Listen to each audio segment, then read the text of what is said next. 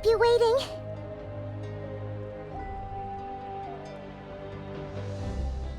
That is perfectly all right.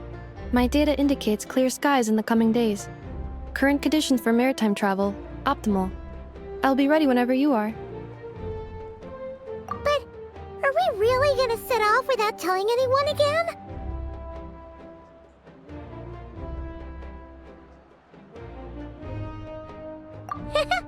Funny you mention it. You'll never guess who Paimon saw on the way over. Hey! You didn't seriously think we'd let you leave without a farewell party, did you? No chance. Yeah, come on, Traveler. We've already made all the preparations. And most importantly, how dare you try and slip away without first paying your respects to the almighty Dragon Lord! A little bird told us you'd soon be leaving for Krai. So, we asked Paimon to give us a heads up before the date of your departure. You sure it's not time to think about changing that little habit of ours? Don't worry, we won't keep you long.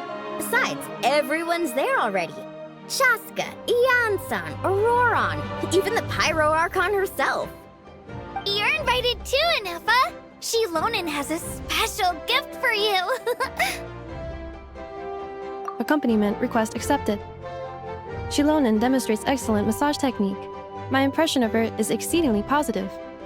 Wait, so robots like massages too? Or is it just that Shilonen really knows how you're wired? Alright, enough with the chit-chat. Let's head to the venue. Woohoo! Party time!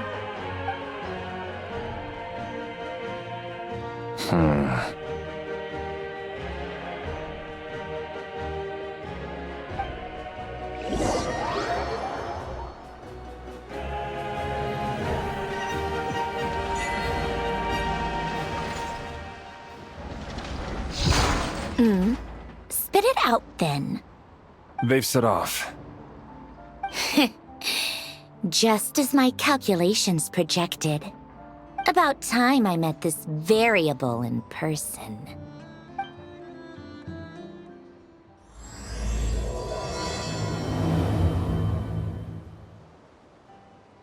You know, every time we head to a new nation, there's always a point where it suddenly dawns on Paimon. This is it. The next chapter of our adventure has begun. This time, it was the moment she realized she just polished off the very last of her Saurus crackers. Should have stocked up better at the farewell party. In other words, Paimon has marked the geographic coordinates from 2 minutes and 40 seconds ago as the boundary between Natlan and Krai. This deviates somewhat from the official coordinates stored in my database. Paimon meant more in terms of how it felt on a psychological level. Anyway, what about you, Traveler? When did it really sink in for you? Huh, that actually kind of makes sense. What about you, Anefa? Come to think of it, maybe we should be asking the other way around. So, when you came over to Natlan, what was the moment you felt like you'd left Krai? In that case, probably when my sensors could no longer detect the moon's power. The moon? You mean, that one we can all see in the sky? Negative. I was referring to... Huh? Here we are. Paimon, Traveler, we have arrived in Krai. Oh, wow!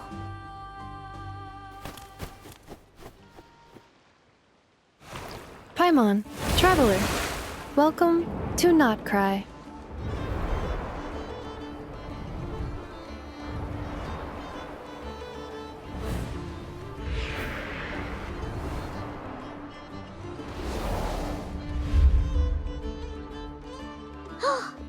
That must be Nasha Town up ahead!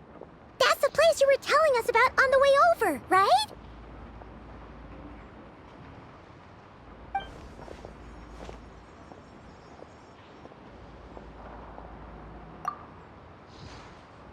That is correct, Paimon. It is also the most bustling commercial hub in all of Krai.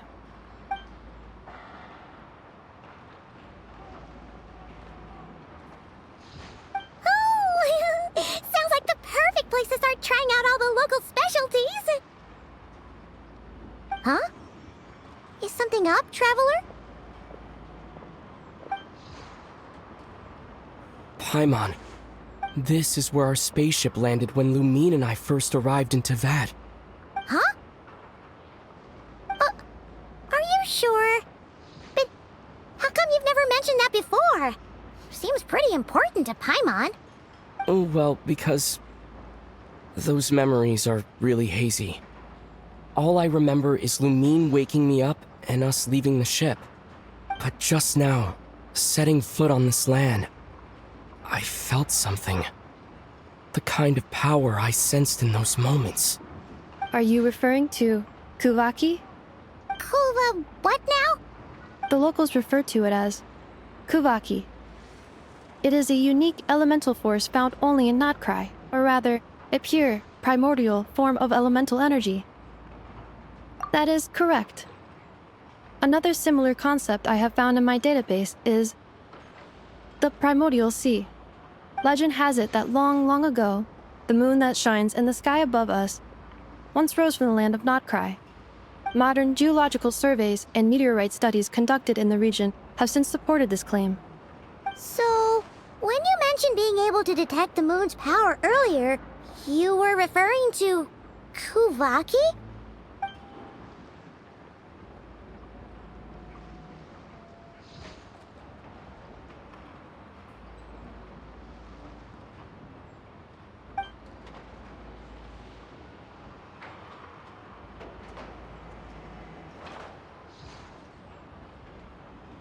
Wait, Traveler, you're saying we might actually find your spaceship here? Do you still remember where it landed? Krai is surrounded by the ocean. In other words, it could have been anywhere along its coastline. Negative. Description still lacks sufficient detail to pinpoint target location. Hey, it's okay if you can't remember everything right away. After all, it's been a really long time. Let's just do what we've always done and keep searching as we explore. Besides, what have you got to fear with your sidekick Paimon still here? I'd be more than happy to help you out as well. Our pleasure. Anyway, just knowing that your spaceship's here in Krai surely counts as a big step forward, huh? Like we've crossed another boundary? Paimon couldn't have put it better herself. You sure are a quick learner, Inepa.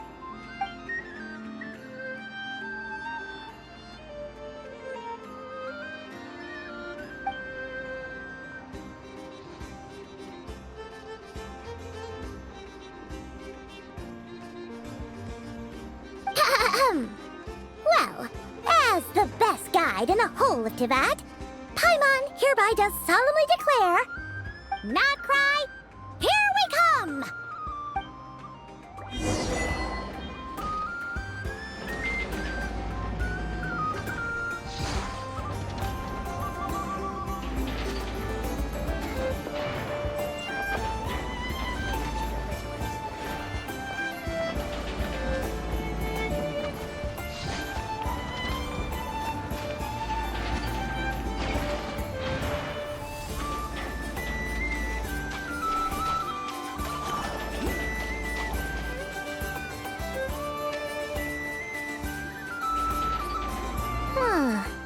It just occurred to Paimon, if we were looking to put out a missing spaceship commission, or to learn more about Krai, wouldn't it make sense to drop by the Adventurers Guild? The guild is located in Nasha Town. Simply follow this road and you'll reach it.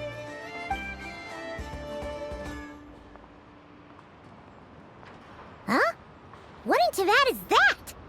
Looks kinda like a Sealy, floating around in the air like that. That is a kuhenki, a species unique to the land of Krai. A Kuhenki? Does she have something to do with the moon, too? Indeed it does. According to the Frost Moon Scions, the indigenous inhabitants of this land, the kuhenki, are said to be familiars of the moon goddess, leading those who walk in the moonlight's glow to things of great importance. The moon goddess? Don't all people here worship the Tsaritsa? Although Krai lies on Snezhnaya's border regions, the people here have held their own unique beliefs since time immemorial. As I mentioned, everything in this land shares a deep connection with the moon and the sky above. The beliefs of the Frostmoon Scions seem to date back to the civilization of the angels. According to the documents in my database, even the 7 Archons did not exist at that time. Wow!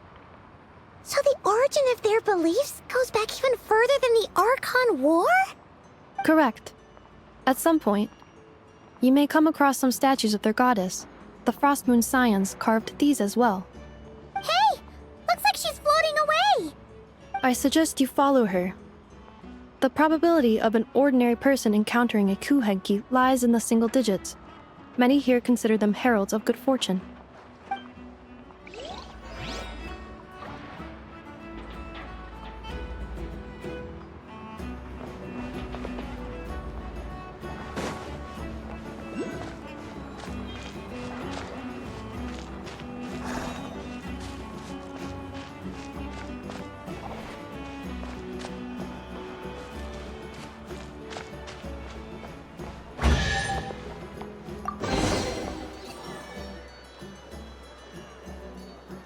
Is this a travel guide? Huh. It actually led us to something useful.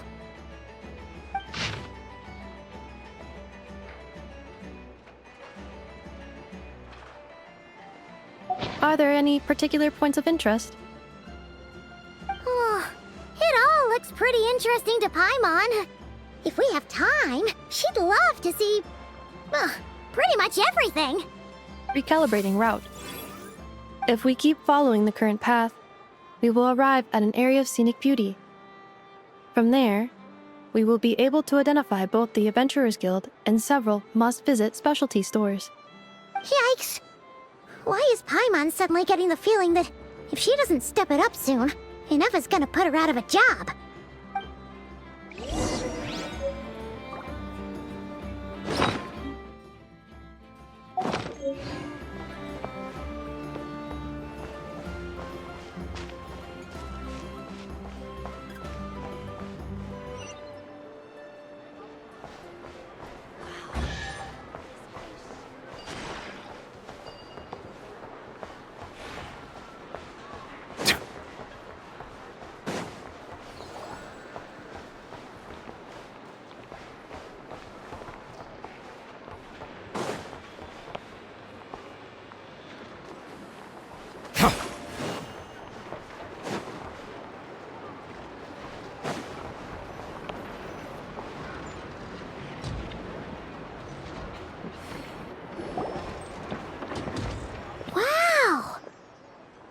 Town actually looks pretty big from here. Feels a bit different than Paimon imagined, though.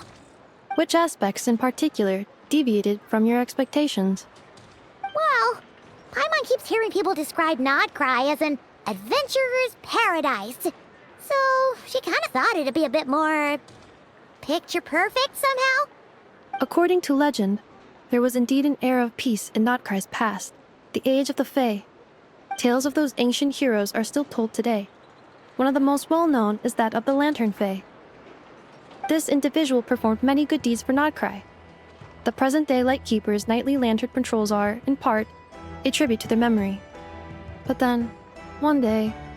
What happened? There came a devastating abyssal calamity that swept across Krai, and for a time it was left desolate. Heartbroken by what had become of the land they had so cherished, that Fae extinguished their light, just as the abyss had extinguished all hope. Nowadays, the paradise people speak of is more of an aspiration, or an irony, perhaps. An irony? Today, no official authority governs Krai. In theory, at least, it is somewhere a person can do whatever they wish, and become whoever they want to be. The Adventurers Guild is just over there, in Nasha Town's Central Plaza, and the flagship tavern is over that way. Hey, what's that building over there? You know, the biggest, tallest one. That is Aino's Boom and Blast Kuvaki energy cannon. It gets activated when the wild hunt threat level outside Nasha Town reaches a certain threshold. But according to the scan I just ran, The energy cannon appears to be malfunctioning, likely due to a recent discharge. The Wild Hunt? Isn't that the abyssal calamity you mentioned that's specific to Nodcry? It is a phenomenon that has been occurring for several centuries now. Yet the time and location of wild hunt attacks are seemingly random. At first, it was more of an old wives' tale that adults used to scare children. If you don't start behaving, kid, some night, the wild hunt's gonna come for you. Listen, do you hear that?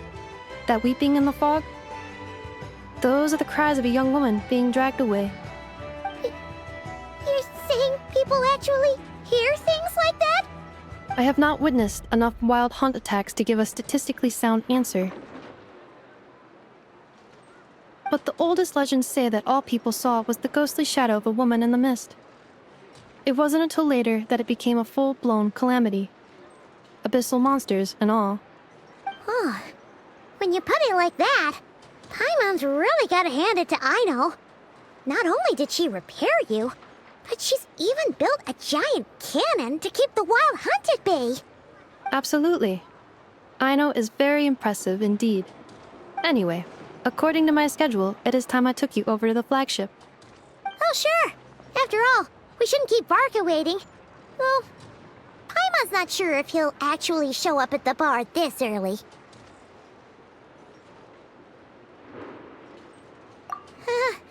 You're right about that.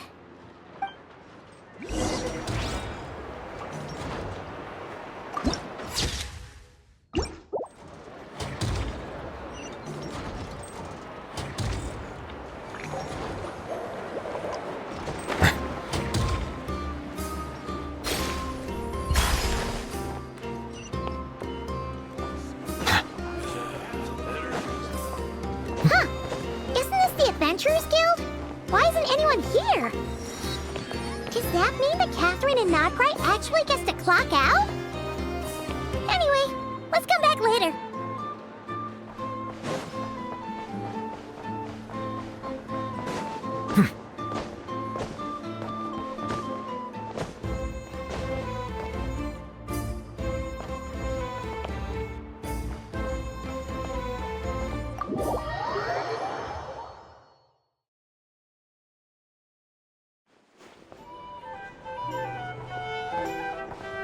Here we are, the flagship. Varka told us to meet him here in his letter, right? Let's see. Varka? Varka! No matches, I identified. Huh. So he isn't here after all. Oh, guess we never did actually say we'd be arriving today. Hey, why don't we go ask the owner? If what they say is true, Varka's drinking prowess must have left quite the impression.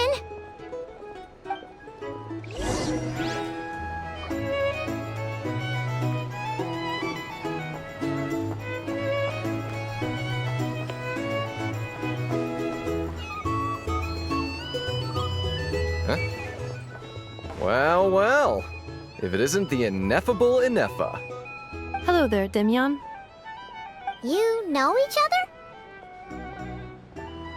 Of course! Ineffa's a regular here at the flagship. So, robots are into booze too? Not at all. The energy conversion efficiency of alcoholic drinks is very low, and most of them are full of impurities.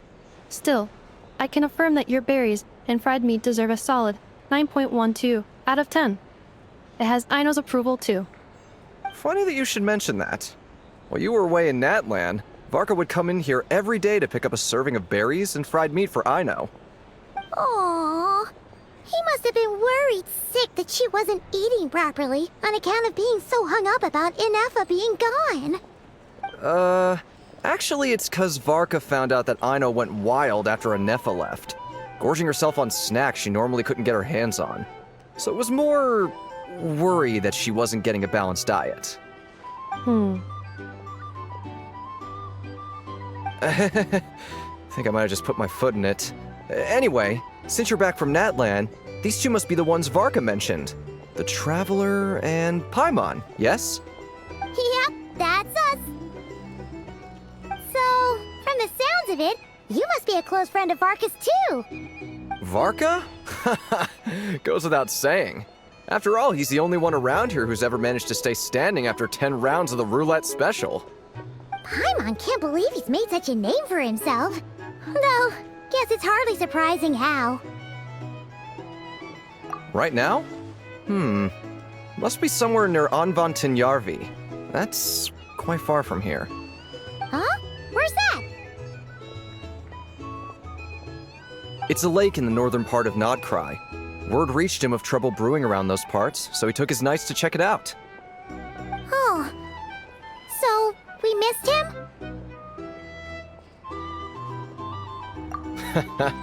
Varka knew you'd say that. So he specifically told me to make sure you stayed here and enjoyed yourselves. He sends his assurances that everything's under control. Well, if he's that confident, guess our only option is to accept. Anyway, it's not like there's any special cause for concern. He is the Grand Master, after all. Exactly. Plus, not only has he booked you into our finest room, he's paid for it in advance, too. Whoa! That's so generous of him! We might not have met yet, but Paimon's got a feeling that we'll get along with Varka like a house on fire. Oh, and by the way, he also asked me to serve up a portion of berries and fried meat for Anefa. That was prepaid as well. Thank you. No, thank you. I'm the one who should be grateful for your business. Traveler, Paimon, why don't you go ahead and drop off your luggage? I can use this time to go pick up some components that Aino asked me to bring back. Sure thing. Besides, now that we've got ourselves a map, once we're done unpacking, we might as well go for a stroll ourselves. Why don't we meet up again later? Oh. So you no longer require navigational assistance? No worries, we should be fine. We've got a rough idea of our way around town, so Paimon's reasonably confident we shouldn't get too lost. Thank you. This translates into an approximate time saving of 30%, meaning I will be able to see Aino about 45 minutes earlier than previously projected. Oh, right. You must miss her a lot, too. In that case, we better get a move on.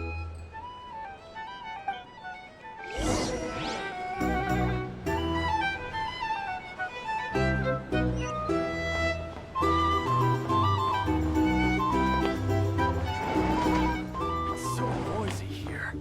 Back in my day, we'd sign up.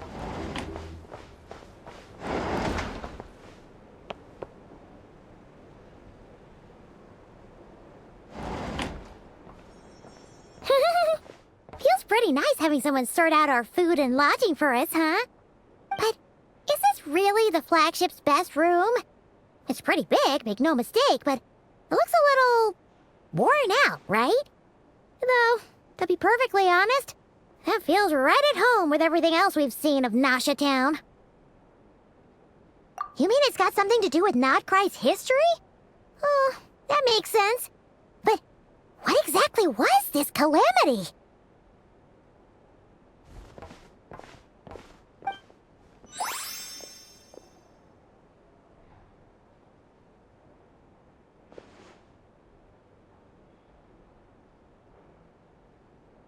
Oh, should we try the berries and fried meat too?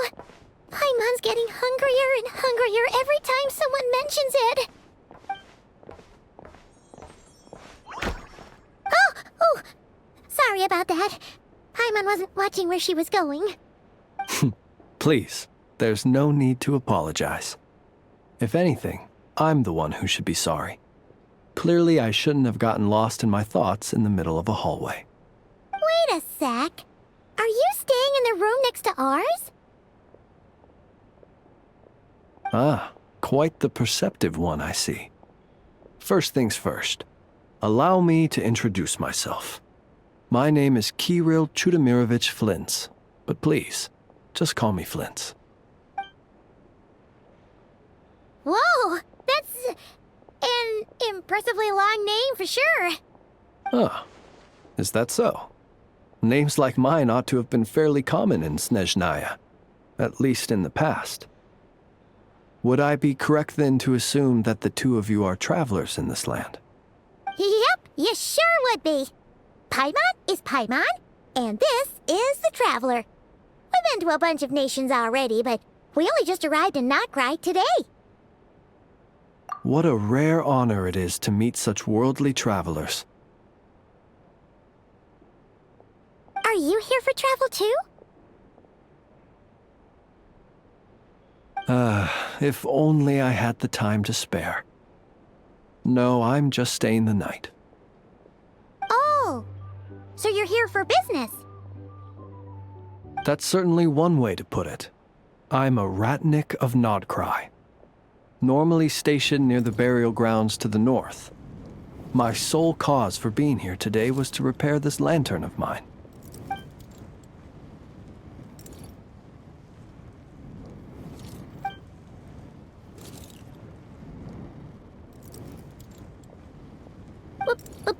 Burial grounds?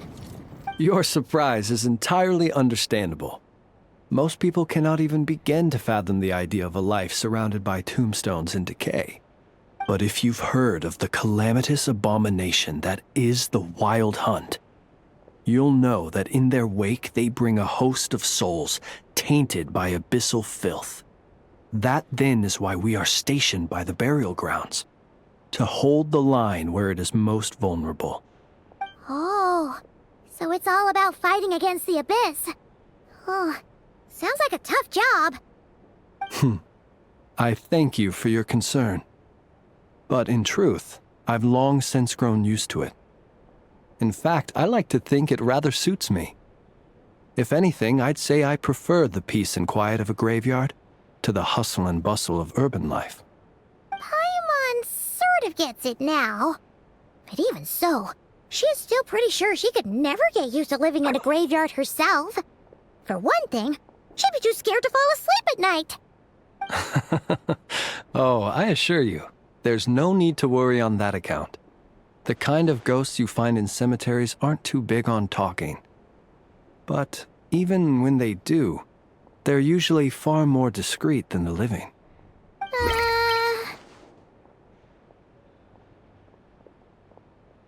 Well, would you look at that? Who'd have thought we'd end up chatting this long? Must have a lot in common, huh? Forgive me, but I must excuse myself, for the time of my appointment draws near. And in terms I'm sure you'll understand, a lanternless Ratnik is like a mapless traveler. A serious conundrum indeed. Oh, sure. In that case, you go right ahead. We won't keep you any longer. Not at all. Should the opportunity present itself, I'd gladly continue our conversation another time. You're always welcome to come visit my grave. The grave I stand watch over. Your visit would bring much-needed light to that place of final rest. Right. Well, if we get the chance. Then allow me to wish you a traditional Ratnik's farewell. See you by the graveside. Ugh. Jeez. What a weirdo. Not to badmouth him at all. In fact, he seemed pretty cultured, but at the same time, kinda spooky? Must be all that time he spent around graveyards. His lantern? No, not really. You mean, 'cause it was broken? Huh. Guess you've always had a nose for stuff like this. If you're worried, you can always ask him the next time we cross paths. Hey, don't you start spouting all that weird stuff too.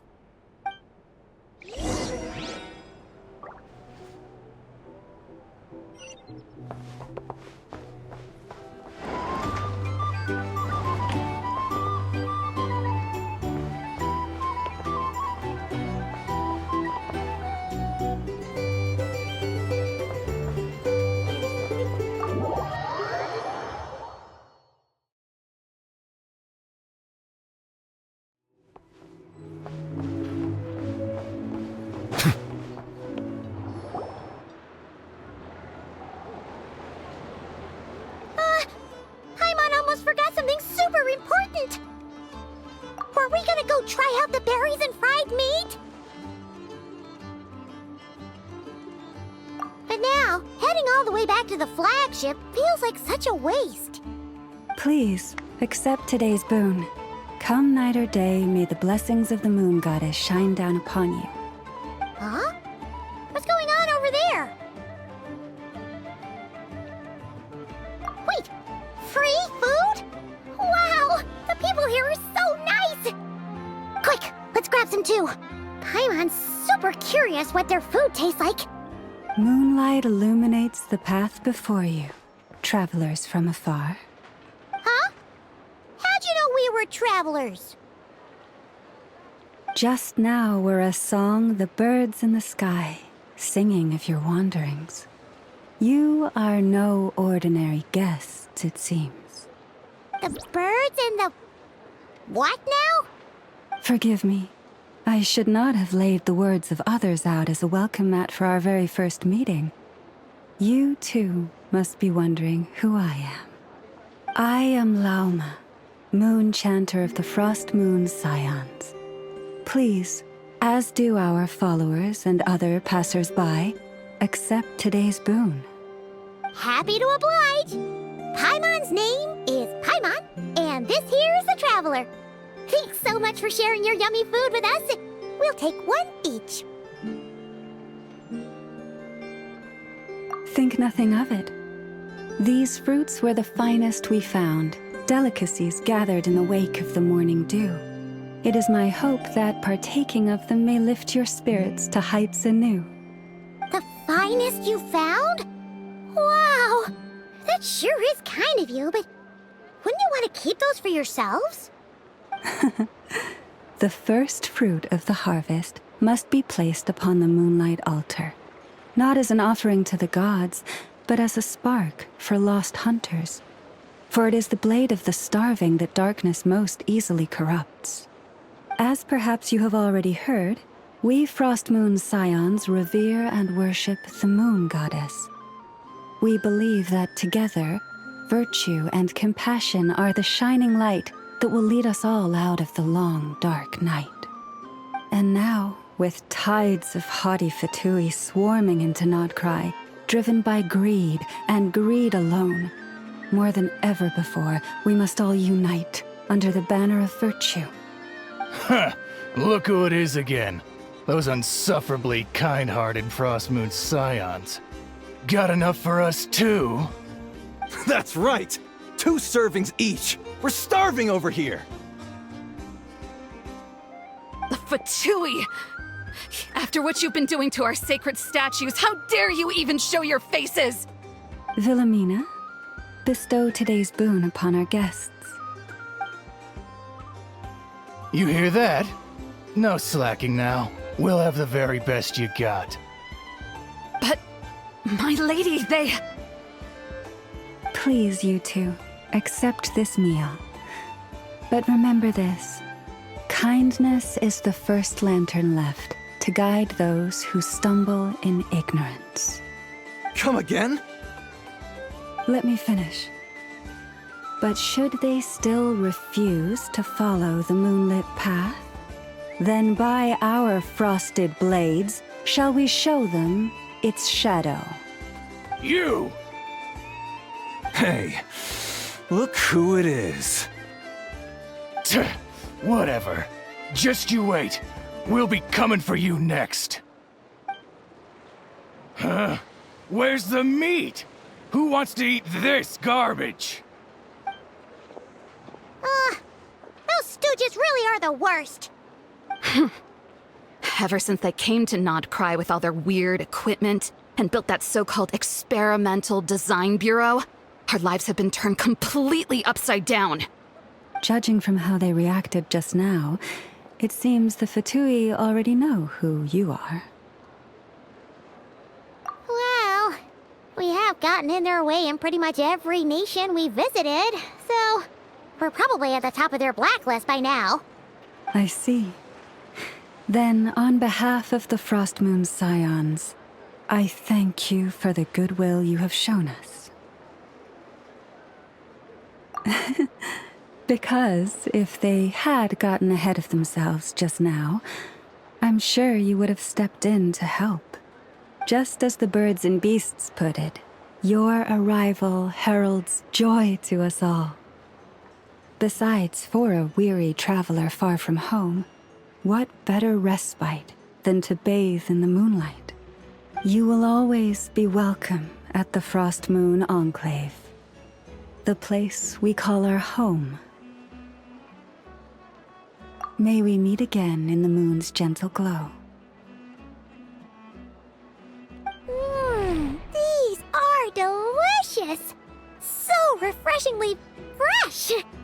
Those two for Tui wouldn't know a good thing if it came up and bit them on the shoulder.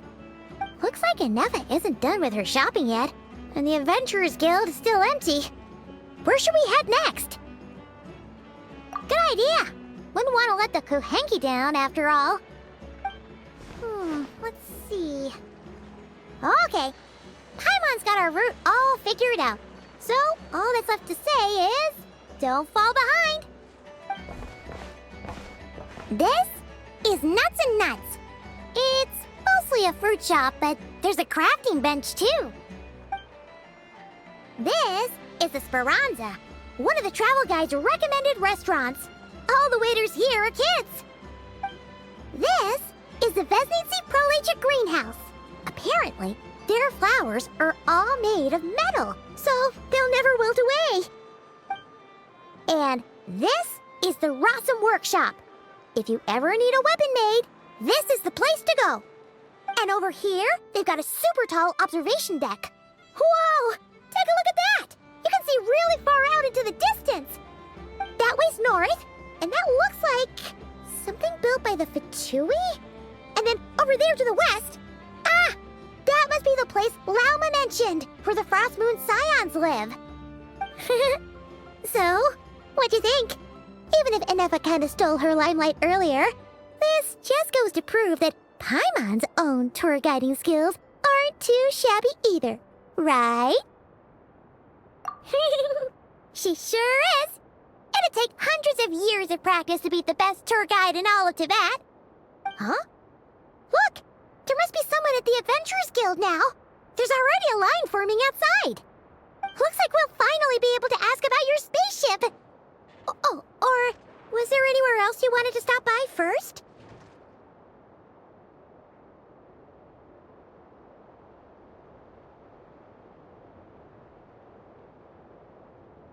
Where? Which one are you... Oh, now you mention it, Paimon's noticed it too. Ugh, better not be who she thinks it is.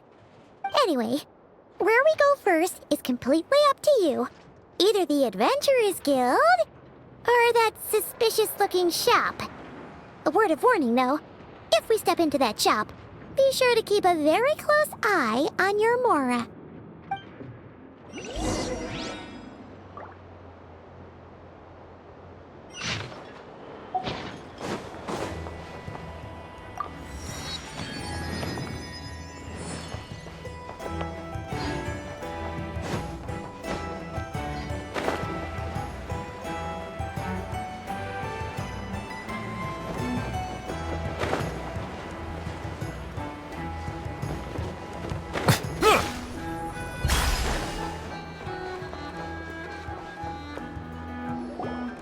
Lucky us! The line seems to be gone now! Come on, let's go say hi to Catherine! Hey, Catherine! We meet again!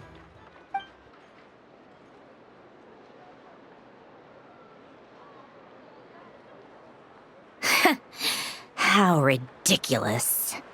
Huh? They often say that mortals, shackled by their own flesh and blood, may fail to perceive the truth of this world, even when it is right beneath their very noses. Yet I had not expected to have the pleasure to witness such heights of absurdity firsthand.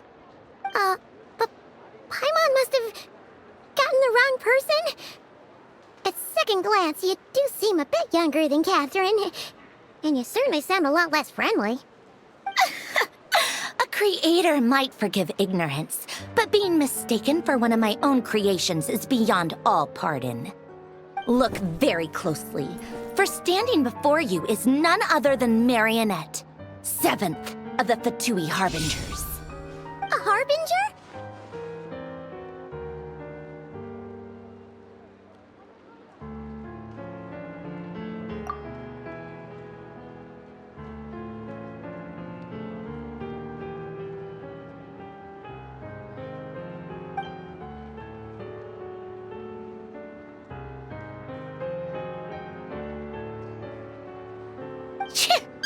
Today's encounter is merely a courtesy call. A friendly warning, if you will. You interfered with my work once before, with that little robot. I let it slide. After all, it was nothing more than a distraction, a side project at best. But we are in Nod Krai now, and as such, I strongly advise you not to stand in the Fatui's way. Otherwise, the next time we meet, I might just have to drop all this meaningless etiquette. Oh, please. You got some nerve coming out with barely veiled threats like that. You're the one stirring things up here. Oh, perhaps you have misunderstood. Just because Nod Krai lacks a ruler at present, that does not mean it should not be ruled. We Fatui are simply establishing a new order. Yeah, right. We're like shady experiments, judging by your massive creepy research facility. I've said what I came to say. What you do next, only you can decide. So why don't you start by using your already limited processing capacity to calculate your even more limited options?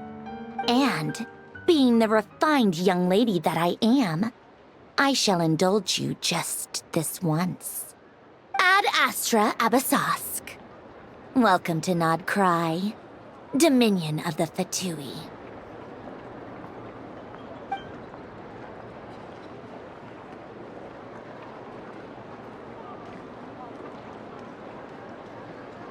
Ugh!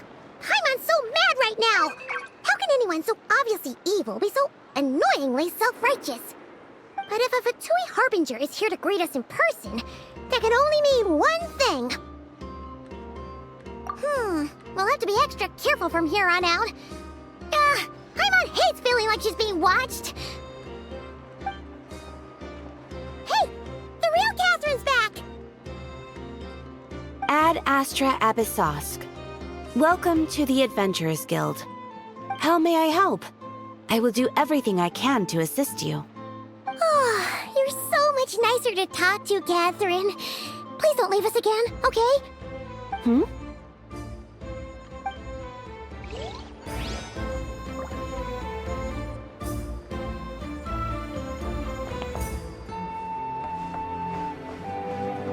This land holds nothing but promise for adventurers from all walks of life. Wouldn't you agree?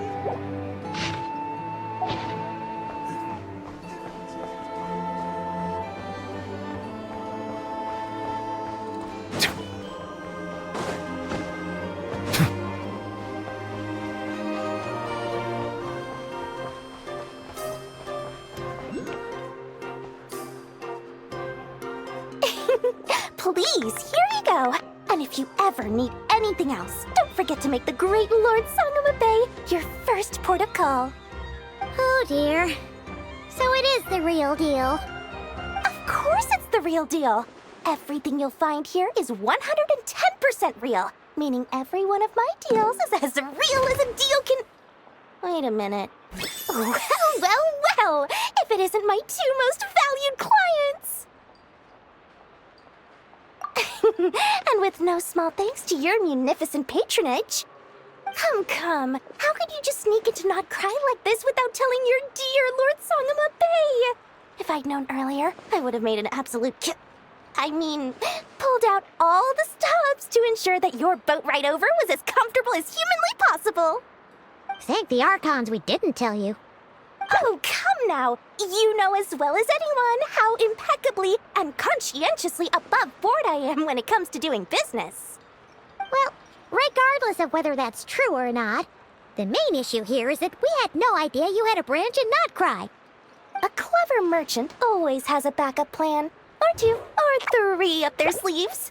As the saying goes, a rabbit with many burrows fears not the hunter's arrows. A merchant with stores galore hears no debtors at the door.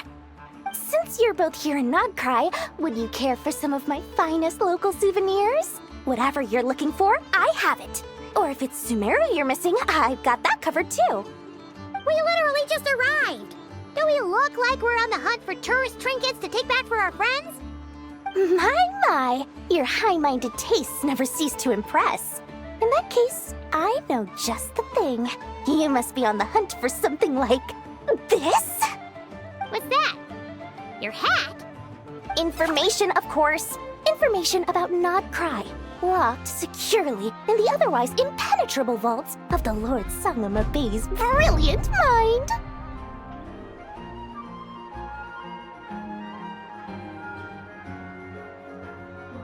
I knew it! I just knew you'd appreciate the value of my wares. On the back of all our pleasant dealings in the past, I'll even take a hit by throwing in some insider info for free. Wow. You sure are feeling uncharacteristically generous today. What do you mean by uncharacteristically? I'm the most generous person forget it. Anyway, the long and the short of it is this. The moment I set up shop in Krai, it struck me how many different factions there were, all competing against each other for power and influence. Well, as they say, there's no time for business like a crisis. Things got even more turbulent after the Fatui pulled down 2 ancient moon's remnants. People began to catch a whiff of the coming chaos. And the more troubled the waters, the greater the potential profit. Not at all sorry to interrupt, but we're not here for Mora. Oh, really? But surely it was the tales of an adventurer's paradise that brought you here. The chance to take your very own slice of all the latest and greatest business opportunities? In that case, what would you like to know about? The Frost Moon Scions? You mean the people who believe in the moon goddess? They're not a bad bunch. It's just, well, they have such simple tastes. No luxuries, no indulgences, no nothing. Trying to earn a little more from that lot is like trying to squeeze blood from a stone.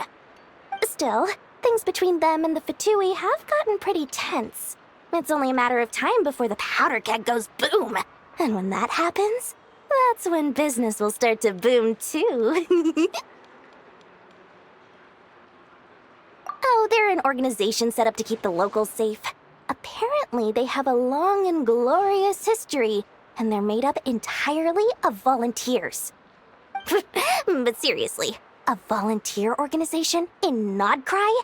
This place is hardly a magnet for noble hearts. No pay, all work. That's not a business model, and it's certainly not for me.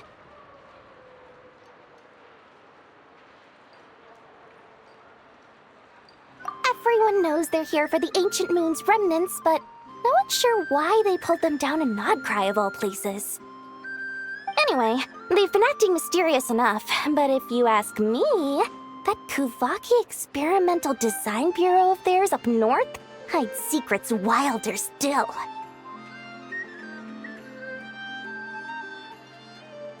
That bunch of booze-loving monstaters? Ugh, don't even get me started. As fellow Outlanders, I thought they'd be easy pickings, but somehow, every single one of our business negotiations wound up at the flagship. I've done plenty of deals with heavy drinkers before, but those guys? I never once made it to the contract signing before blacking out. I'm getting flashbacks of the hangovers just thinking about it. What now? A spaceship? Nope, never heard of anything like that. Don't you two get involved in any big business here without so much as a heads up, you hear me? At the very least, consider letting me in as a key investor. Oh, I almost forgot to mention. Sooner or later, you'll no doubt end up doing business with some other merchants in Krai. And someone's bound to mention a place called the Curatorium of Secrets. Listen to my advice. Do not under any circumstances, go there, no matter how much trouble you're in. The Curatorium of Secrets? What do they get up to there? Just a place that handles all kinds of disputes. But the owner will charge you an absolute fortune, and she has a temper to match. Nothing like your friendly neighborhood, Lord Sangama Bay. You're not just saying that to stop your competition from undercutting you, right? When did that little pipsqueak get so sharp? And after I gave them all that info for free just to win them over. What do you mean? Of course not. I'm only thinking about your wallets. I mean, on behalf of your wallets. You're really not convincing anyone, you know. All right. Business is a cutthroat business. I won't argue with that. But I'm not lying about that boss lady. Not only did she make it into my top 3 people not to mess with in Krai, she's also in my top 3 people most eager to trade in favors. Seriously? It feels like you're just bad-mouthing your rival now. Fine. If you don't believe me, go see for yourselves. We might both be from Sumeru, but compared to hers, my conscience is so large, why, it could fill 3 whole palaces of Alcazar's array. But when you realize what I'm saying is true, don't say that good old Lord Sangama Bay didn't warn you.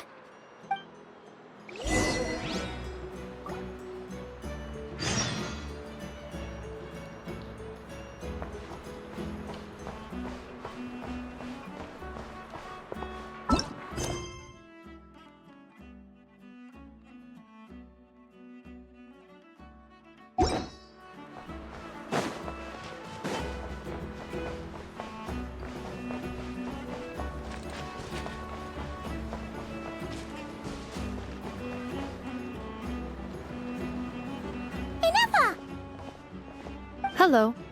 I was just about to start tracking your whereabouts. Did you manage to get everything Aino asked for? I did. What about you? Do you need me to navigate or introduce any more places around town? Not for now. We've seen most of it already. We probably need some time to process everything we've learned, though. Any progress with the spaceship? No. Catherine came back just now, so we asked her, but even she hasn't heard a thing. One possible explanation is the vast stretch of time that has elapsed. Additionally, given the limited resources available in Krai, it is entirely plausible that the wreck was scrapped for parts, or even mistaken for a pile of broken machinery. Aww.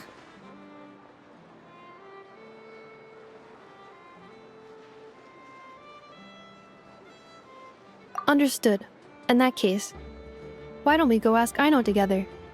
After all, she was the one who salvaged me, ancient dragon technology and all. If there really are any unusual parts floating around Krai, there's a high chance they've passed through her hands at some point or another. Good point. And since you keep mentioning her, we're curious to meet this whiz-kid mechanic too. Understood. Then I'll handle navigation as before. ETA at the Clink Clank Krumkake craft shop. 34 minutes ahead of schedule.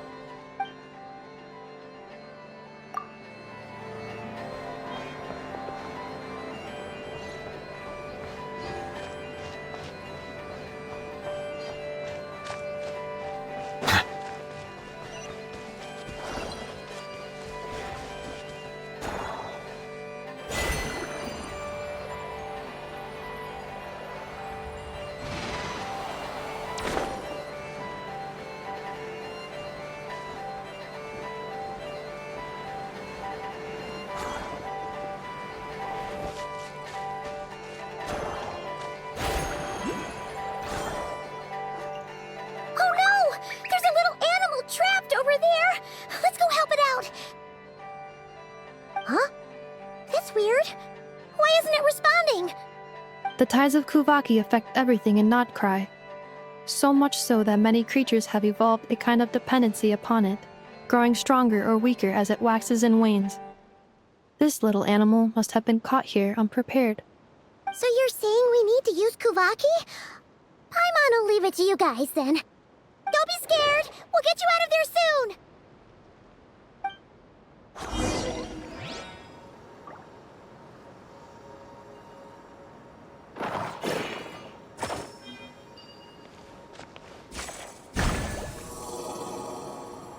Oh, it worked!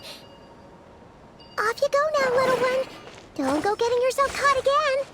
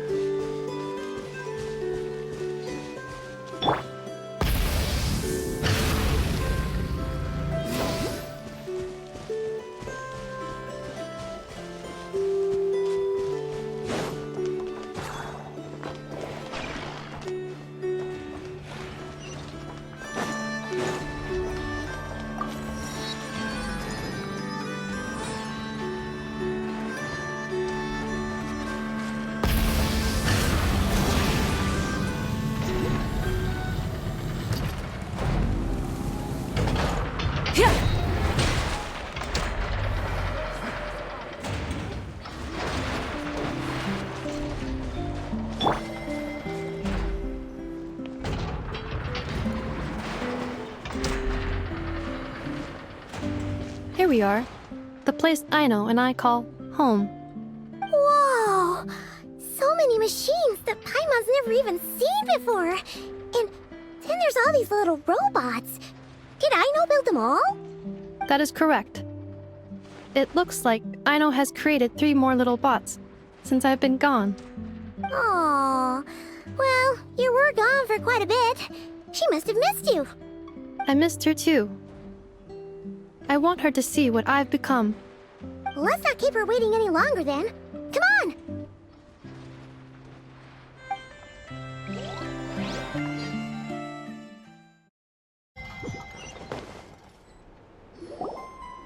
Aino, I'm back.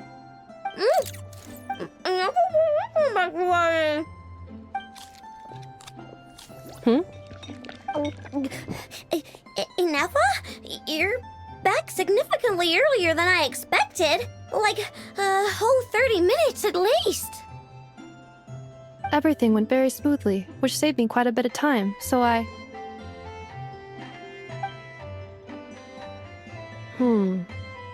know. Could you turn around for a moment?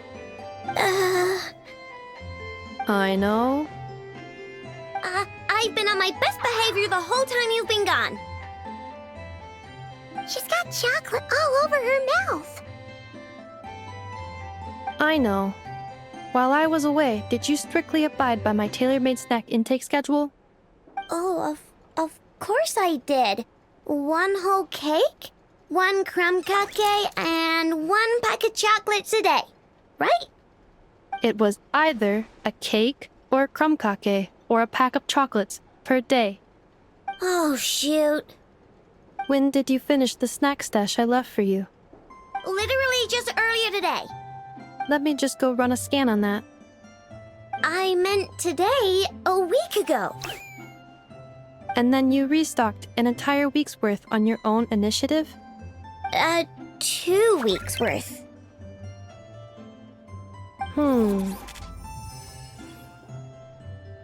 Why does Paimon feel like the roles in this household are pretty much the opposite of what she imagined?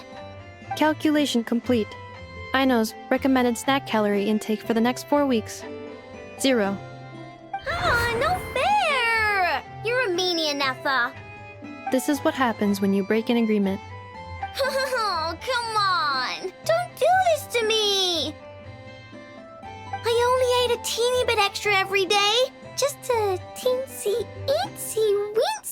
extra? That is objectively not a teensy bit extra. Aw, seriously? If you'd only arrived half an hour later, I would have had everything cleaned up and you wouldn't have noticed a thing. But now that I think about it, you even said you'd come back a bit earlier than you did, so I wouldn't have to worry.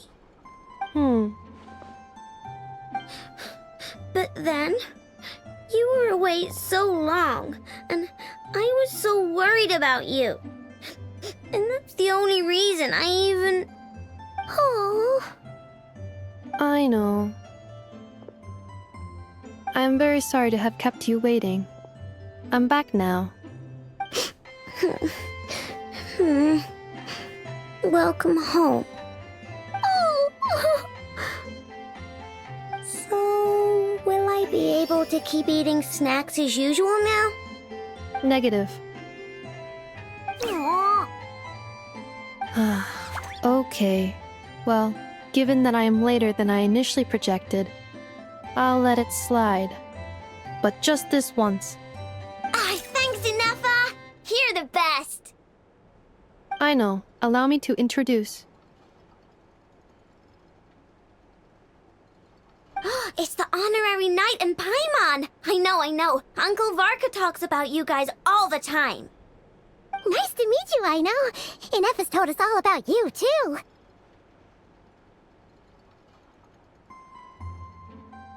Huh? Really? She actually said that about me? Well, she's not wrong. Oh yeah, so, you're here to see Uncle Varka, right? A couple of days ago, he suddenly said he had to head out on business, and that he might not be back for a while. He asked me to let you know if I saw you. Yeah, we heard about that at the flagship. Did he say what he was doing? Nope. Just told me to take good care of you guys and make sure you feel right at home. Oh, shoot. Please, take a seat.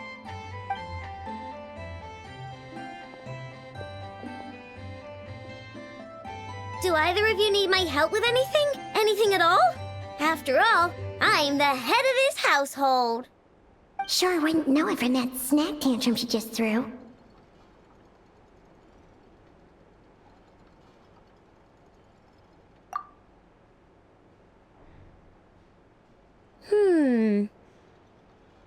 A spaceship, huh? From outside to that? Exactly. So, ring any bells? No. Oh. You sure? Nope means nope. Never seen the slightest trace of it.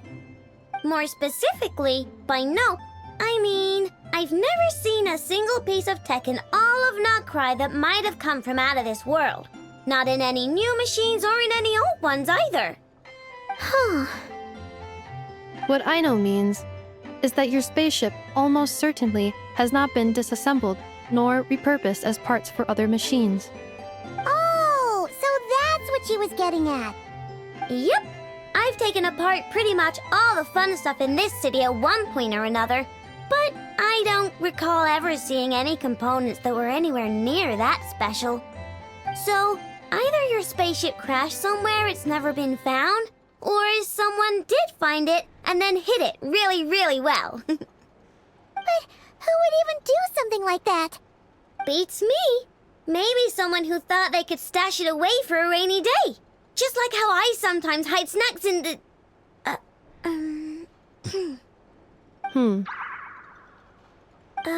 Anyway, long story short, I definitely haven't seen anything like that. Besides, sounds like it would practically be ancient history by now. If anyone still has any leads on what really happened, it'd be the Frost Moon Scions. The Frost Moon Scions? Huh? Haven't heard of them yet? Didn't Inefa tell you about their rituals? There wasn't enough time to delve deeper into their history and traditions. What kind of rituals are we talking about? I've never actually seen them myself, just heard bits and pieces here and there. They say that each of their moon chanters has had access to an ancient relic that lets them see the true past.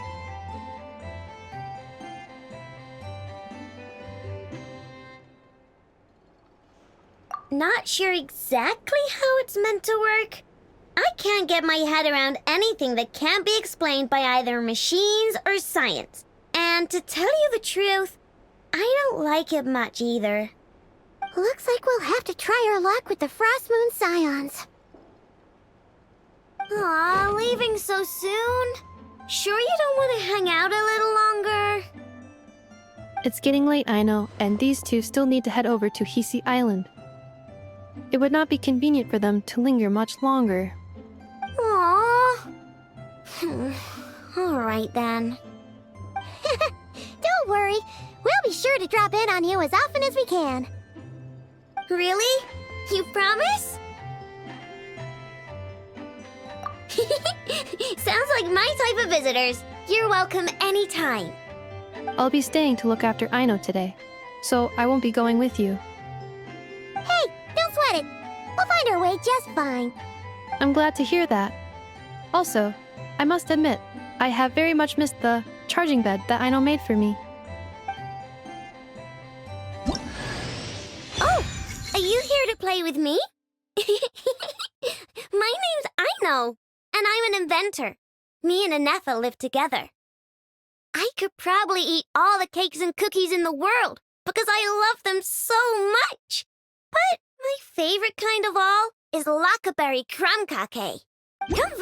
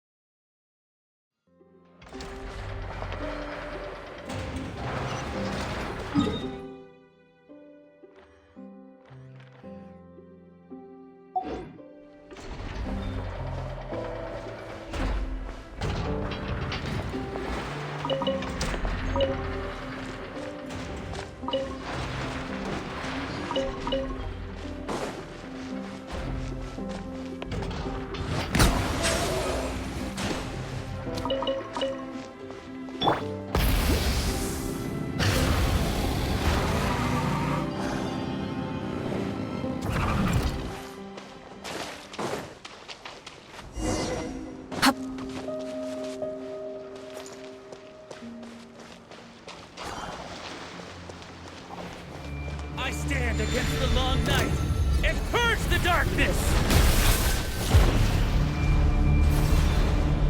Strike them down!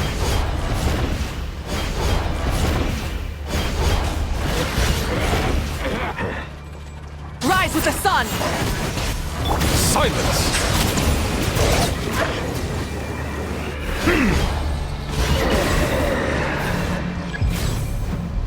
I stand against the long night and purge the darkness!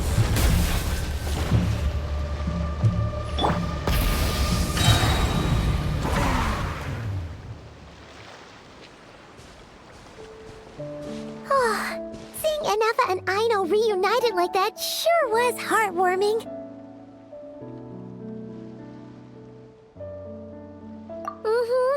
We should definitely hang out with them more in the future.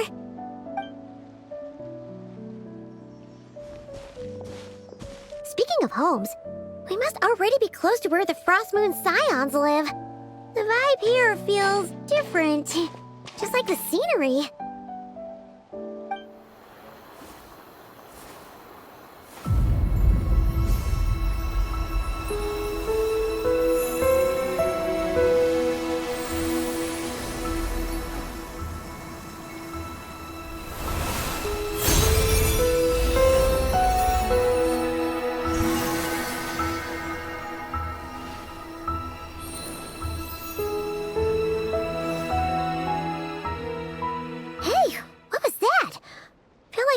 Sort of breeze blew by, and then the petals suddenly turned into... Huh?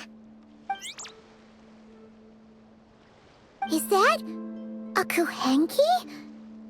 She looks different from the ones we saw before. Hey there! What's your name? Huh. Doesn't seem able to speak.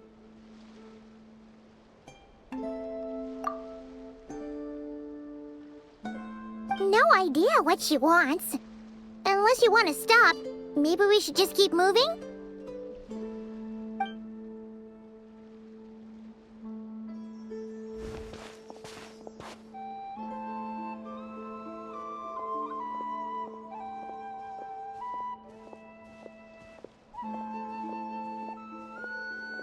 She's following us! Go on. Go on now. We've got stuff to do. Best you find someone else to hang out with. Hey! Don't make it sound like Paimon's some kind of meanie. Paimon had no idea what she wanted, okay? Ugh. Anyway, next time Paimon sees her, Paimon promises she'll be nicer. Seeing as we're on our way over to meet Lauma anyway, we can ask her about it while we're there.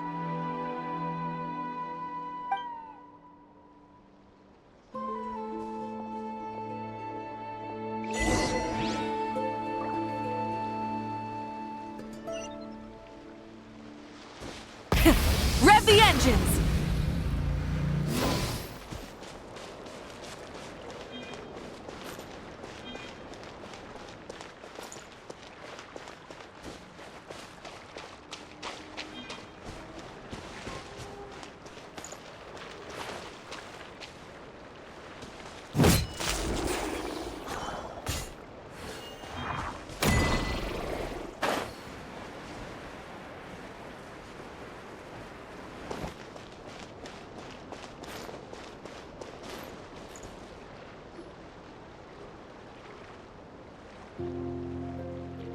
Huh?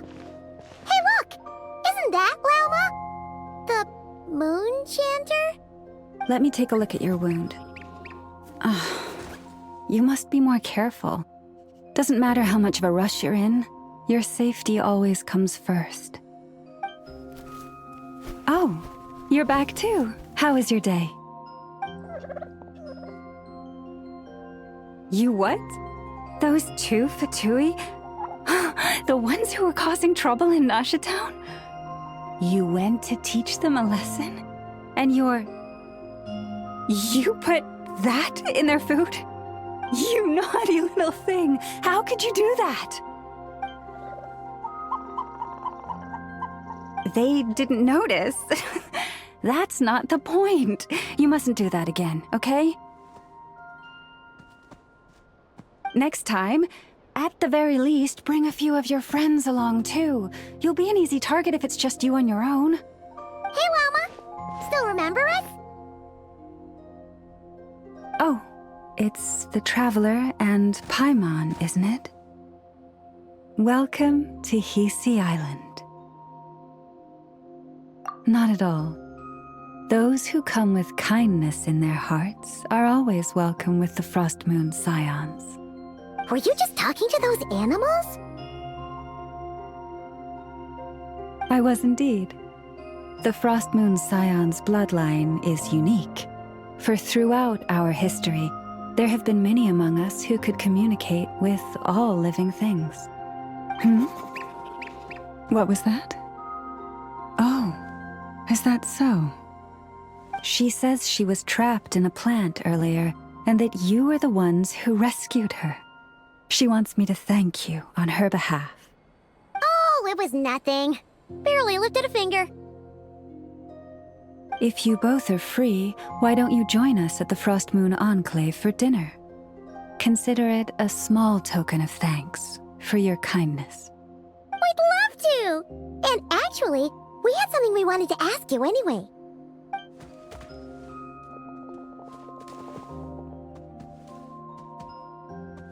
Oh, you're interested in the story of Kutar? Kutar? Yes, Kutar is our moon goddess, the moon maiden who guides us. But up close, this one somehow seems a bit different from the one in Nasha Town. It's like it's more... natural? Or like... more harmonized in its design. That is because ever since the Fatui arrived in Krai, they have been modifying and defacing our statues as they please. These statues were made by the Frost Moon Scions who settled here hundreds of years ago, crafted from the very finest Lunasol stone. Not only is this stone exceedingly rare, but it also brims with Kuvaki. I suppose the latter must be what caught the Fatui's eye. For a time, we put up fierce resistance, but now, this is the only one left that still retains her original form. We heard they even pulled some ancient moon's remnants down from the sky. That's right. The two largest remnants landed in Krai. One here on Hisi Island, and the other on Paha Isle. The Fatui built their research facility on top of the remnant over on Paha Isle, but they've had their sights set on the one here, too.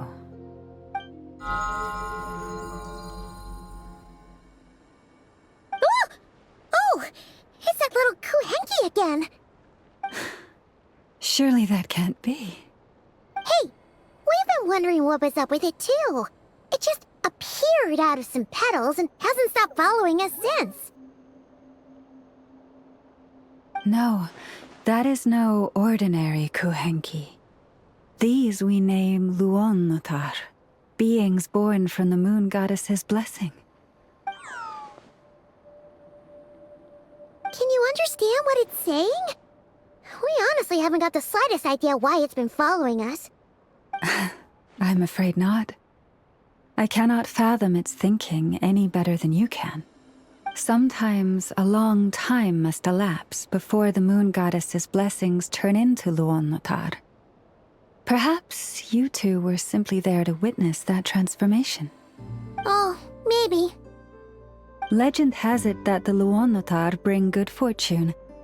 Given that it seems to have taken a liking to you both, why don't you let it come along with you? Really? Then you can start by helping us find some more treasure chests along the way. Capiche?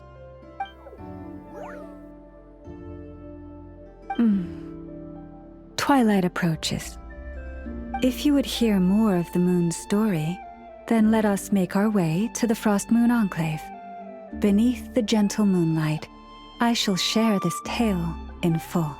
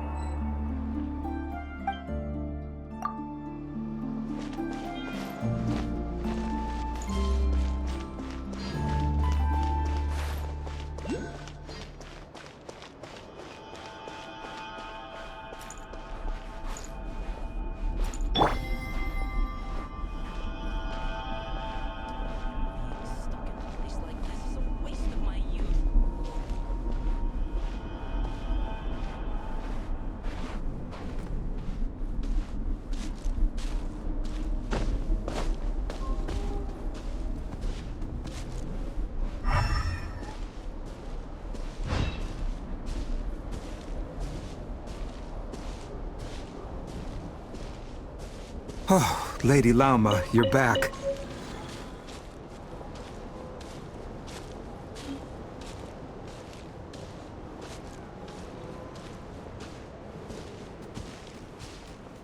Come day or night, may the blessings of the moon goddess shine down upon you.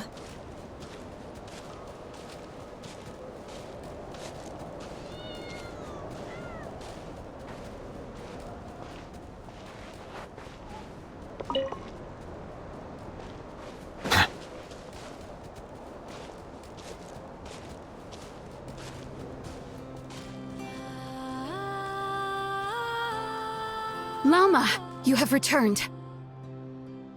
Wilhelmina, this is the Traveler and Paimon. Kindly arrange for 2 additional dinner settings for our honored guests. Of course, my lady. Wow! Everyone along the way here pretty much saluted you. Are you, like, super important around here?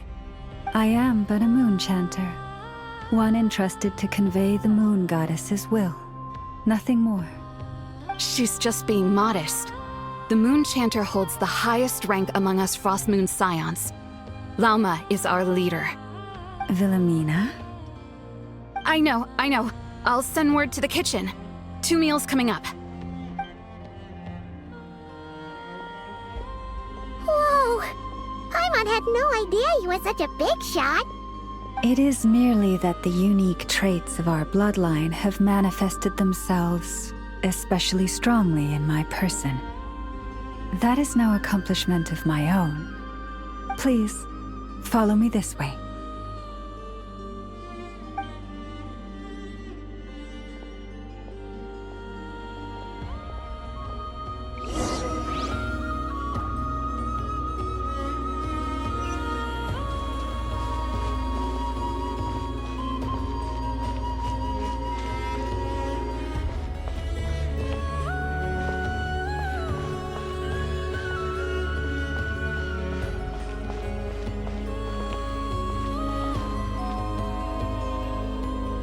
Days like this.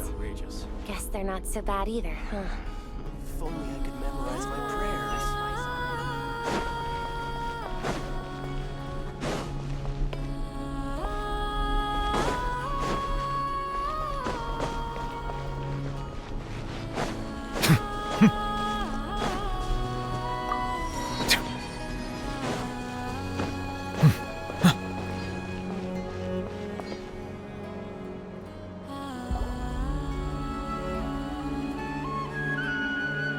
Even to this day, I am still trying to piece together the many fragments of our past.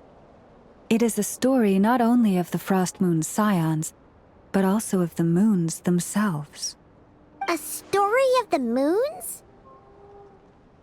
Yes. We Frost Moon Scions are the last descendants of the ancient golden realm of Hyperborea. Its former glory may have faded, but what remains is a memory uniquely ours. In the distant past, Tivat had not just one moon, but 3. It is said that they were created by the primordial master of this world, cast into the firmament to keep peace in the land below. Firstborn was the eternal moon, largest of the 3. Legend has it that it was her immense Kuvaki that gave rise to the ocean tides. Next was the Frost Moon. Smaller than her big sister, yet brightest in radiance. Her glow became the cold, undying lantern of the night. Finally came the iridescent moon, smallest of the sisters. Most of the time, her light was barely visible to the naked eye. Yet when she shone, her fleeting halos were all the more mysterious for it. Wow! Sounds like it all happened so long ago. So, what happened to them afterwards? Afterwards, well, as you have seen, the 3 moon goddesses perished.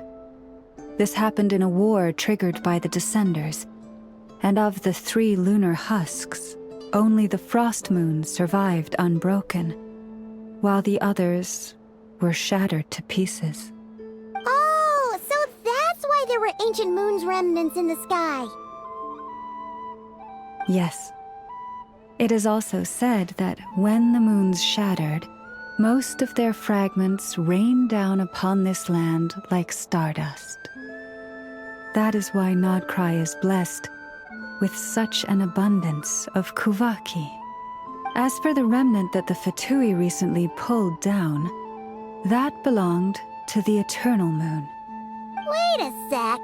But you just said that 2 of the moons were shattered, so where are the remnants of the iridescent moon? The iridescent moon's remnants were never found. What happened to her after the war remains a mystery. Some say she vanished in an instant, while others believe that her remnants are simply too delicate to leave a trace.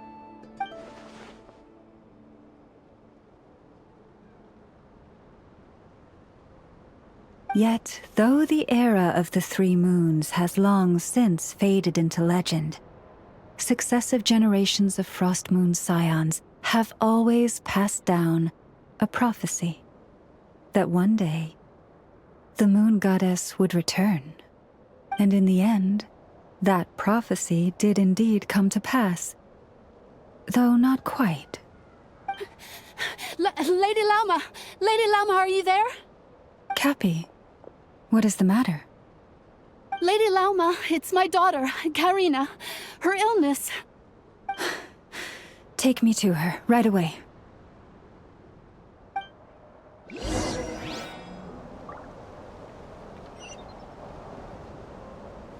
Bow your head.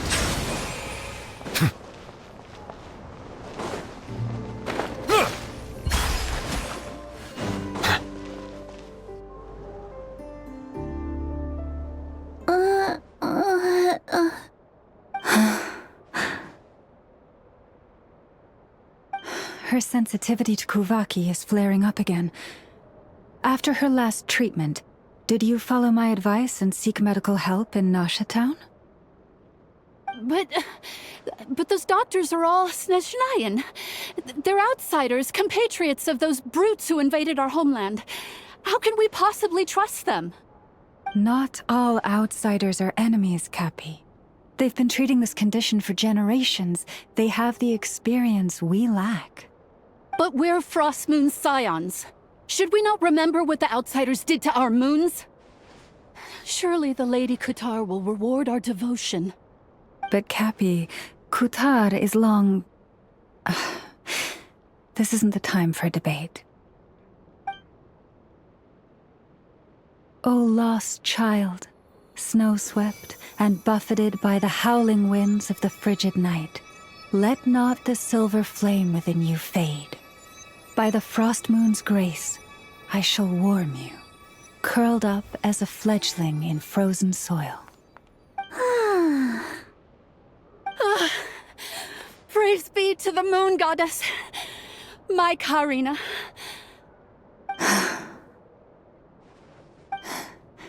Remember, she must take powdered laka berries daily. It will ease her symptoms.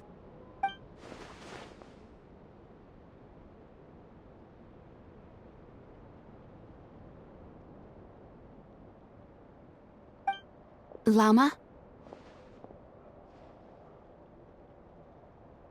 Philomena, what is it?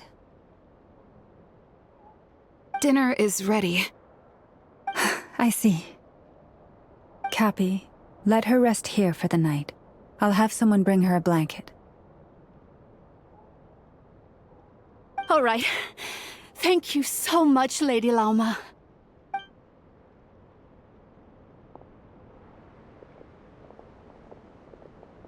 Will she be all right?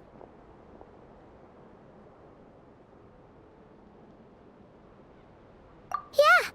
If there's anything at all we can do, please don't hesitate to ask.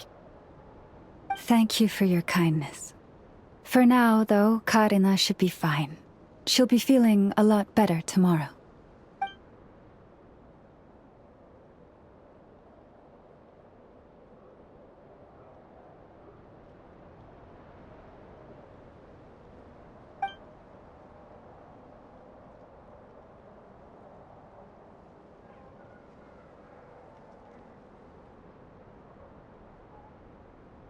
Please, do not be worried.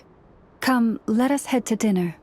I believe you still have some questions for me.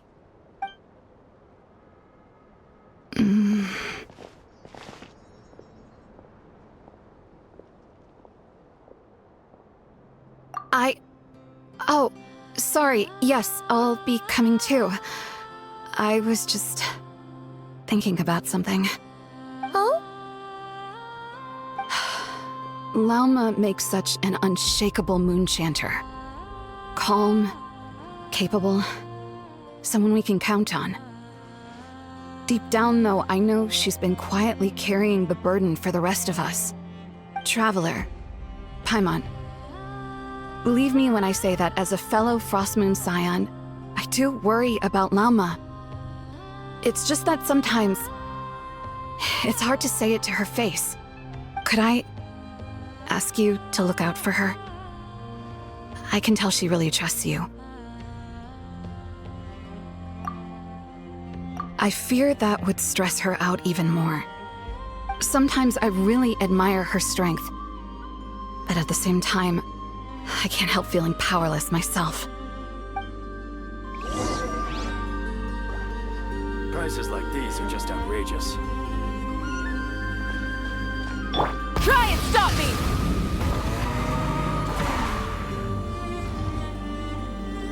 Phew. Paimon's so full. That was even better than the stuff you gave us before. I'm glad to hear it. Thank you for accepting such simple hospitality. Hey, we should be the ones thanking you. Seriously, that was seriously scrumptious. How did you even manage to finish it? This slop's barely edible.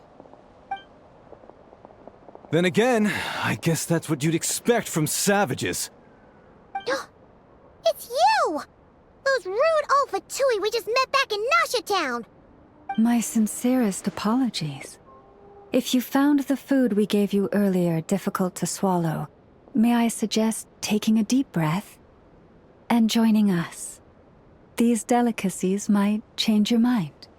After all, I suspect that your previous meal may have been tainted with something most unpalatable. Huh? What do you mean? Tainted with what exactly? With the bitter snobbery of those who call themselves civilized. Why, you?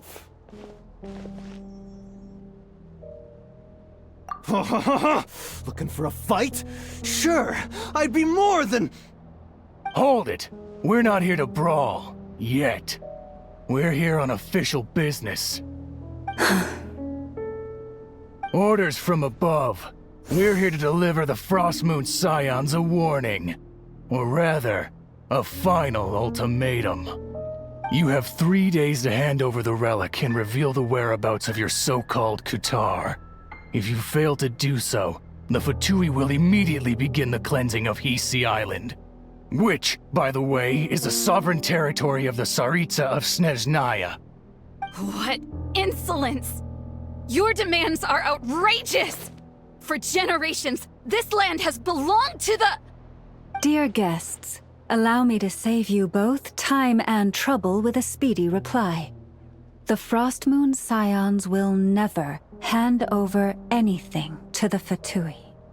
And to those who set foot on our land with ill intent, I say this. With your blood, we shall draw an inviolable line in the snow. That applies to you, too. Stubborn savages, the lot of you! Better hold back this time.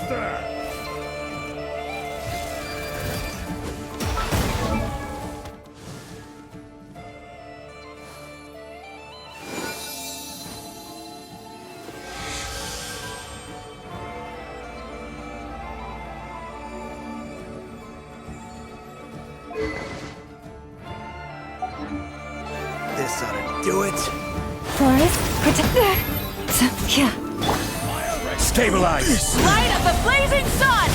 Both broke! Shine down! Freeze your attack! Leave this place. You're pretty sharp. You'll pay for this. Mark my words.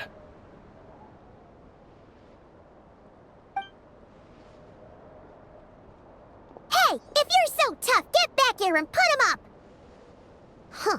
Guess all they're good for is running away. I'm so sorry. You've had to put up with far too much unpleasantness today. Come on, it's not your fault. We don't like bullies like them either.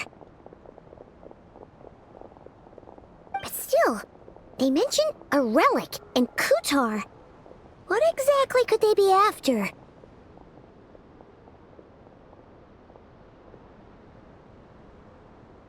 Oh yeah, so this might not be the best time to bring this up, but we kinda have a favor to ask of you, Lama.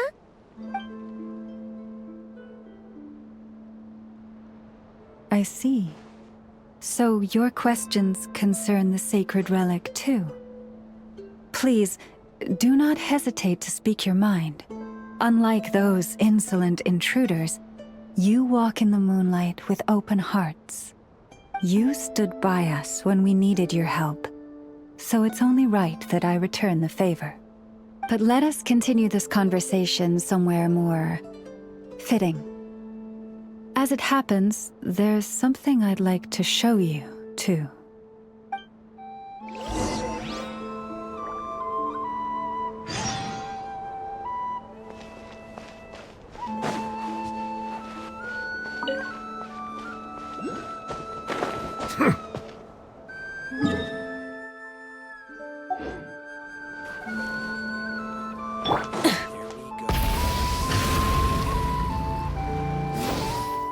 Whoa! Now that's one huge statue. This is the statue of our goddess, the Moon Maiden Kuthar.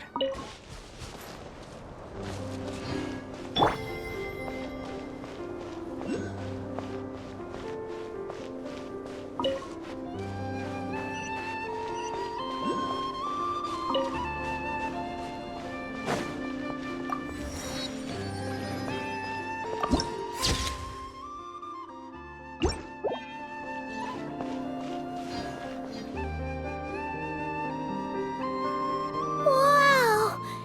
It's spectacular!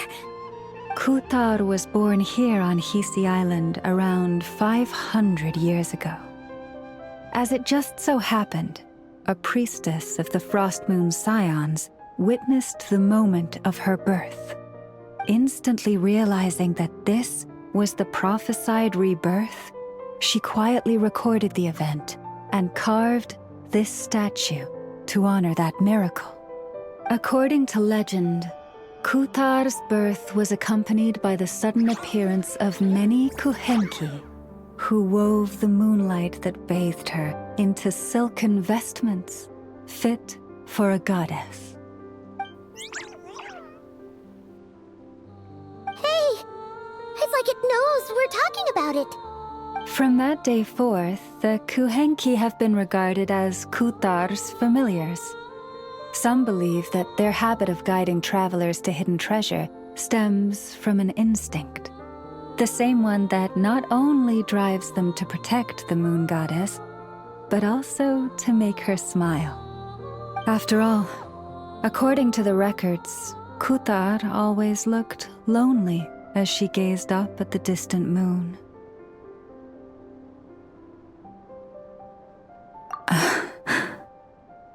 Kuthar left Hisi Island before I was even born.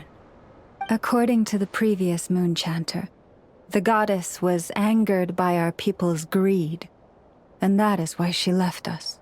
Where did she go? No one knows what happened after she left. But just a few months ago, after those 2 ancient moon's remnants fell from the sky, she was spotted on Hisi Island once more. And the Fatui have been harassing and threatening us ever since. Judging from what they've said, our moon goddess is actually their missing harbinger, Columbina, the damselette. The damselette? But isn't she number 3 amongst the Fatui harbingers? So she's actually the moon goddess. Why would she join the Fatui then? That too is a question I've struggled with. But even at the best of times, understanding other people's choices is difficult, let alone those of a goddess. Plus, forgive me, there I go again, rambling on about our history. But you came here to ask about the sacred relic, didn't you? Honestly, Paimon's not sure which part she's more curious about now.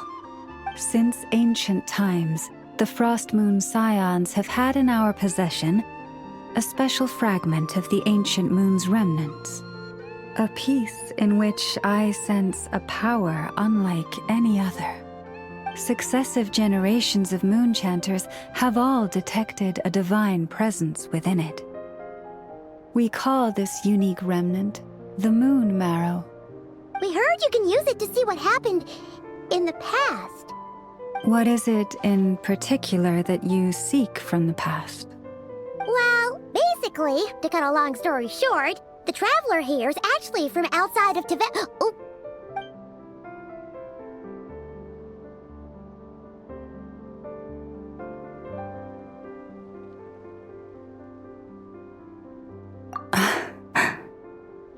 Thank you. Your honesty is a sign of your trust, both in me and the Frost Moon Scions. Unfortunately, though, I won't be able to use the Moon Marrow to shed light on your past just yet. Our people revere the Moon Marrow as a sacred relic. I'm only permitted to retrieve it from the secret chamber in which it is hidden once a year, on Moon Prayer Night. Oh, really? So, when's the next Moon Prayer Night? Judging from the tides this evening, a little less than 2 months. Huh? Does that mean the date changes every year? The ceremony is held on the night when the moon is closest to Tevat. This is also when Krai's Kuvaki reaches its peak. Only then can the seal on the secret chamber be lifted. Oh, guess we've got no choice but to wait. I am truly sorry that I cannot help you sooner. But, as the Moon Chanter, I swear that I will do everything I can to help you find the answers you seek. Think nothing of it. After all you've done for us, you deserve nothing less. Who'd have thought today was only our first day in Krai? Feels like so much has happened already. If I may be so bold, what does family mean to you?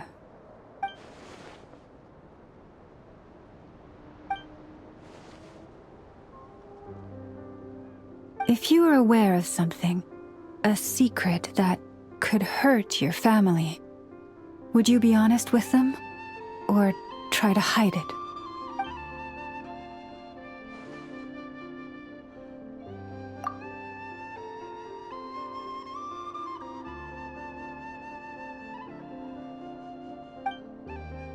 Oh, I'm so sorry. That was a strange question. I didn't mean to put you on the spot. I guess I've just never met anyone with a story quite like yours before. I just suddenly had the urge to ask. It's getting late, and you two must be rather tired too. Would you like to stay the night here on Hisi Island? I can have someone prepare some lodgings. Oh, that's all right. We've already got a room back at the flagship as it happens.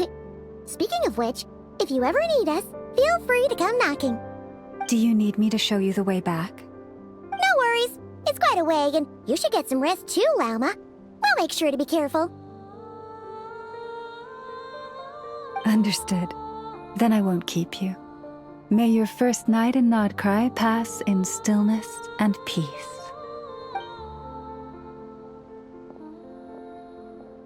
So, what you thinking? Sure was an eventful day, huh?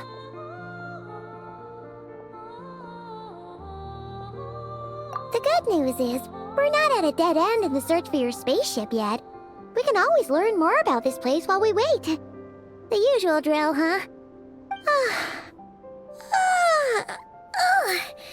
Paimon's really getting sleepy now.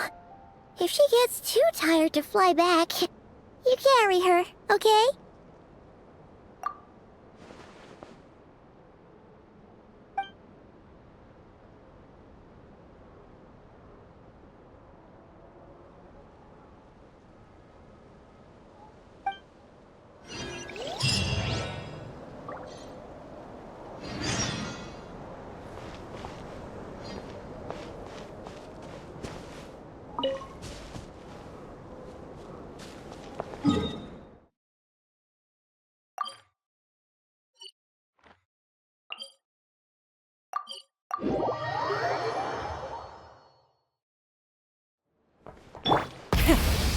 vengeance!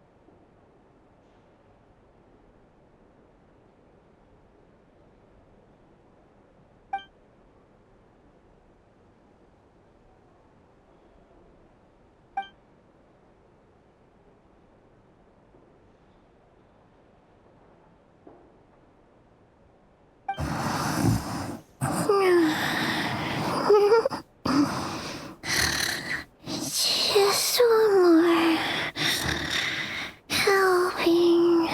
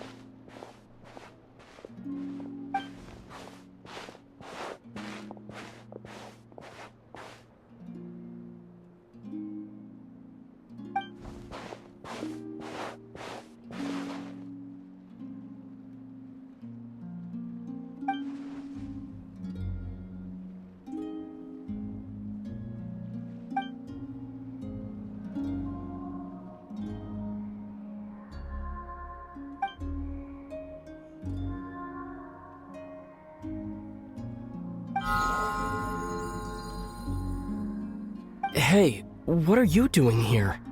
These flowers. I remember. When you first appeared, there were flowers like this all around you.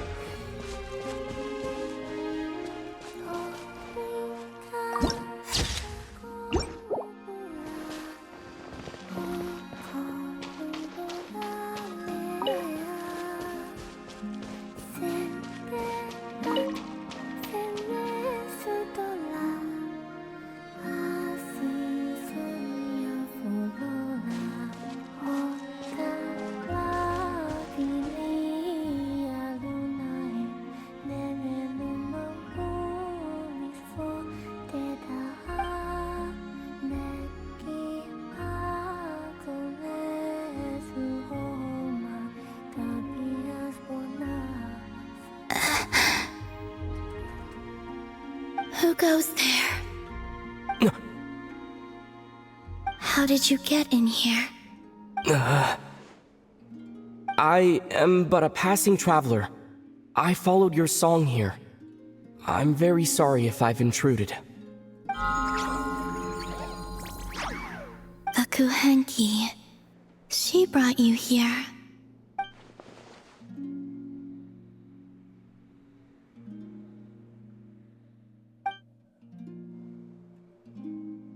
May I ask, are you the one they call Kutar? And the harbinger that the Fatui refer to as the Damselette? The Fatui? Are you here at their behest?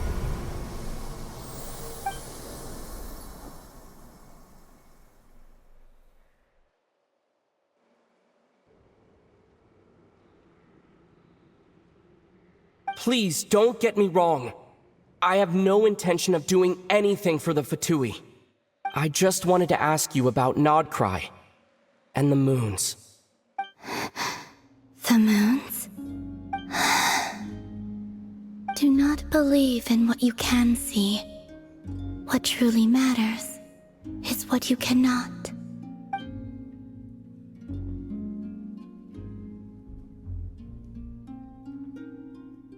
What do you mean?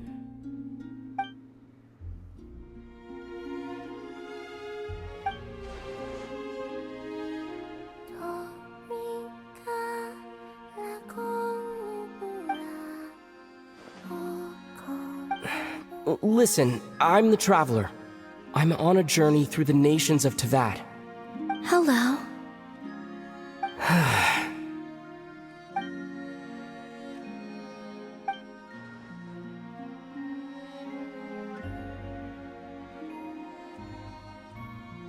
Could you tell me your name? Columbina.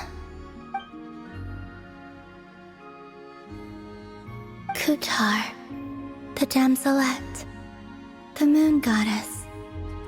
Pick whichever takes your fancy. I do not know my own name.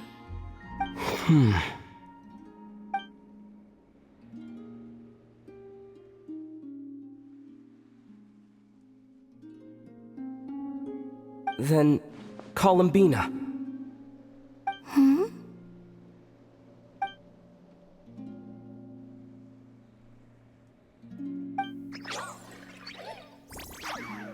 This Kuhenki, this Lanatar, did you bring her into being? Come here, little one.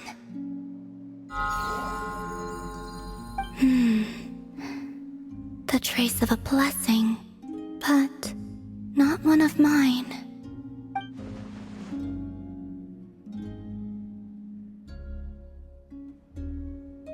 People always assume I can do many things.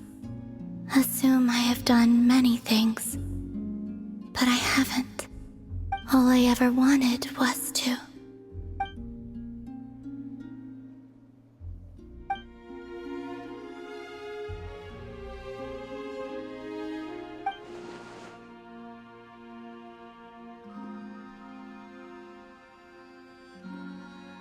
It's about time I got going. I'm very sorry for disturbing you today.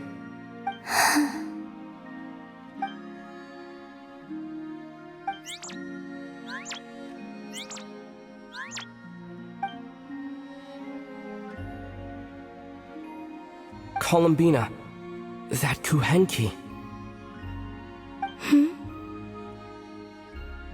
Oh, you're leaving?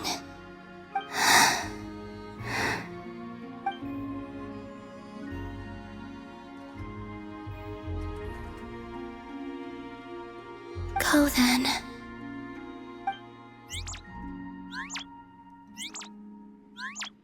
Goodbye. Take care. The moon can be treacherous.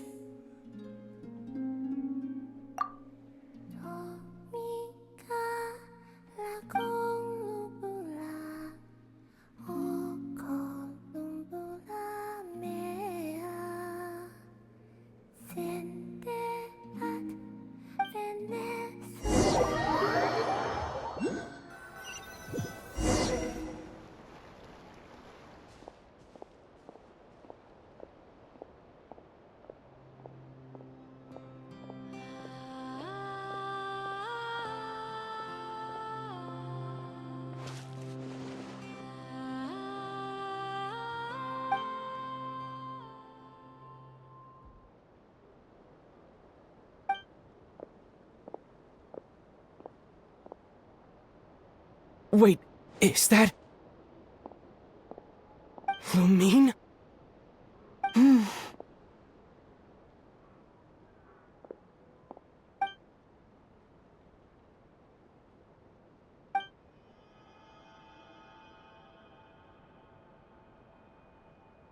Lumine!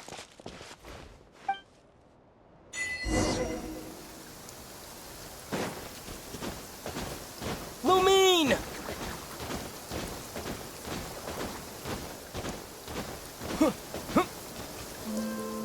Lumine! Ether, it's you.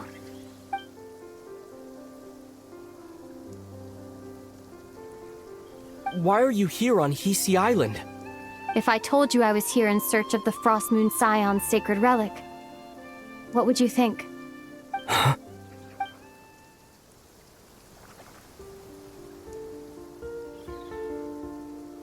Are you also here to uncover the truth about our past? That's right. What happened to us in the past, how we came to Tevat, why our spaceship crashed here. There are things I want to know too. But I'm not about to sit around waiting for another 2 months to find out. Wait! Wait? But I still have unfinished business.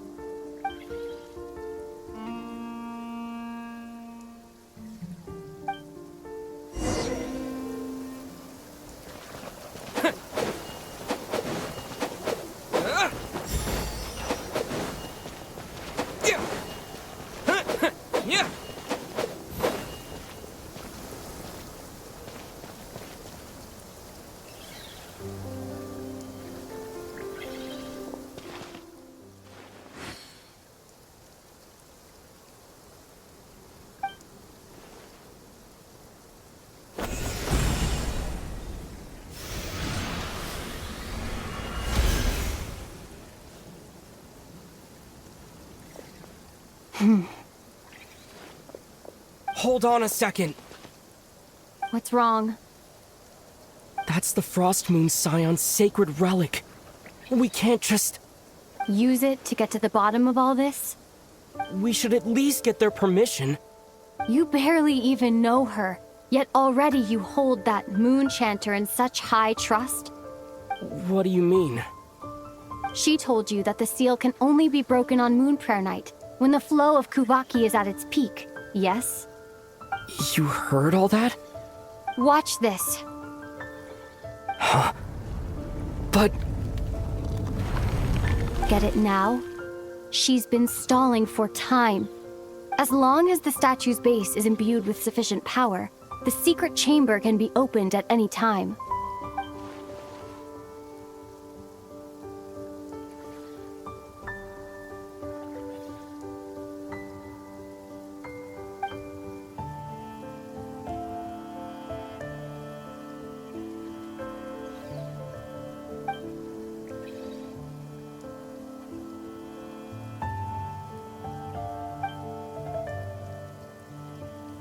Is it such a sin when I don't put all my cards on the table for you, but not when someone else is doing it?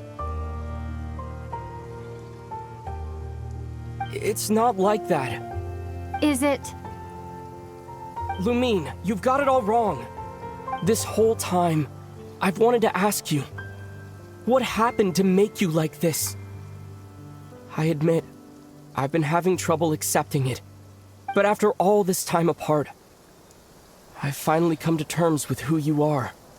Willful side and all. I trust you. I still do. Through all the worlds we've traveled, you've always been there by my side. If there are things you can't explain yet, I can wait while the journey goes on. I'll wait as long as it takes. Until the day you're ready to talk. Ether.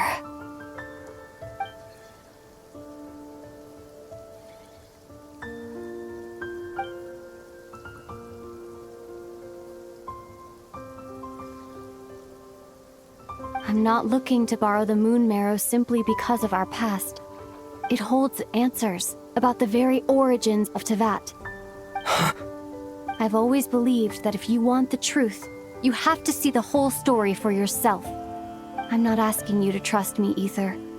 Just don't try and stop me. If this choice weighs on your heart, then let me go in alone. Forget this meeting ever took place. Bit late for that now. But maybe this is the chance I've been waiting for all along, even if it fades with the morning light. I want to go with you. You sure?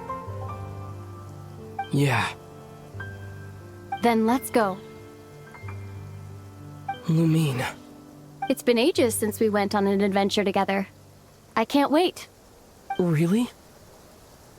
You think I'd lie to my big bro?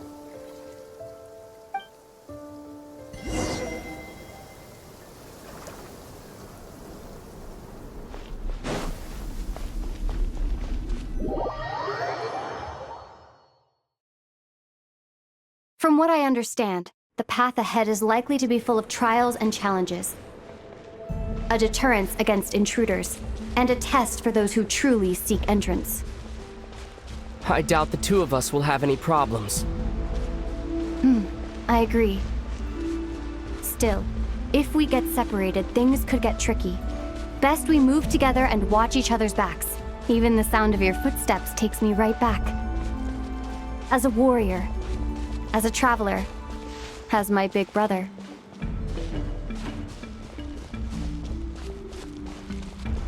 Looks like this is the first trial.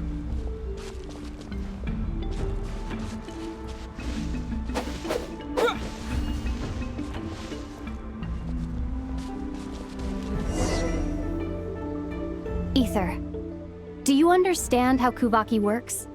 How it exacts force through push and pull? Okay, I'll leave it to you then.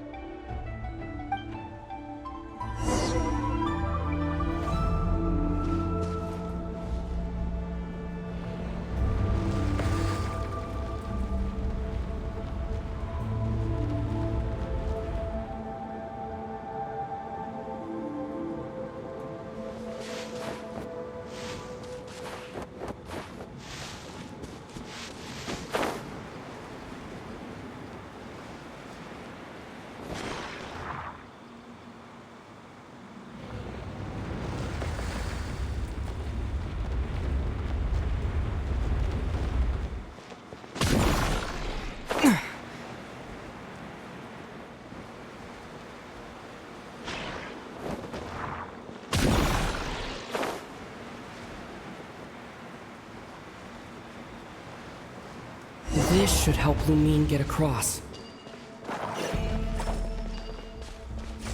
Lumine!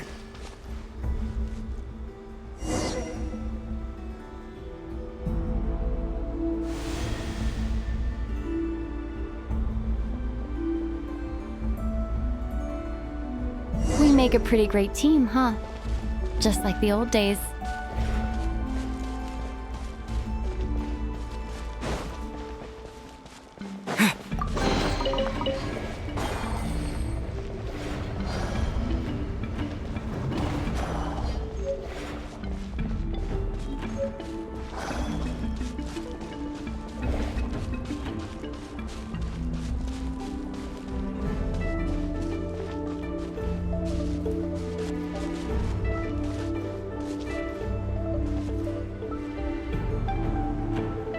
A wide open space.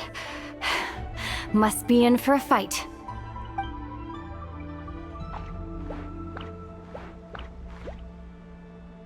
Was that it? What a letdown.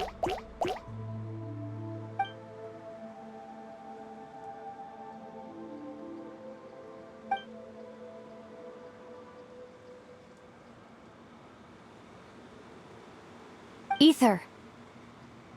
What is it? Why are you looking at me like that? Those enemies were weak, were they not? Maybe it's because the trial's only just begun. Actually, I've got an idea. Why don't we have ourselves a little friendly competition? Let's see if your journey has made you rusty. You're on.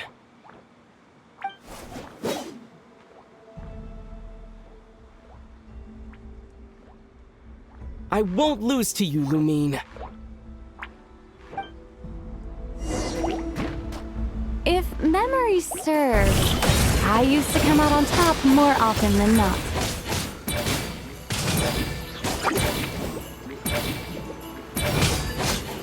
You sure you're alright? Seems your memory's slipping, Lumine. Save it. We'll know who's stronger soon enough. Let's see what you've got!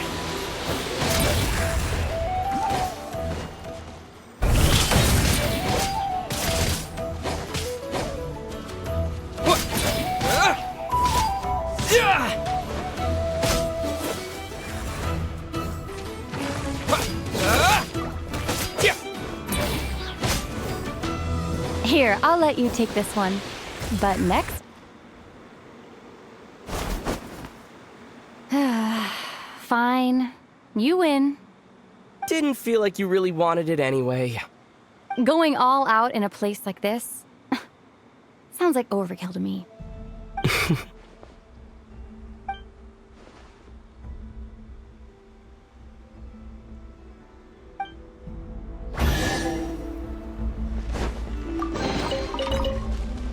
Let's keep moving.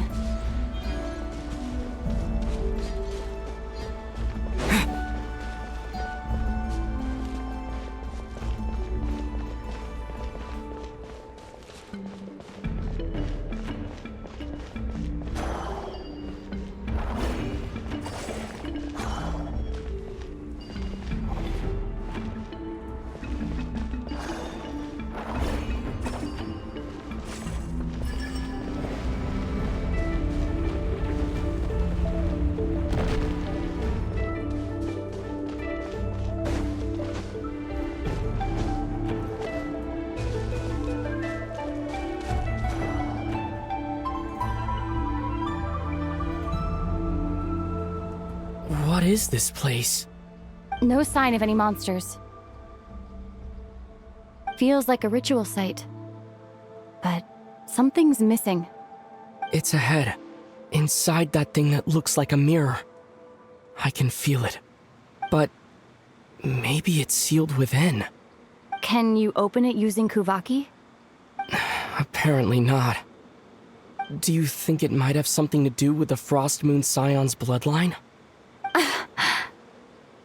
Lumine?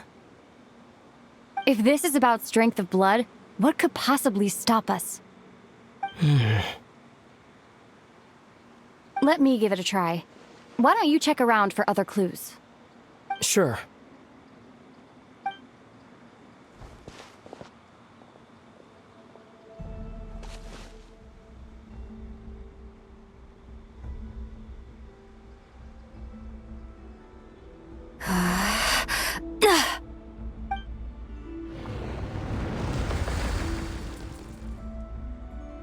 Found it. This should do the trick.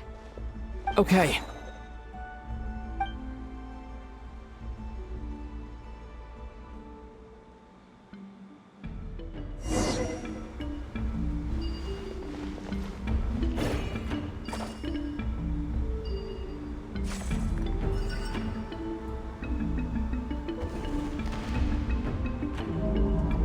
Yep, that got a reaction. That's one down.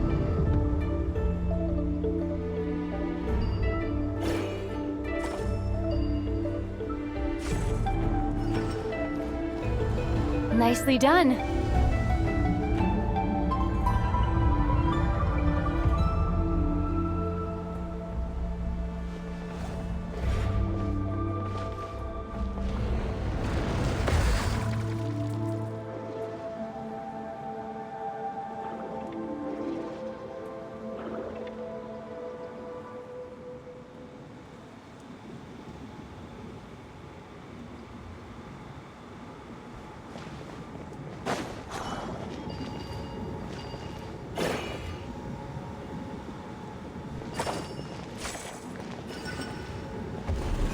You've got this. One more to go.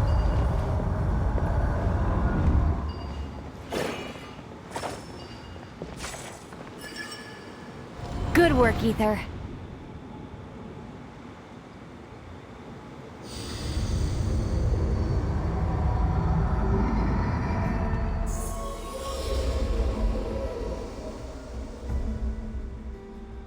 door's open. Come. We must be close.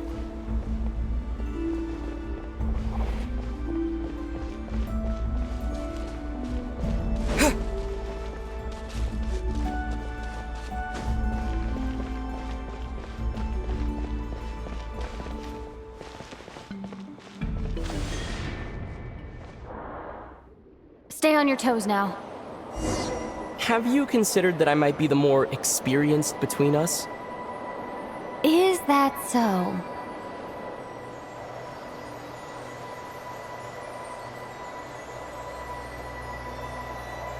So, will you be heading off again after we're done here? Maybe, maybe not. Another cryptic response. Don't worry about things that haven't happened yet.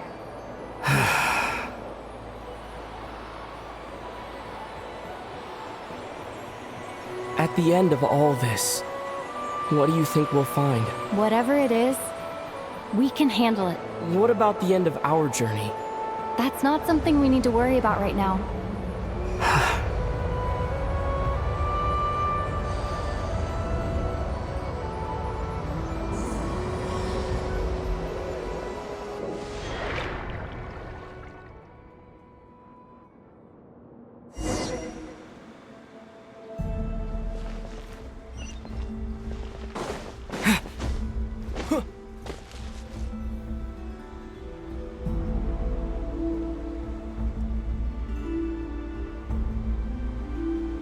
Looks like the final trial is just up ahead. Ready for battle? When have I ever not been? What's wrong? Going on an adventure with you, side by side, it's been so exciting. But at the same time, it just feels surreal, I guess. Maybe because it's been so long. You know, this is only the second time we fought together since the day we both woke up in Tevat. Maybe that's it. Ether, let the light of our blades come together once more, just like they did in the past. Lumine. This is a night of miracles, an adventure that belongs to us. Let's not weigh it down with worries and regrets. This is our adventure.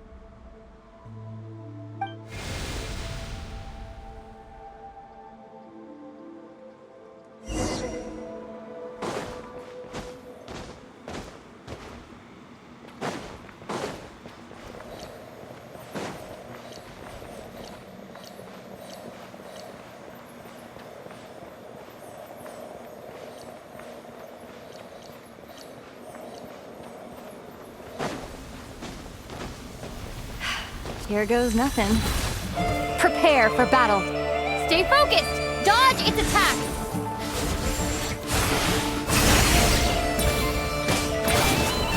Don't forget to heal yourself!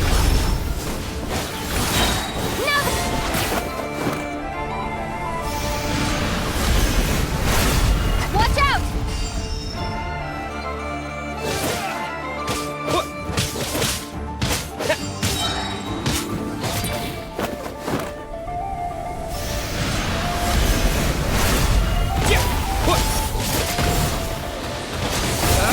Time for the finishing blow!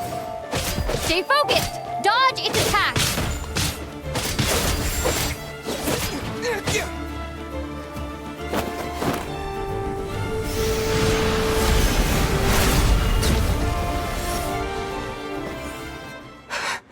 It's over. Nicely done. Flawless execution. Couldn't have pulled it off without your backup. Not too shabby at all.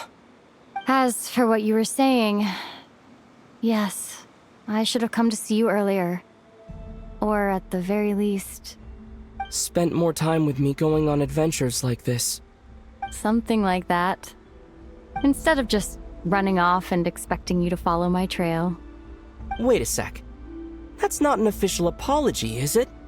That goes without saying. Come on. Time to claim the treasure we came for.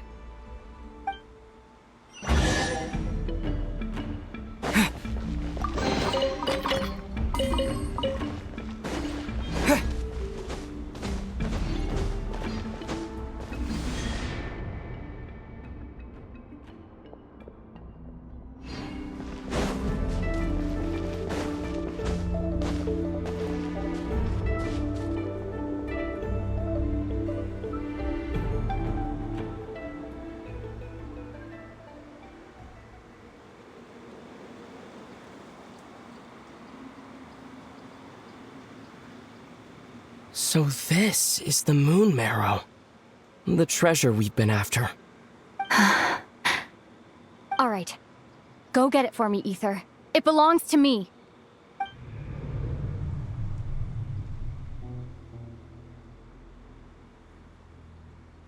What's wrong, Ether? After everything we've just been through, you still don't trust me? Don't you want to know the truth too, just like I do? Rest assured, I'll share the truth with you afterwards. Now, go bring it to me.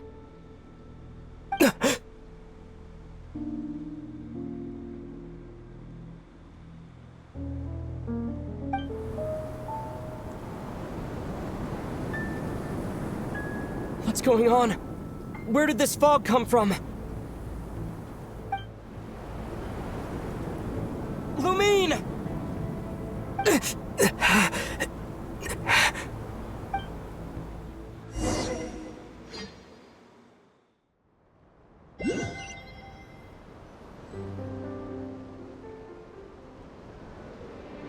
Lumine!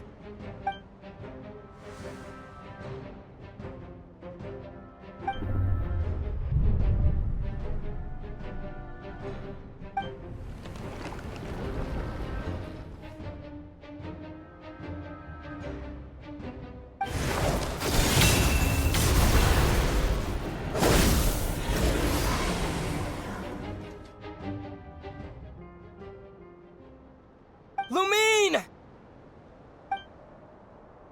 Huh?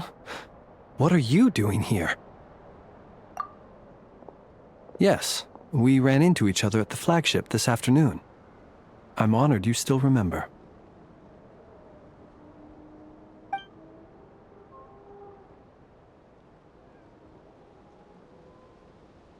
Are you looking for something here?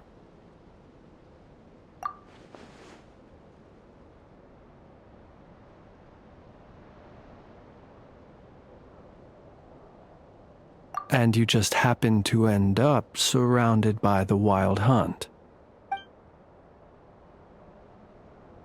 Sorry, I did not intend to come off as pointing fingers. Indeed, perhaps our courses of action do not differ so greatly.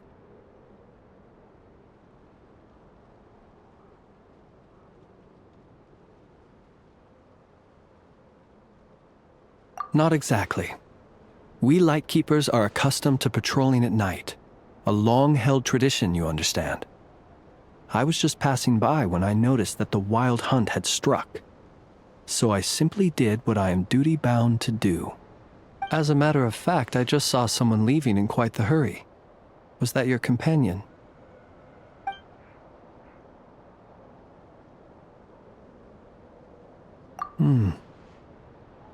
Perhaps I should take my leave now. After all, my patrol isn't over yet. Krai is a dangerous place to be at night.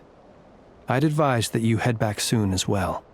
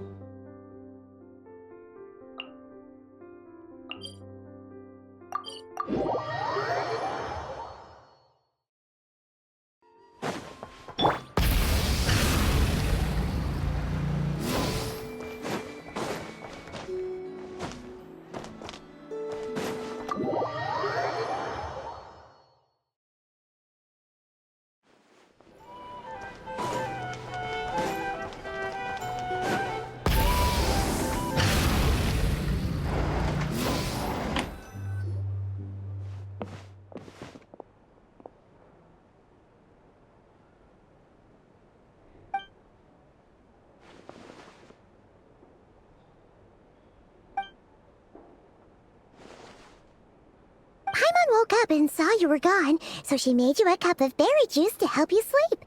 Her own secret recipe. When you get back, drink it up and go get yourself some rest.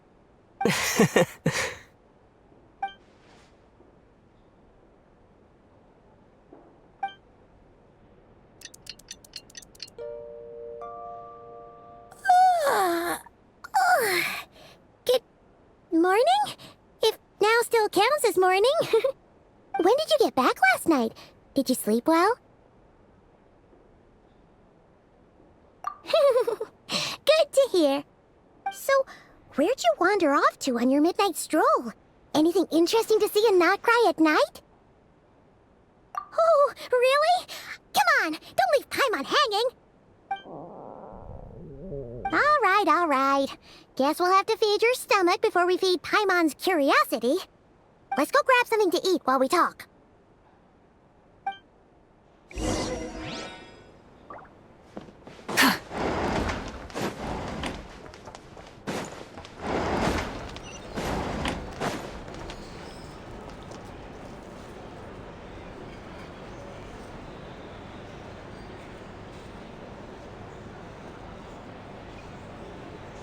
Phew, this is just the best, huh? Free food, free lodgings. This park is friend for life material, that's for sure. Hey, did you hear what happened? Hear about what? You know, all that commotion over at the Frost Moon Scions. Crazy, huh? Huh? What happened? See what I mean? Completely oblivious to what's going on around you. The sacred relic of theirs. It's been stolen. Hey, slow down. Paimon knows you're hungry, but you don't have to worry about her stealing your food. At least, not today. What? Was it those Fatui? No idea, but the news has already spread right through Nasha Town. What did their high priestess... what did they call her again? The moon... something... Anyway, what did she say about it? What could she say? She's the one who discovered it was missing.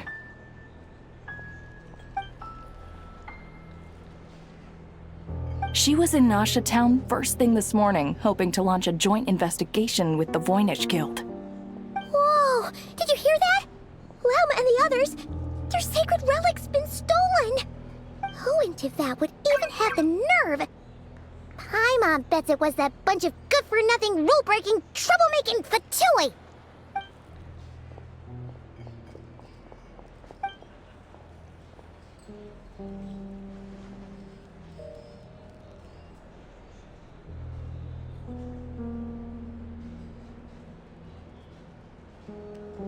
Huh? What's wrong? You feeling okay? A joint investigation? Good luck getting any takers. Unless there's some reward or business opportunity to sweeten the deal. Same thoughts here.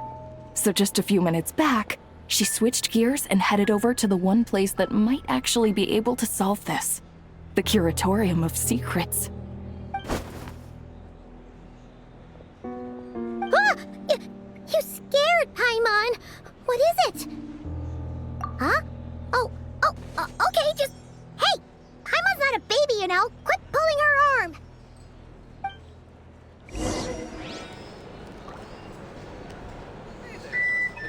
Our drink recommendations?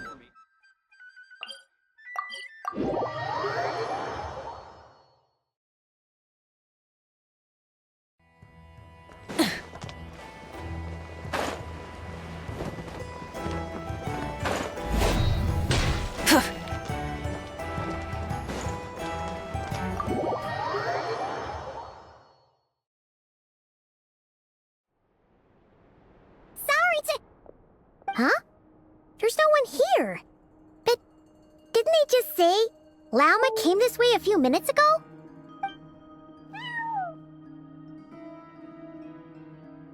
No one except for a cat watching over the front desk. Excuse... meow? Are we supposed to check in here?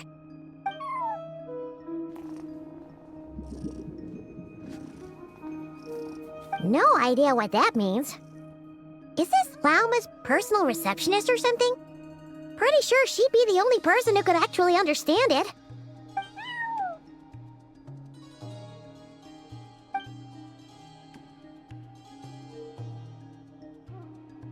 Huh? It's heading into that room! Why not? Like I told you already, that's just... Huh? Another client.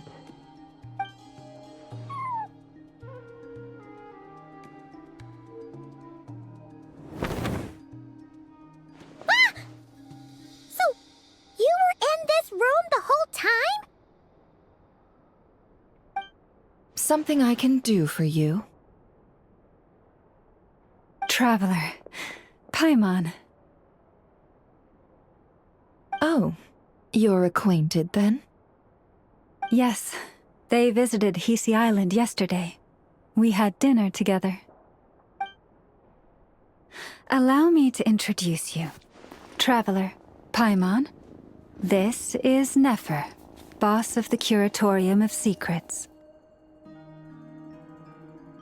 Pleasure to meet you. They are travelers who arrived in Krai just yesterday.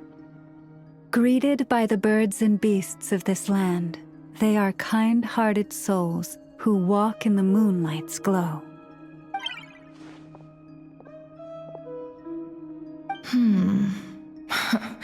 Interesting. Thank you, Lauma, but you need not have introduced them. They are great heroes, renowned throughout the nations beyond our borders. Oh, really? Do not forget, I deal in information. Just because most people in Krai pay scant attention to foreign affairs, that does not mean the same goes for the Curatorium of Secrets. They're the heroes everyone was talking about before. The ones who saved Natlan during the Abyss crisis.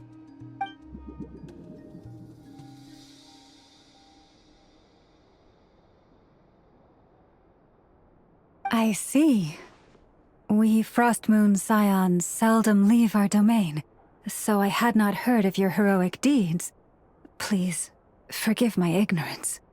It's no big deal. We were hoping to keep a low profile anyway. If we had to list all of our titles and good deeds, we'd be talking till sundown, and then some. Huh? What's wrong? Still not feeling great? So, what brings you both to the Curatorium today? Oh, so basically, we were just eating when we overheard people talking about how the Frostmoon Scion's relic had been stolen, and then he dragged Paimon over here.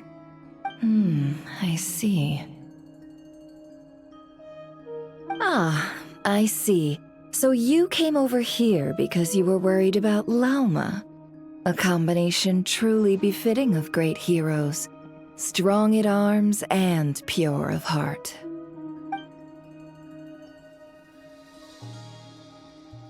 In that case, Lauma, I've got a suggestion. Why not ask these battle-hardened heroes to take the commission for you? Honestly, it's a little beyond the means of such a modest establishment as ours. Your modest establishment? Unable to handle a commission? You just don't want to take it, do you? You're right. I do not. What kind of commission is this? Surely it's not to recover your stolen relic? Yes, that is it. Recovering the relic is both my duty as a moon chanter and a step toward fulfilling the promise I made the traveler, to help uncover the truth of the past. But Nefer has already declined our commission multiple times. And yet, just as it always has, the moon will continue to illuminate the sky above the Curatorium. Come night or day, may the moon goddess keep you. Enough of that.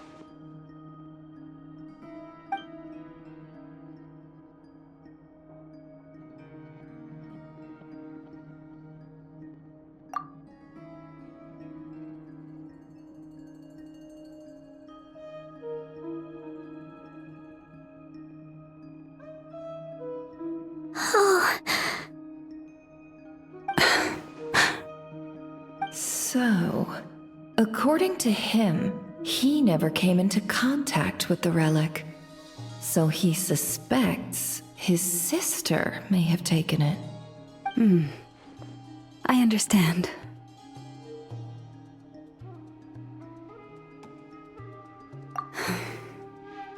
The Frostmoon Scion's secret chamber has remained hidden from the world for generations. But the reason outsiders are forbidden entry is not only to prevent theft. Within the chamber lie ancient trials, challenges designed to test the worthiness of those who enter. To intrude without rightful cause is a most perilous act indeed. So please, don't be too hard on yourself. The fact that you made it through those trials proves your right to stand before the relic. To put it simply, the Moon Marrow itself has deemed you worthy. No. Your honesty tells me everything. You never sought to take the Moon Marrow for yourself. As for what happened at the end, I suspect the chamber's protection mechanism may have been activated. Among those who entered the final chamber, there was either someone with impure intent, or else an abyssal presence. The Abyss? Perhaps that's why, then. Either way, the Moon Marrow was taken. And I believe you. So the problem remains the same. I need to recover our relic. See? Didn't I tell you it would all work out in the end?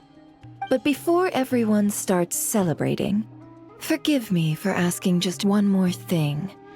Are you absolutely sure your sister took the relic? What do you mean?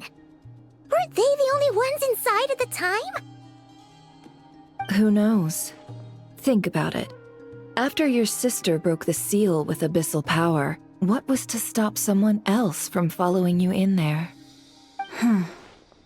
In theory, nothing. And as it just so happens, I received a tip-off from one of my sources earlier this morning.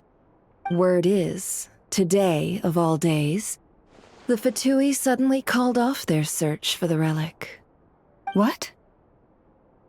Huh? Why?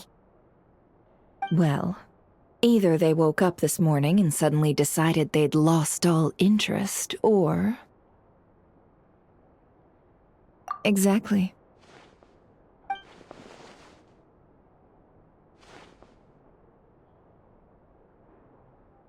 Are you wondering if your sister might be in cahoots with the Fatui? Which is why I asked, are you absolutely sure your sister took the relic? Or to put it another way, do you really know your sister?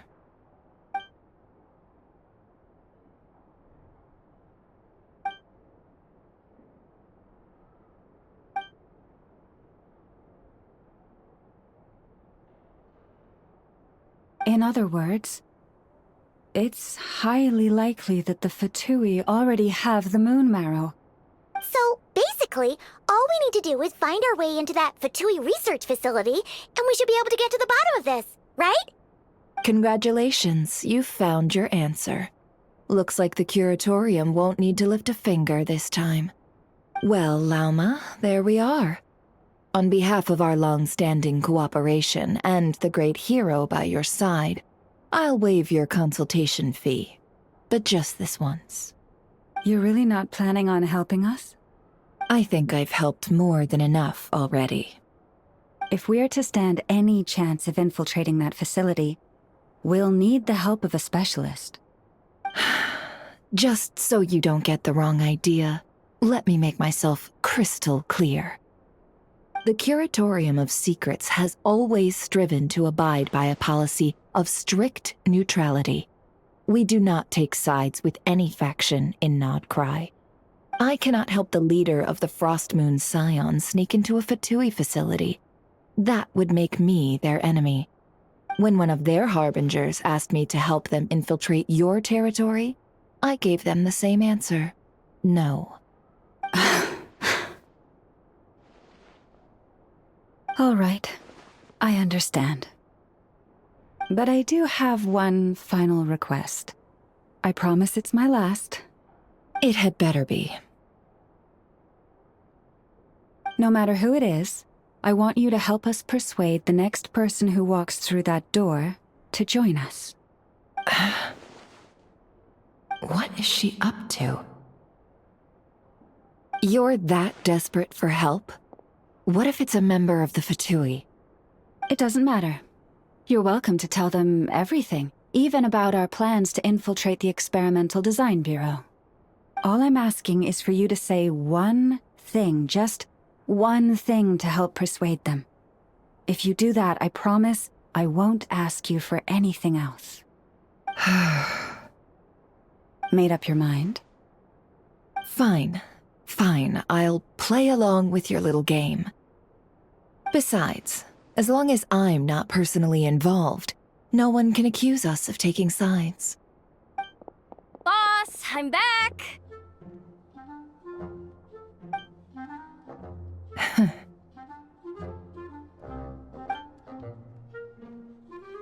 You won't believe the luck I've been having today. Remember you sent me to find that runaway cat, yeah? And you said I'd only be back after dark?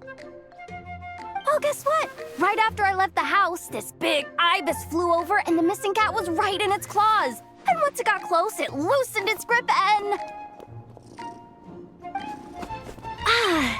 Boss, you're meeting clients. I'm so sorry. I'll get out of your way.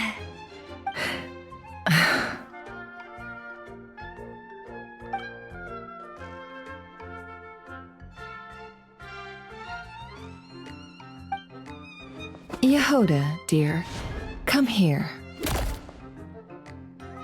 Huh? Me? Is something the matter? Oh, hi there. My dear Yehoda, I have a request. Yikes! Why does the boss sound so scary? Did I do something wrong? Would you be so kind as to accompany these 3 delightful clients of ours and help them infiltrate the Fatui's Kuvaki Experimental Design Bureau? What is going on here? Boss usually just says things like, hey, go do this, or you, go take care of that. Why is she being so scarily polite? And wait a sec. The Fatui's research facility? That's basically a death sentence. Made your mind up yet, my dear?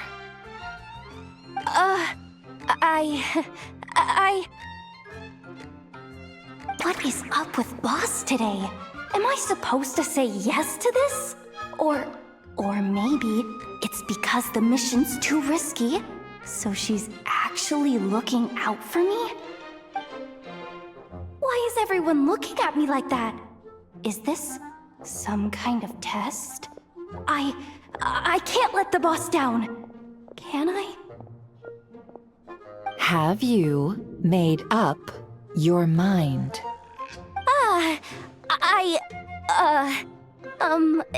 That's... Sure, why not? Really? You really don't mind helping us? Huh? Oh, yes. I mean, no. Of course, I guess I do. Oh, thanks so much! We owe you big time! On behalf of the Frost Moon Scions, too, thank you, Yehoda, for your help. What the? Seriously, what just happened? Why does the boss look so fed up?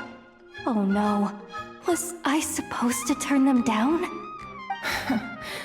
All that mentoring, time spent teaching her how to deal with different factions. In one ear and out the other. Never. You got what you wanted. You promised that was it. I know this goes against your principles. I won't forget the favor. Trying to get me to change my mind now? Of course not. I just wanted to say thank you. So, thank you. Yehoda, we'll leave the planning to you. Let's discuss the details elsewhere. Huh? Oh, okay. What have I gotten myself into? Oh, by the way, Yehoda, before you go, What is it, boss? you're fired. Huh? Effective immediately. As in, this exact moment. The curatorium will take you back, of course, but only once you've completed this commission for our 3 clients. What? Is there some issue? Well, here's the upside. Without me taking a cut from your commission, you'll earn more. Seriously? Can someone explain what's going on here?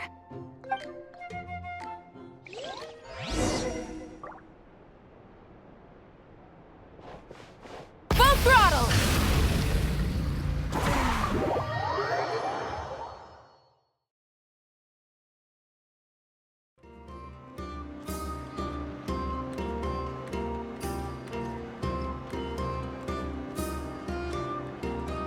Are we sure Yehoda's alright? She looked totally crushed just now. She'll be fine, she's just in shock. But one thing's for sure, the Curatorium's professional standards are beyond question. The fact that she only requested 1 day to prepare says it all. As an apology, I'll ask my animal friends to help her out more often in the future. Also, thank you for being honest with me. It means a lot.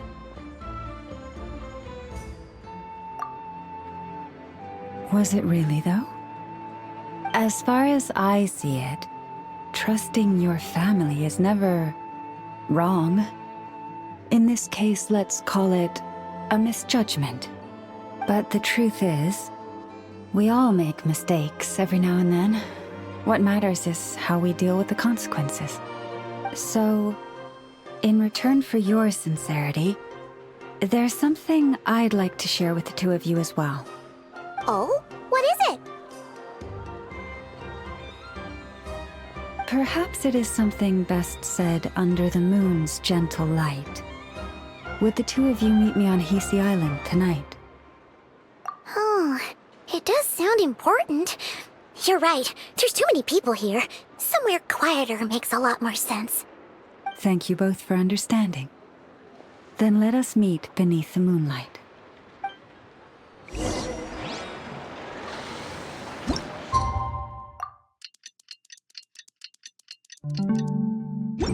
It's about time, and the moon's already up. Let's head over to the place we agreed to meet Lauma.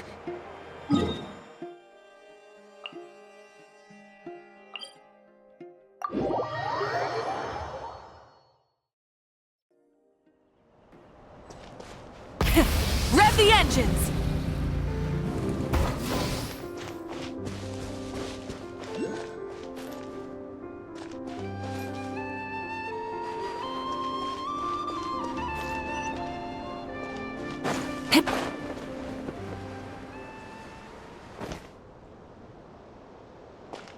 Try and stop me!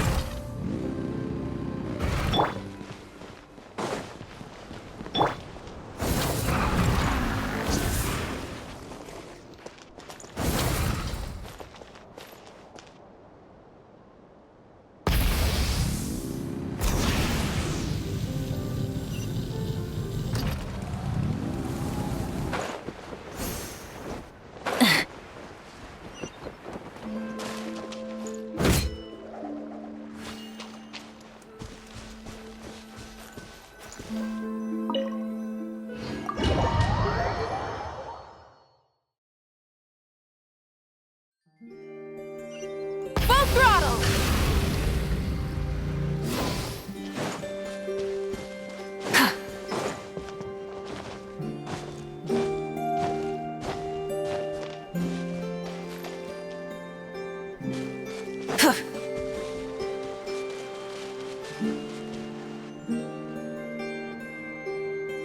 Lauma, we're here! Huh?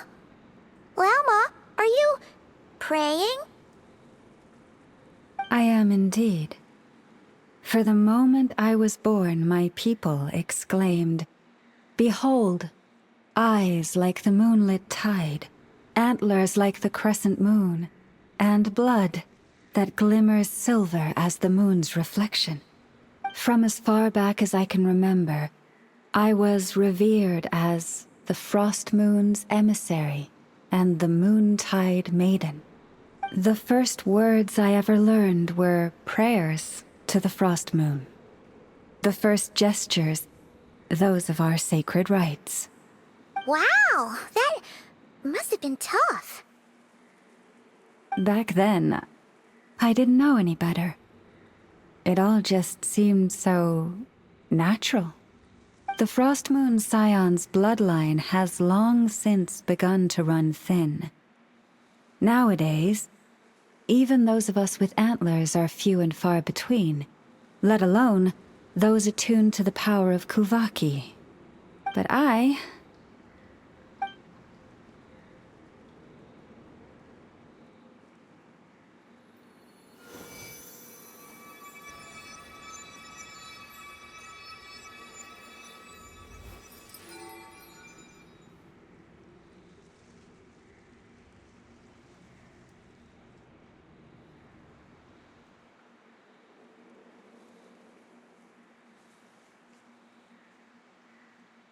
Whoa!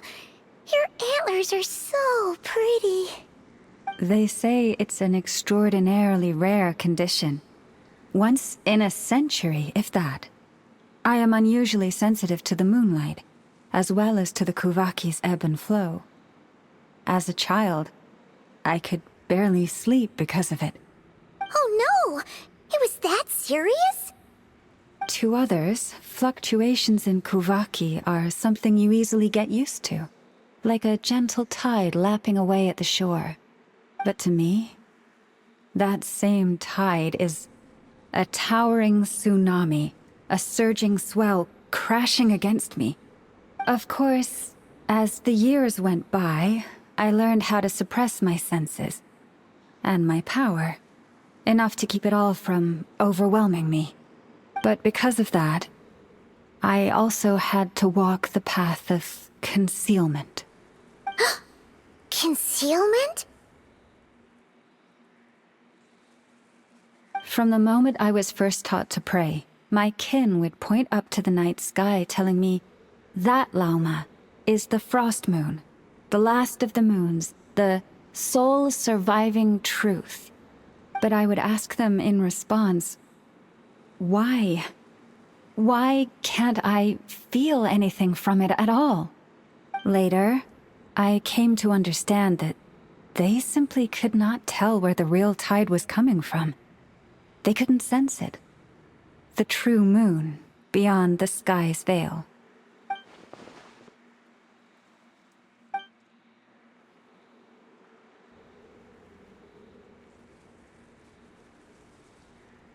The moon is false. I reached that conclusion long ago. But there was no one I could tell. Not a single soul. At least, not until now. Am I the one who's wrong? Is it the moon that is false, or my own senses? I asked myself such questions time and time again.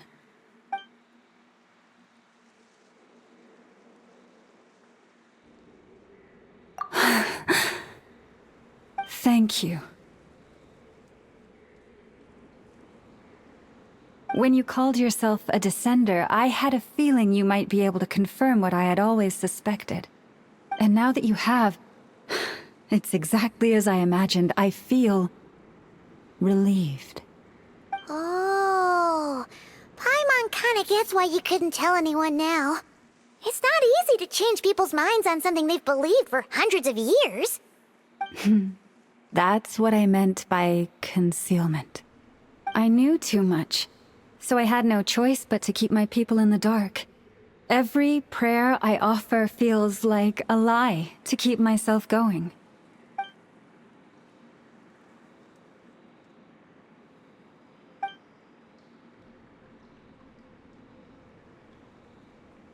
You've already met our Kutar, haven't you? Huh? When was that? And more importantly, when were you planning on telling Paimon? Ah, no wonder. What did you think of her?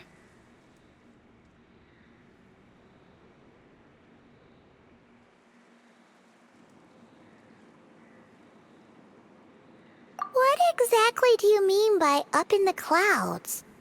I understand what you mean. She is quite indifferent to the world outside herself. But I find it hard to hold that against her.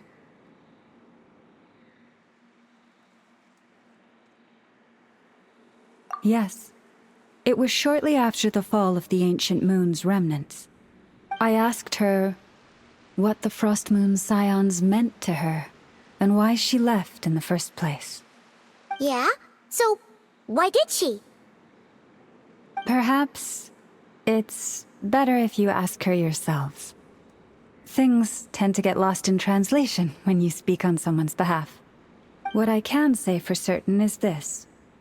Even when I had no one to confide in, I still had a family. I still had the Frost Moon Scions. But that girl, born beneath the moonlight, perhaps she's never felt she had either. The truth is, though, she might have had it all, if only the Frost Moon Scions hadn't let her down.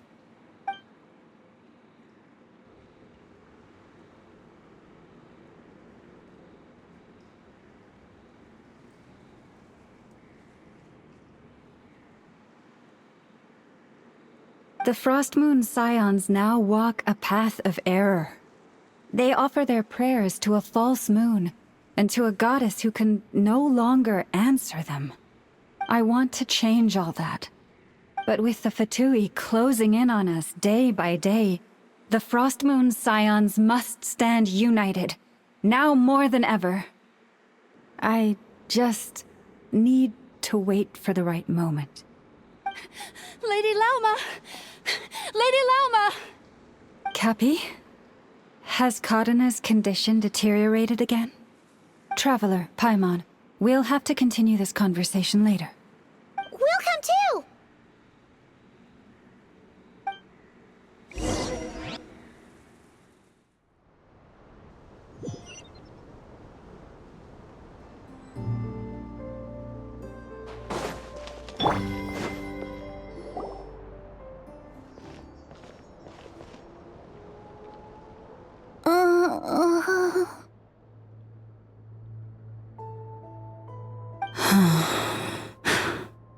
Why? Did I do something wrong? I've been praying to the moon goddess every day. Why isn't she getting any better?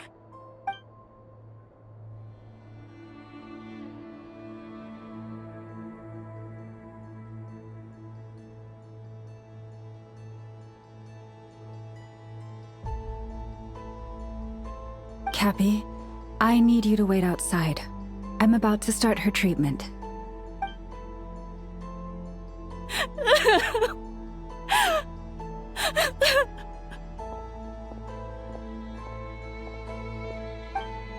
Is there anything we can do to help? Just don't be alarmed by what you're about to see. And please, don't let her mother see it.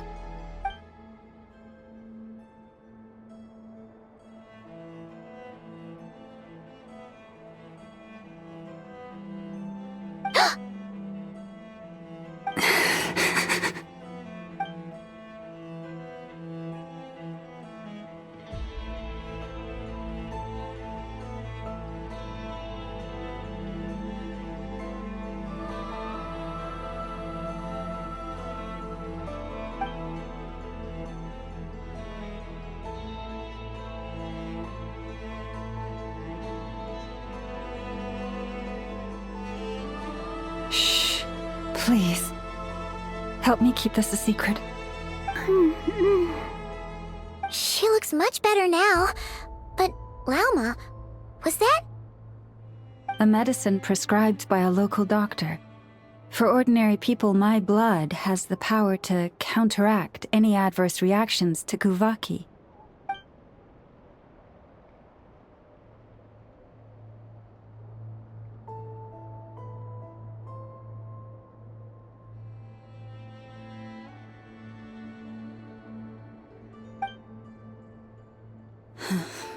So, now you know another of my little secrets.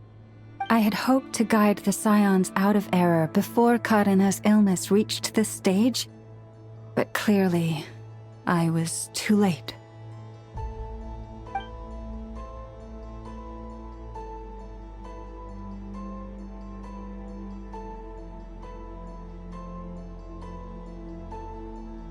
My life is as hidden from sight as the far side of the moon. Yet people only look to the bright side for guidance. If the day ever came when the two sides were reversed, could they truly accept it?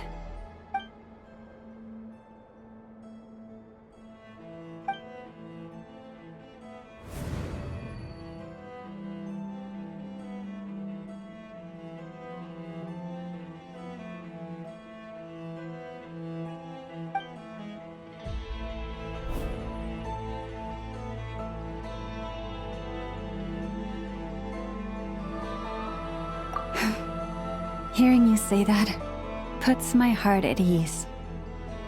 Mm-hmm. And if there's anything we can do to help the Frost Moon Scions, just let us know. Our priority, right now, is reclaiming our relic from the Fatui. But I now understand that the day I will tell everyone the truth is no longer far off.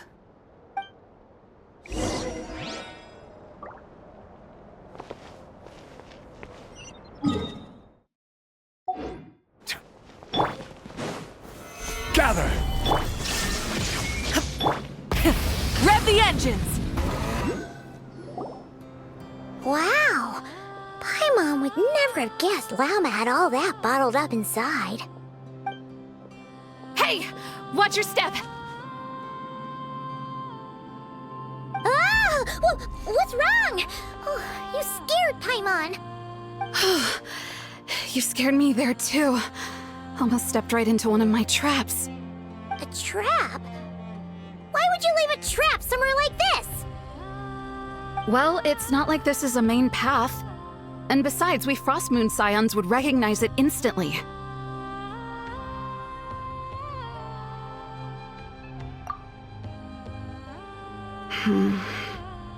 Alright. You don't seem like you're with the Fatui, so I guess there's no harm telling you.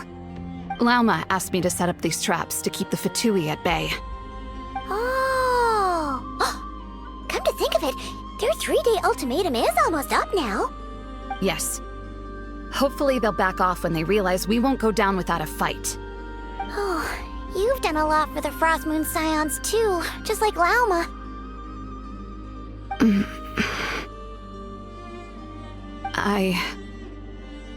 Philomena? It's nothing. I was just wondering if any of this is really worth it. What do you mean? Our people. So many are stubborn, stuck in their ways, clinging to a truth they refuse to even question. Do they really deserve everything Lauma's doing for them? Afraid. Huh. I suppose. Maybe you're right. No. I shouldn't be saying this. Just forget it, okay? Bye. Huh? Why did I say all that? Or really, why am I still doing any of this? Either way, this will be my final night with the Frostmoon Scions. Wow, she sure took off fast. So, are we heading back to the flagship for a break, or what? Wait, you're not thinking of visiting that damsel light up in Cloud Cuckoo Land, are you?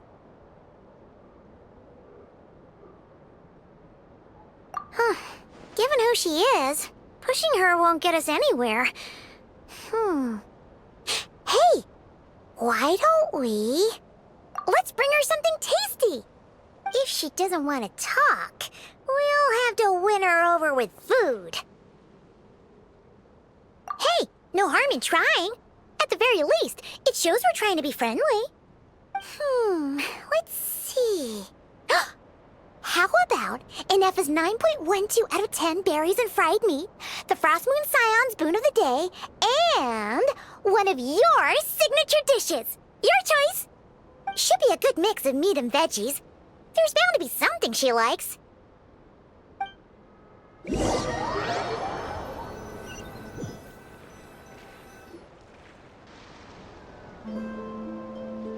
All right, food's packed and ready. This is the place, right? Why does it feel like we're going to visit a patient? Oh, no. Take this seriously, Paimon.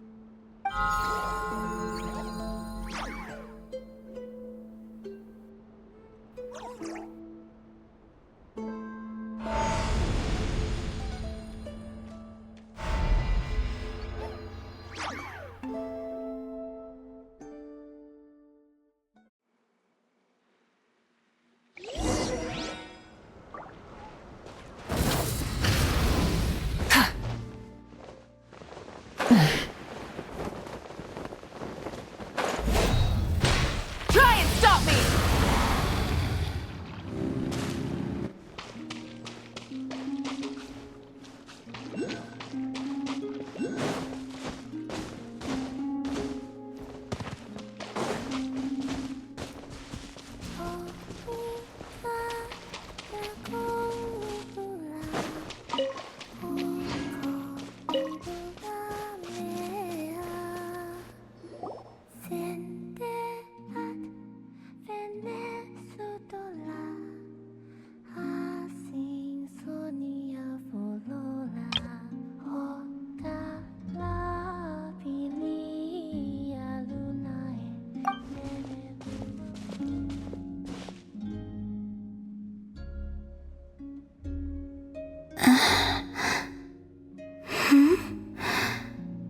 Remind me, who are you again?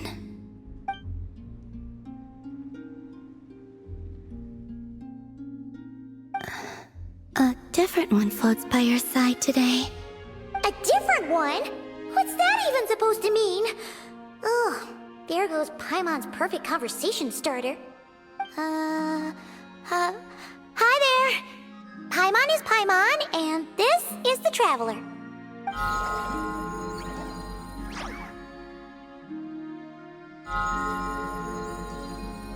Oh, there you are. Between the two, I suppose you're cuter. Wait, what do you mean Paimon's less cute than that floaty thing? Columbina. What is it? What's your favorite kind of food?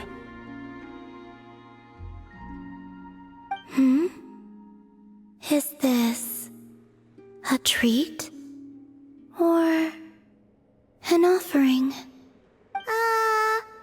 Let's go with treat. Anyway, this is all the Traveler's cooking, so please, help yourself.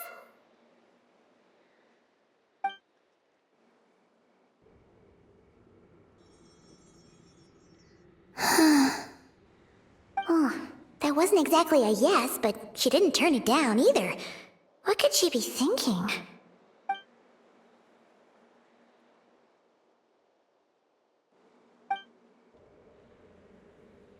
So, what do you want to ask? Hey, she's actually playing along! Quick, now's our shot. You know the moon in the sky isn't real, don't you? I know there is only one moon in the sky. It is simply that some can see it, and some cannot. What does it mean to you?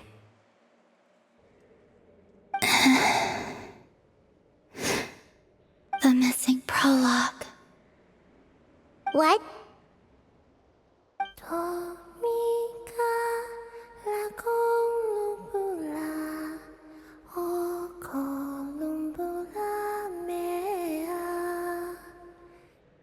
Huh? does that mean? Isn't she going to explain herself? Can you tell me more about that melody? You were humming it last time, too. It must be important to you.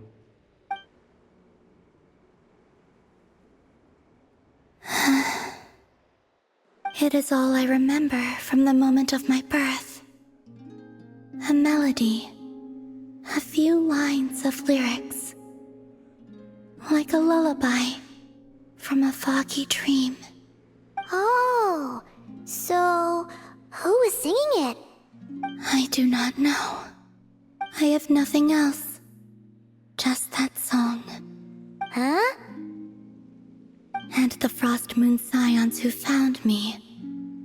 They had nothing either, but hope. Before I even knew what was happening, they were already calling me their goddess. And I had no reason to decline. Like two lost infants unknowingly exchanged, I adopted their faith, and in return, they adopted me. But my adoption drops you into the story halfway through. What came before was scribbled onto the wrong pages, never even bound into the book. That sense of something missing only served to nurture their greed and doubt. And thus, I came to realize that this place was never truly my home. Greed and doubt? O Moon Goddess, forge weapons for us, drive out our enemies, and expand our lands. O Moon Goddess, heal our wounds, ease our suffering, grant us strength. They asked for everything, and I obliged. Until the day came when no answer could be given. If mortals can turn to the gods when they are powerless, then who do the gods turn to when they have nothing left to give? You've got Paimon there. In those days, the Frost Moon Scions cared more for faith than for truth.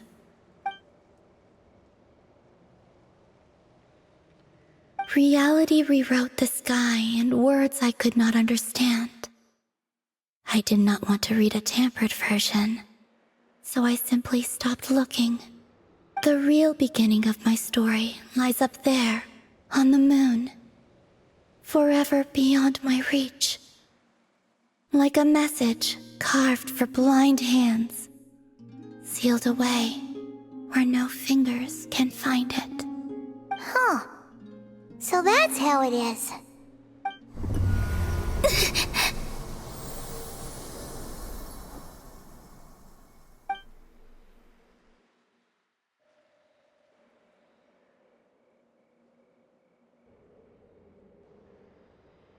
What's wrong?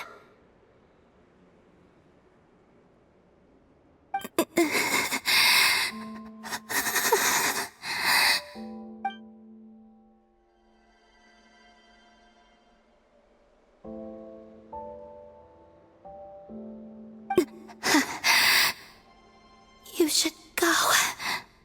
What, now? But you really don't look well. Did something just happen? Is there anything we can do to help? No. Aside from answers, I have nothing else to give you in return. This is the price of running away from home a second time. Running away from home?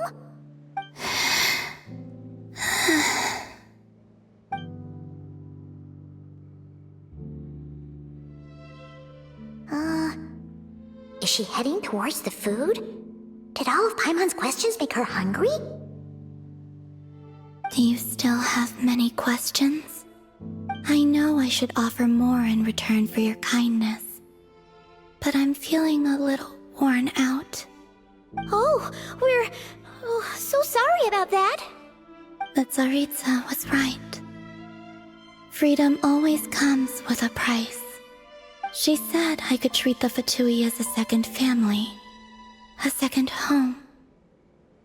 But in the end, they were no different. All they wanted in truth was my power as the moon goddess. I'd rather not dwell on such unhappy memories.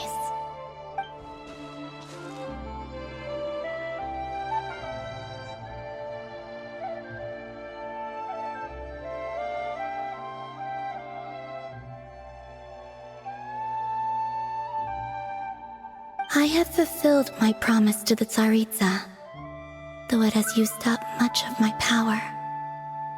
So you see, this has nothing to do with betrayal.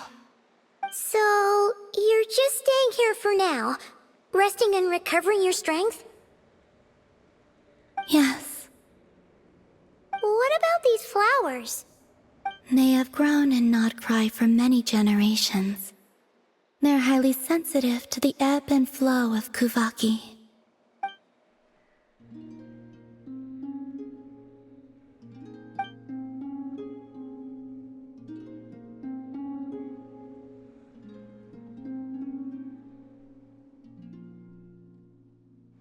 At times, I thought about using that relic the Frost Moon Scions had hidden away. I could sense the power within it, but going out is such a hassle.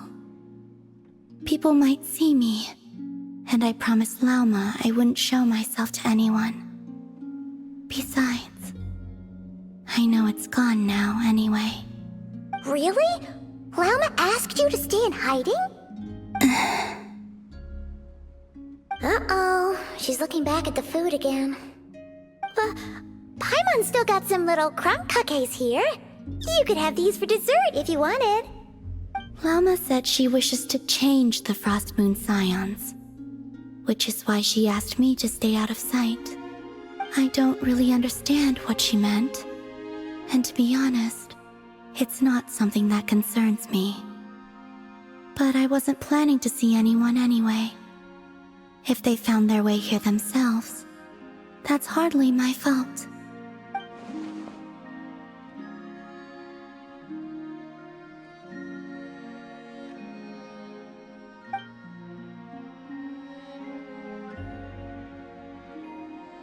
Lauma, the Maiden of the Grove. She is quite unlike any Frost Moon Scion I have ever met before. After hearing my story, she actually apologized for how the Frost Moon Scions treated me back then. She told us she feels like she's been living on the far side of the moon. Is that so? I actually got the opposite impression. She's been keeping her true power hidden away, afraid that people might be dazzled by its brilliance, and that they'd no longer be willing to look her way.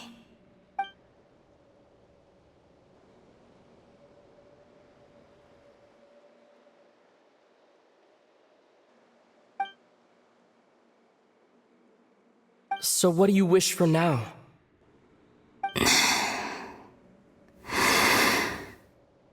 I wish to return to the moon, to the home where my story is written.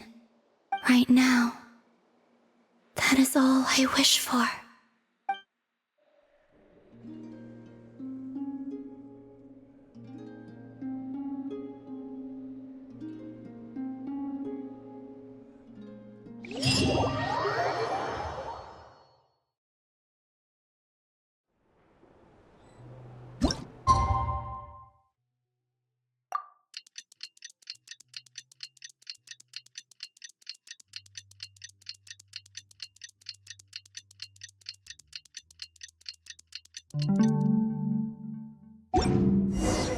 Tonight's the night we infiltrate the Fatoi's Experimental Design Bureau. Come on, we better go meet up with the others.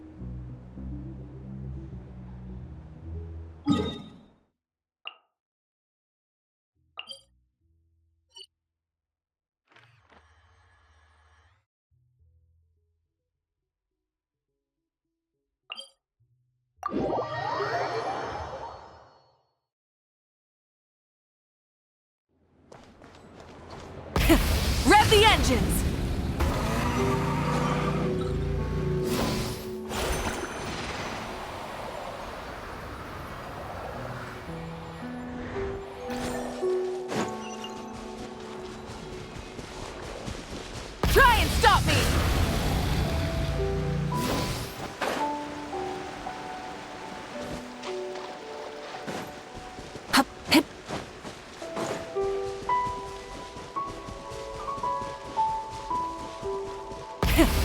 the engines!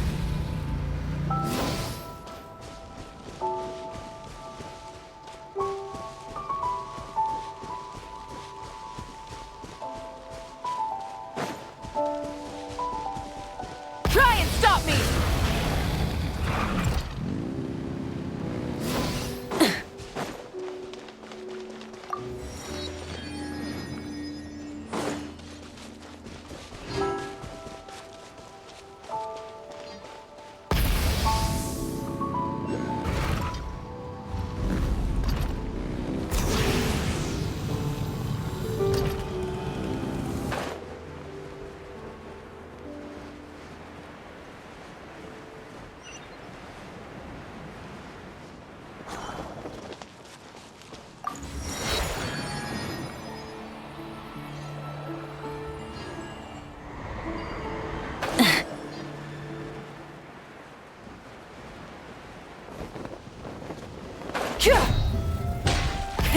Rev the engines!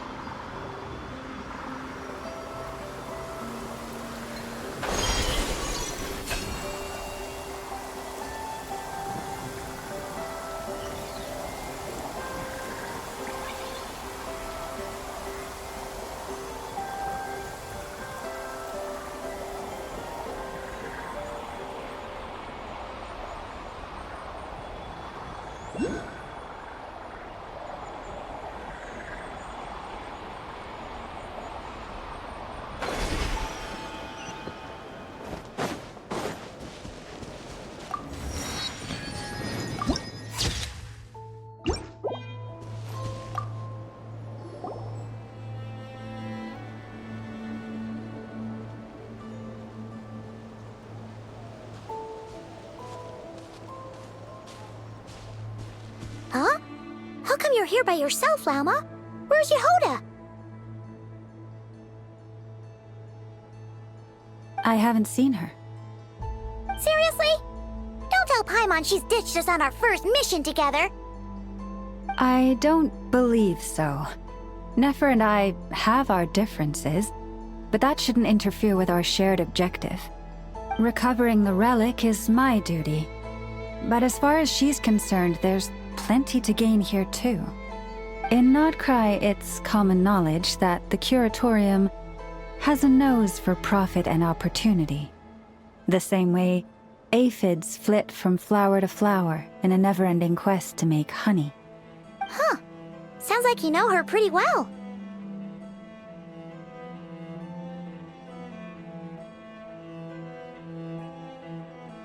Still, Yehoda sure is taking her sweet time.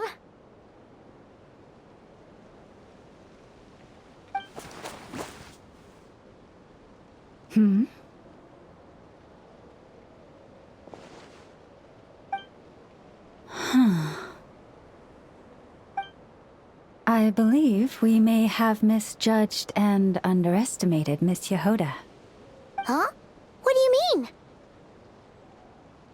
As a former employee of the Curatorium, I'm confident that she possesses both professionalism and integrity in ample measure. Huh?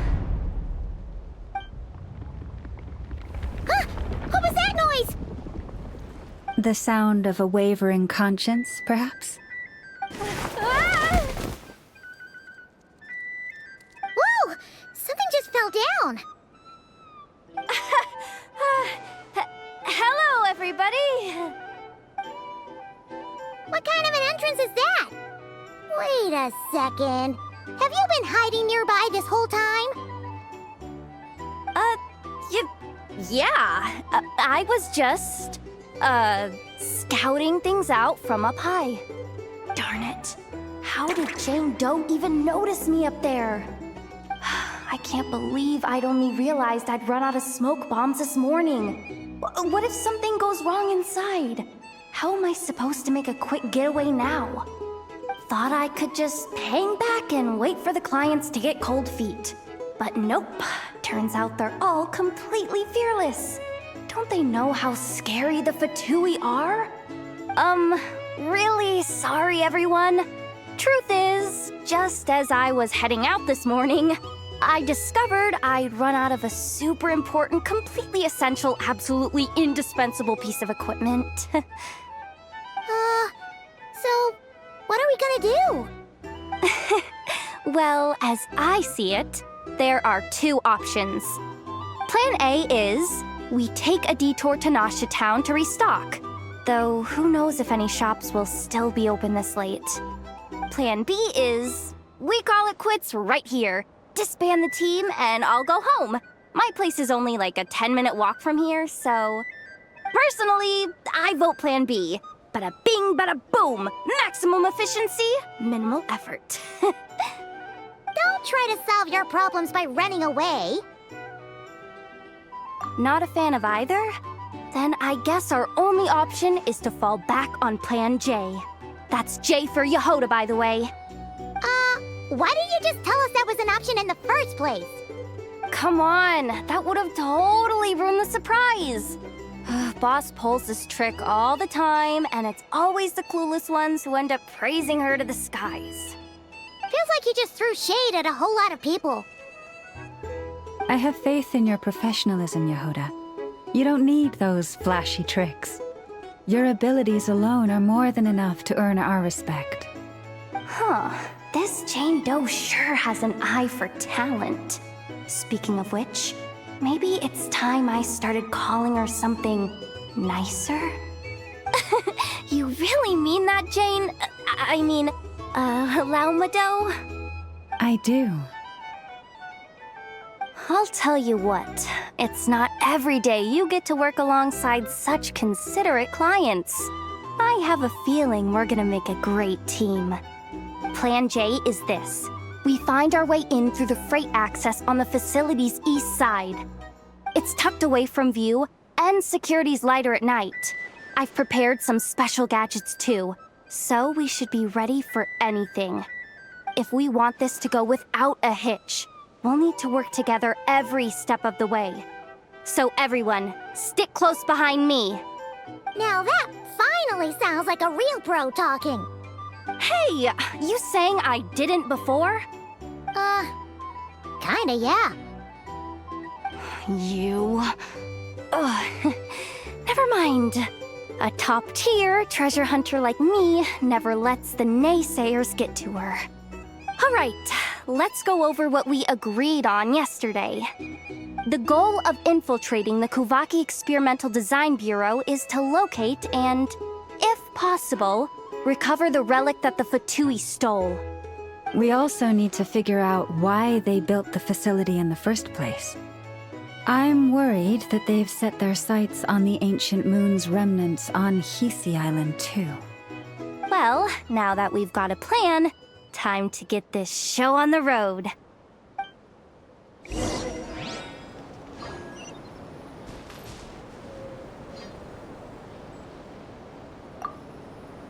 Everyone ready? Yeah? Then, all right then. Let's get this job done.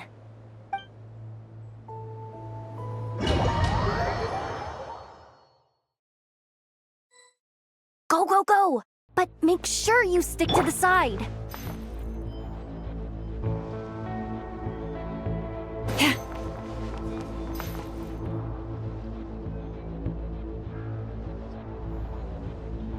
Just as I thought. There's a gate controlling access from the outside. Good thing I brought this keycard, huh?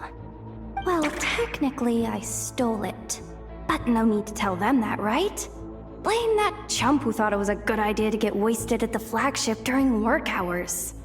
Ooh, is it top-level clearance? Course, that goes without saying.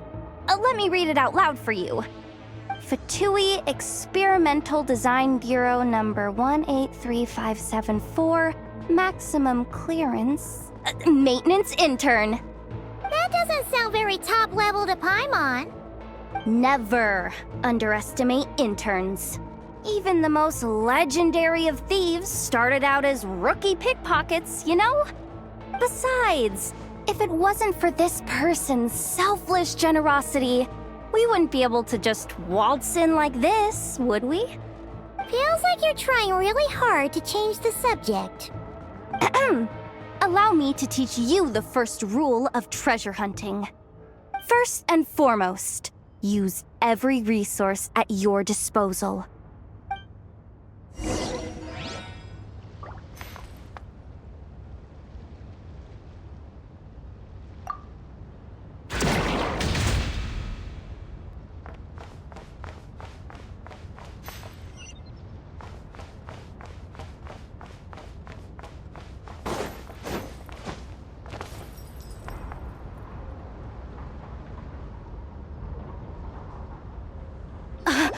I get it now. It's like a pair of light bulbs just lit up in my head. What did you just get? The blue light, aka Plan A, is telling me to take the path along the left side. It'll be a lot stealthier, but that might mean a bit of a detour.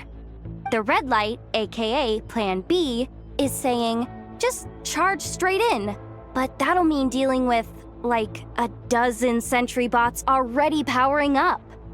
Although, I might be able to switch them to training mode.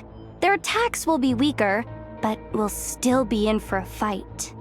Can't you just put them in sleep mode? Hey, I told you, I'm just a maintenance intern. Give the new recruit some time and space to blossom, will ya? We're still pretty close to the entrance. Surely they'll call the whole thing off once they see what these bots can do. Anyway, I say we go with Plan B. Either way, I won't be doing any of the fighting, so the shorter route sounds good to me. If we can avoid fighting at this stage, we should. Plan J is to call it a night so we can all make it back to bed before sunrise. After all, the deeper we go, the more dangerous this is gonna get. So we might as well give up while we still can. Okay, here are the bosses. Just don't forget, whatever you do, don't let those recon bots spot you. Let's see. No kidding. Anefa told me about something like this before. I can't believe that dumb robot actually helped me out for once. All you gotta do is this, and the recon bots will be reassigned to another position. That way, when it's time to move forward, the path will be clear. Which reminds me, it's about time I taught you the third rule of treasure hunting. Go with the flow. What about the second one? You skipped that one. Huh? Did I? Oh geez, must have gotten muddled again.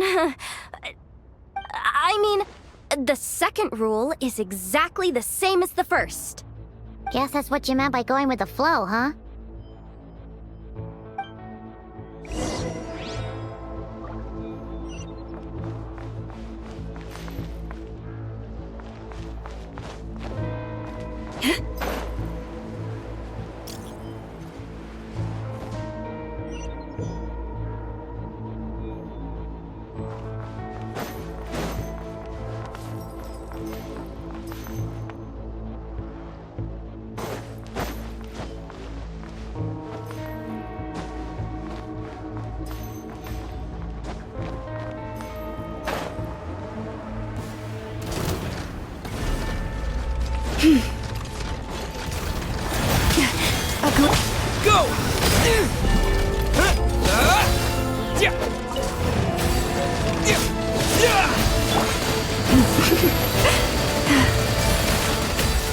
Lush as the moonlight.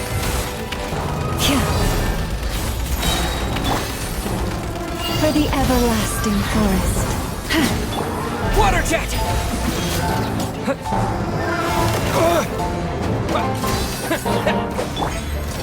You poor lost lamb.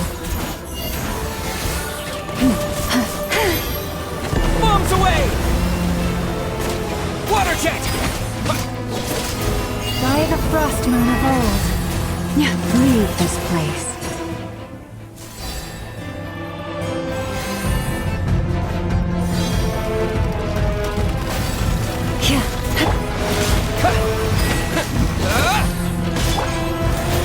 Stay your hand.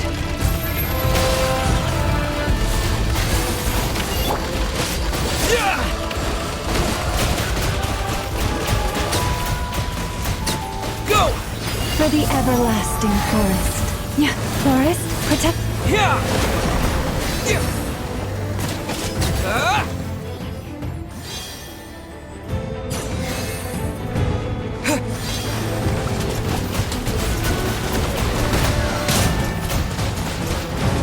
Water jet! You poor lost lamb. By the frost moon of old.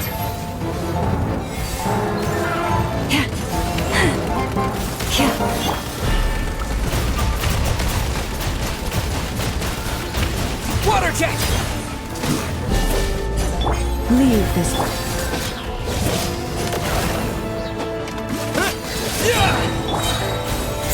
Wipe out!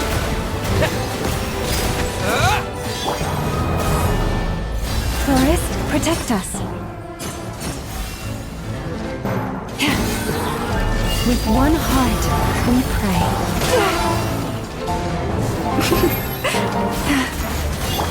Water jet! Leave this place.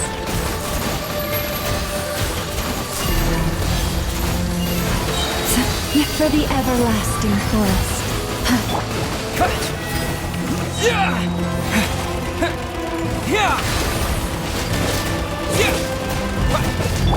Forest, protect.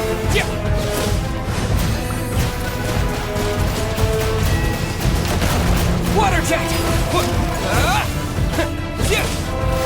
By the frost moon of old.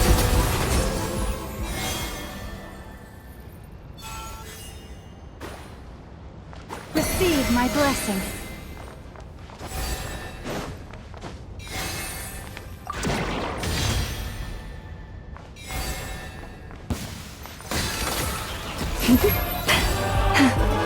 Leave the...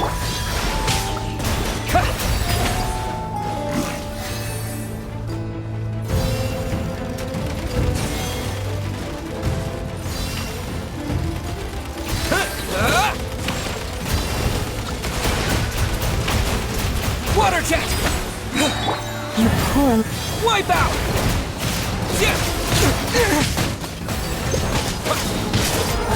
For the everlasting forest. Leave the...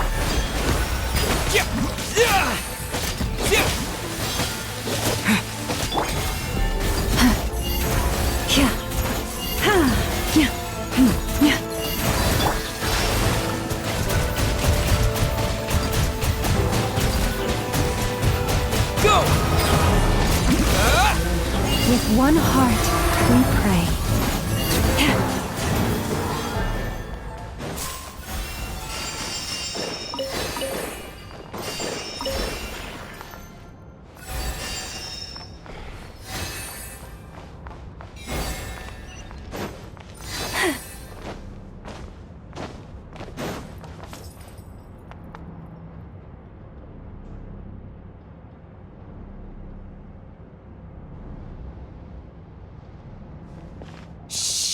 Someone up ahead! Has the lockdown been initiated? Move it, soldier! The cargo has already been transferred. The lockdown procedure is complete, Commander. That sector is now fully sealed. The night shift. Just our luck. Don't they usually handle deliveries during the daytime? There's not supposed to be anyone here. We've come this far already, and they're really trying their best. If I suggest backing out again, it's not gonna look good. Come on, brain, think!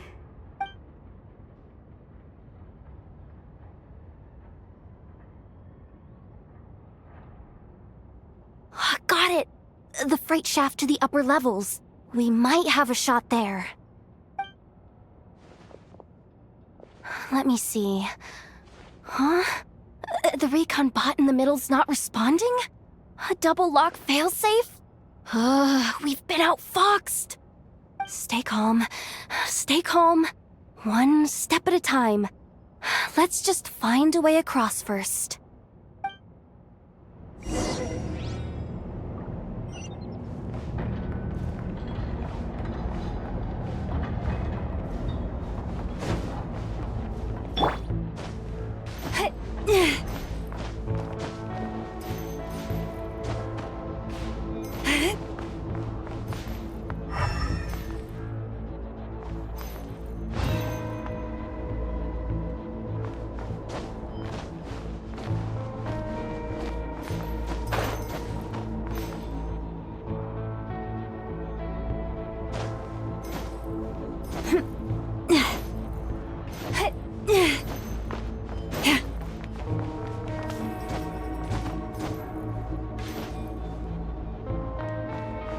Yep.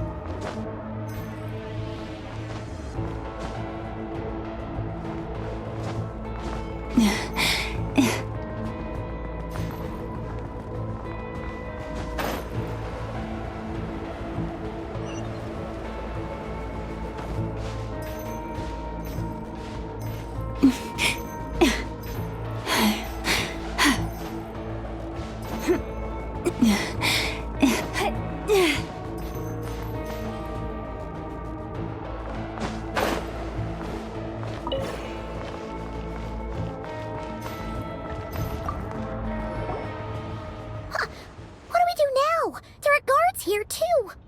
Don't worry. Bots are way easier to deal with than people. At least their behavior is predictable. First, let's find a safe spot to land. Good. That spot shouldn't draw their attention. Let's go. Let me just try something.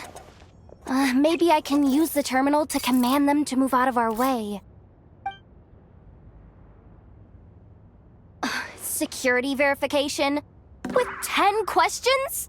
Are you kidding me? You really trust me that much? Fine. I'll do my best. But just to be clear, if I can't answer a question, I'm backing straight out of the terminal. No way I'm risking triggering any sort of alarm. Come on, Yehoda. You can't give up now. Question 1. What is our motto? Oh, I know this one.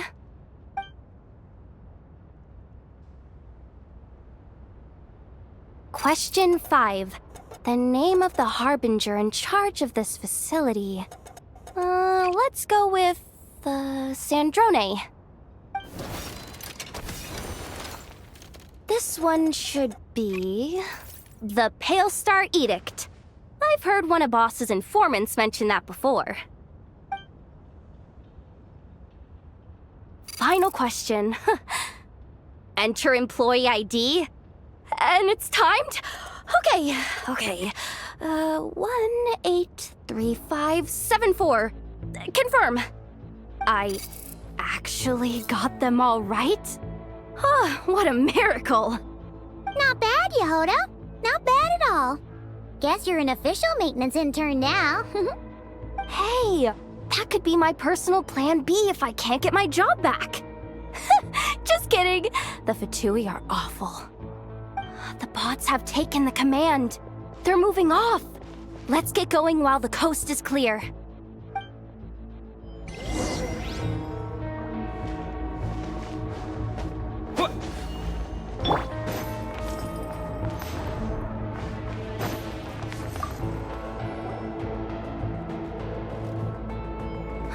Didn't think think they'd even cut off the supply of Kuvaki.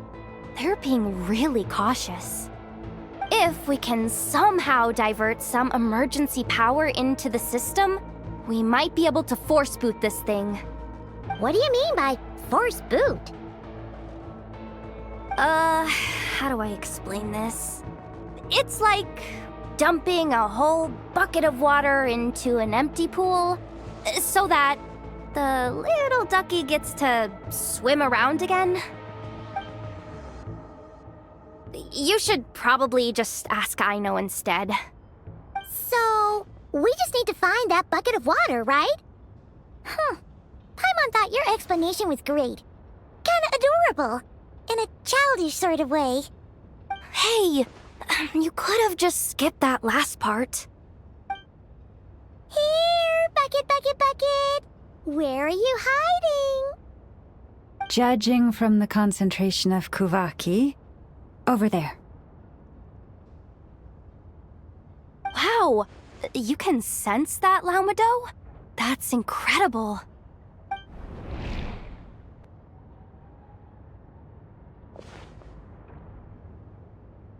Let's move the recon bots above them out of the way first.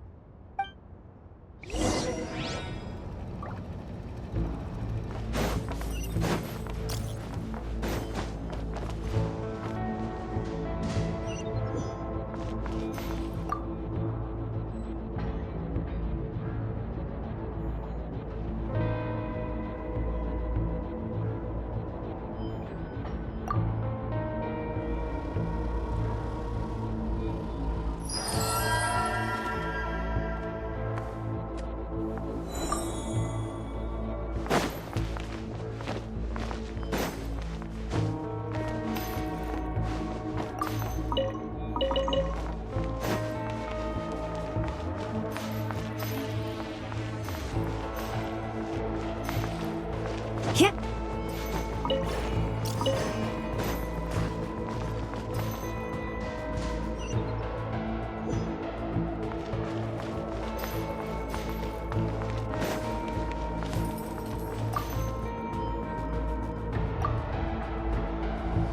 All right, that should keep the alarm from going off.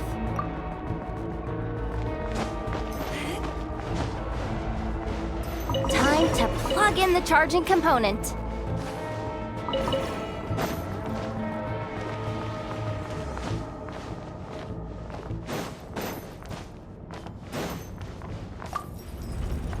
Up and running at last.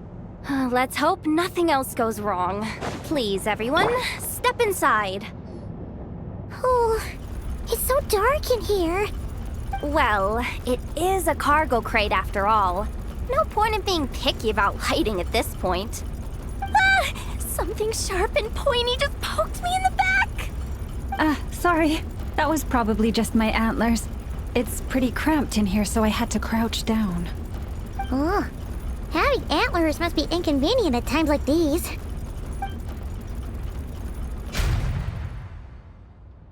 Ah!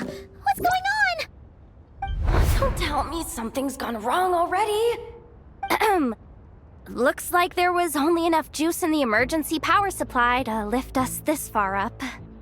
Ugh. Awkward. Am I gonna get docked for this? Based on the boss's policy of docking pay for every screw-up, No, wait a sec. I've already been fired. Doesn't look like it's moving again anytime soon.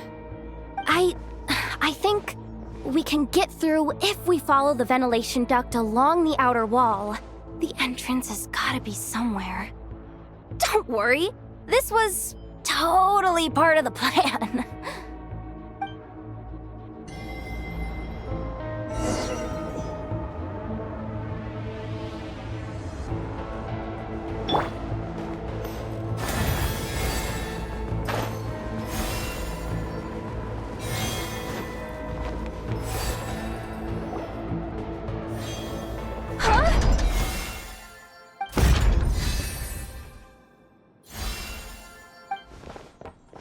Yehoda? How'd you end up outside? Looks like she slipped out at the very last second, just before the gate shut. Impressive reflexes, I must say. Though I'd expect nothing less from a former employee of the Curatorium. I'm so sorry. That was pure survival instinct. I didn't mean to ditch you. Anyway, you guys just stay where you are. I'll figure something out.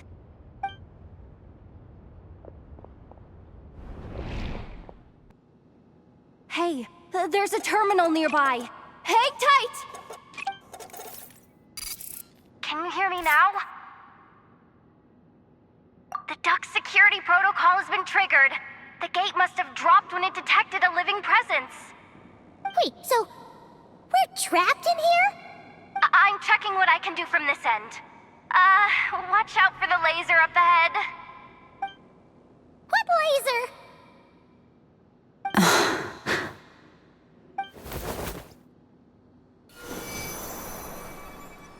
Oh, we see it now. Good thing we didn't move. Got it. I think I understand the situation. Hang in there. Just one moment. This is killing me, but I think I've got it. I can try adjusting the direction of the Kuvaki flow inside the duct. If I've got this right, you might just be able to dodge the lasers by utilizing the Kuvaki's pull in reverse. Oh, Paimon thinks she gets what you mean. But I can't see where you are from here, so I'll need your constant input. Just tell me what to do. I'll follow your lead.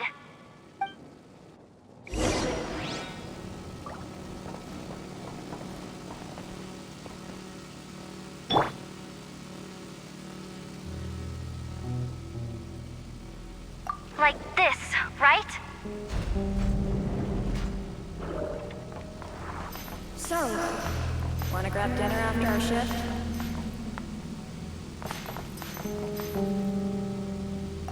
Sure thing. How about the flagship? Too far. And besides, we're not exactly in with the locals.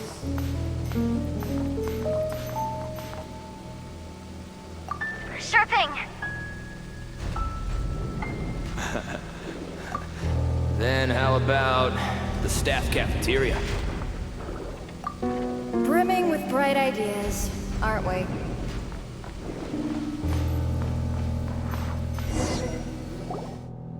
Oh, we made it to the other side. And all thanks to Yehoda. Well, but the gate hasn't opened. How's she gonna meet up with us? Yehoda! No irregularities detected in the duct. Confirm. Confirm. Confirm. Ugh, just confirm the command already, you useless excuse for a terminal. You piece of robo-junk, you mindless pile of scrap! What the? Insufficient clearance? Of course, I don't have the clearance! You oversized... Ow! Go with the flow, Yehoda. Go with the flow. If the others make progress, that's great. But you can't bank on it. You've never been one to depend on others. So it's about time you stepped up to the challenge.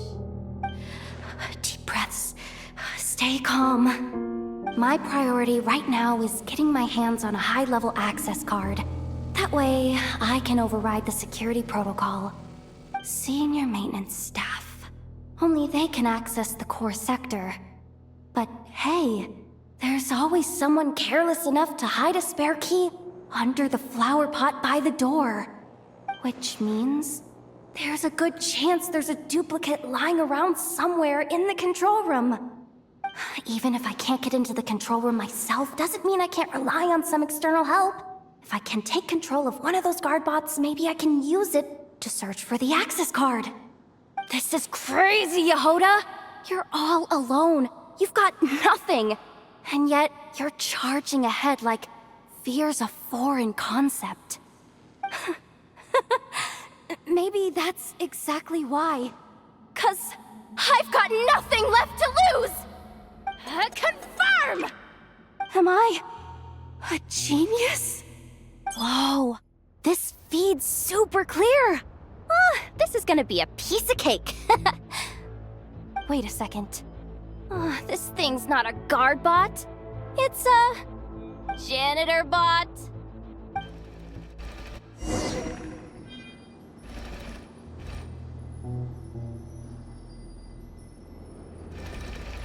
You think Marionette even knows what we do down here? She seems to spend all day either holed up in her lab or out doing the rounds. Still a mess over there. Go clean it up. Why? Planning to skim a little off the top? No, nothing like that. Just wondering if anyone would actually notice if we didn't show up from time to time.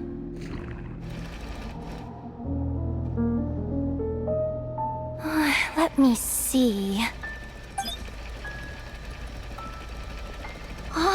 There it is! Hey! Why'd you stop?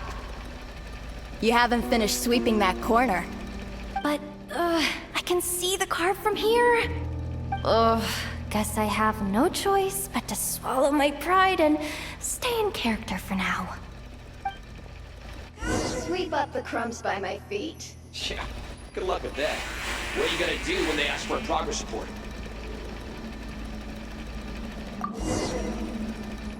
Sucks, though. Finally sent somewhere warmer than Snezhnaya. Yet we barely get to see the outside world. Gotten rid of the... Come on. Where's that bot passage when you need it? There! The terminal's just ahead. But will Yehoda be okay? Paimon! She said she'd use every resource at her disposal, so let's have some faith in her abilities. Besides, when it comes to surviving in Krai, she probably knows more than any of us. So, they really do believe in me. But how long are we gonna have to stay here? Paimon doesn't want to get caught by the Fatui either. Does Paimon mean the two Fatui in that room? Let me see if there's a way to distract them. Wait, did you hear that? Huh? The alarm? What's going on? Let's go check it out. This looks like somewhere important, but there's nothing here. Hey guys! It's me! Yehoda, are you okay? I'm fine. I managed to swipe a high-level access card and triggered an alarm to draw the guards off. But we don't have much time.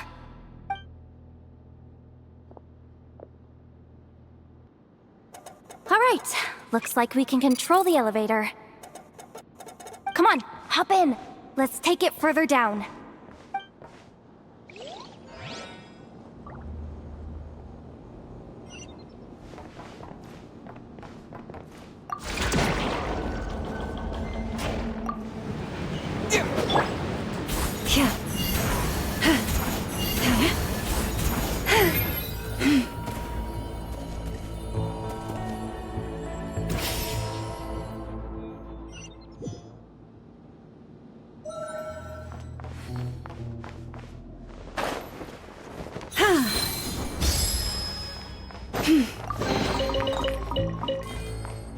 We should be able to use the terminal to move the drawbridge. Here's the access card. I'll keep watch while you handle the controls.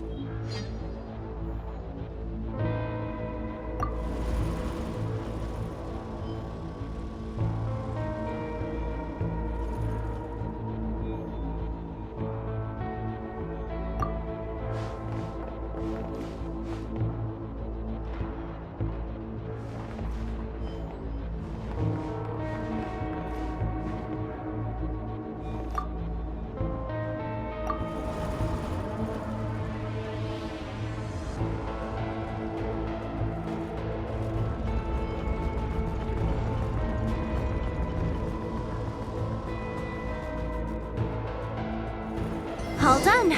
Let's keep moving.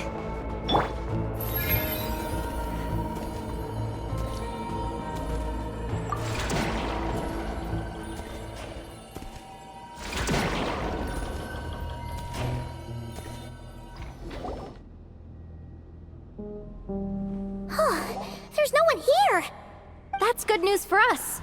Let's head inside.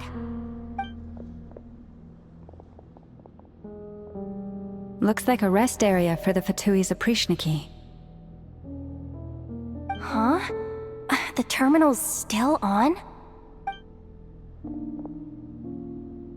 Huh.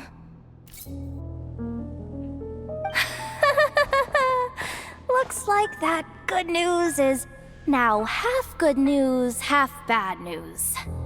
What do you mean? Well, it seems like that alarm I just triggered was so high level that even the guards in the rest area went to investigate. That's the good news, by the way. And what's the bad news? The bad news is that once they realize it was a false alarm, they're bound to circle back and check this floor. And then we're toast. So we've got to move fast here.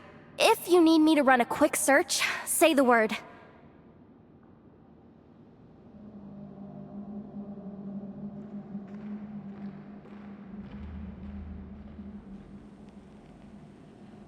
"264 pages!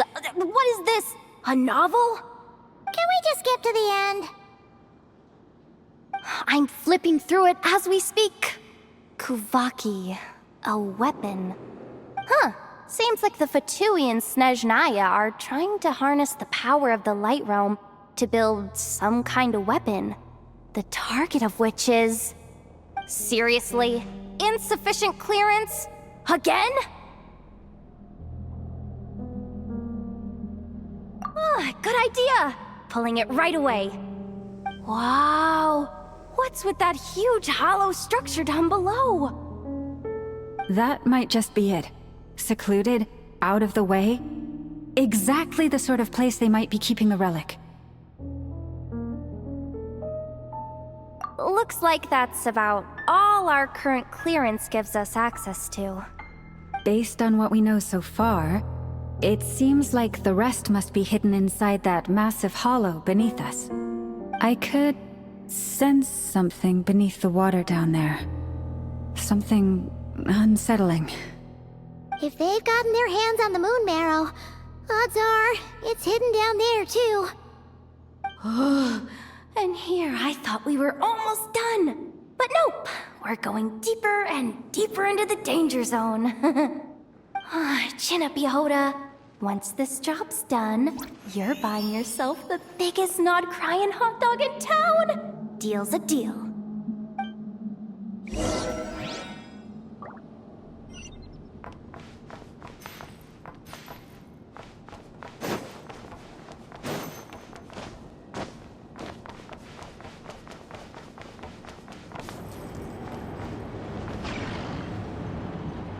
Watch out for that defense bot! It's aiming right at us! You'll have to use Kuvaki to deflect its attacks back the way they came!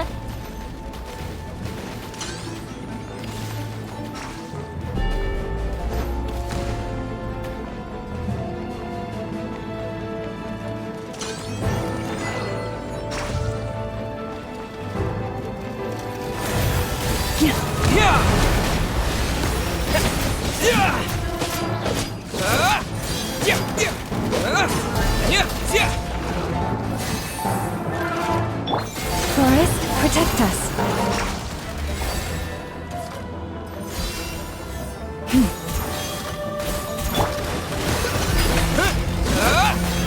By the frost moon of old, leave this place.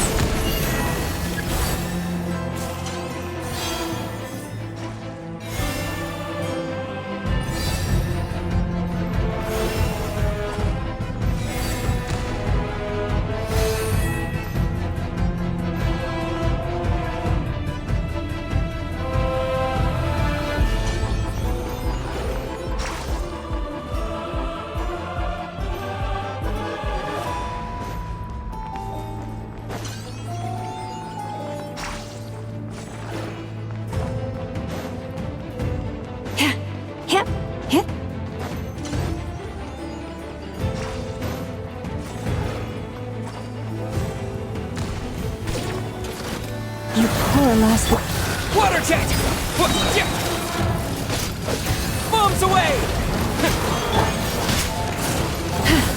With one heart, we pray.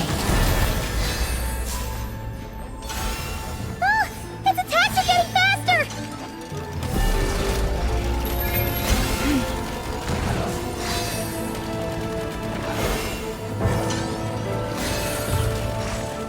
Almost there! We're almost there!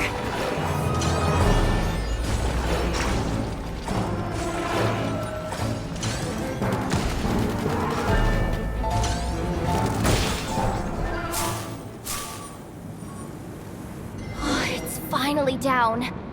Quick, let's hurry down to the lower level before we're spotted.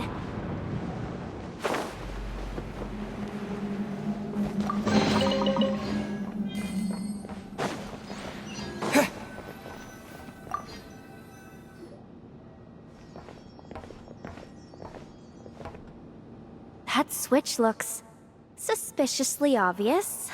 No way I'm pulling that. But you guys, go ahead. Hey, you spotted it first.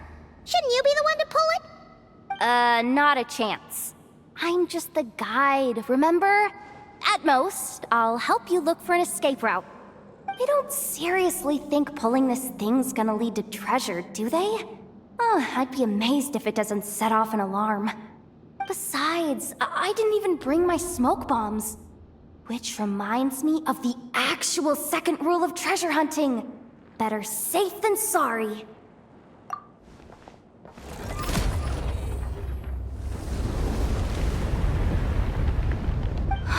The ground, it's shaking.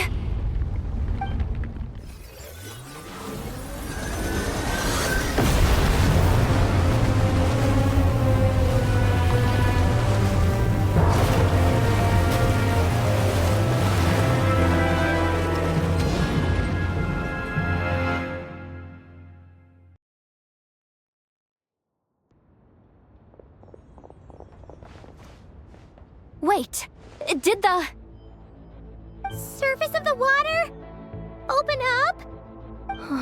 This is bad. This is really bad. I'm getting put on the Fatui's blacklist for sure. Don't worry, Yehoda. You've helped us so much. If they try anything, we'll protect you. Aww.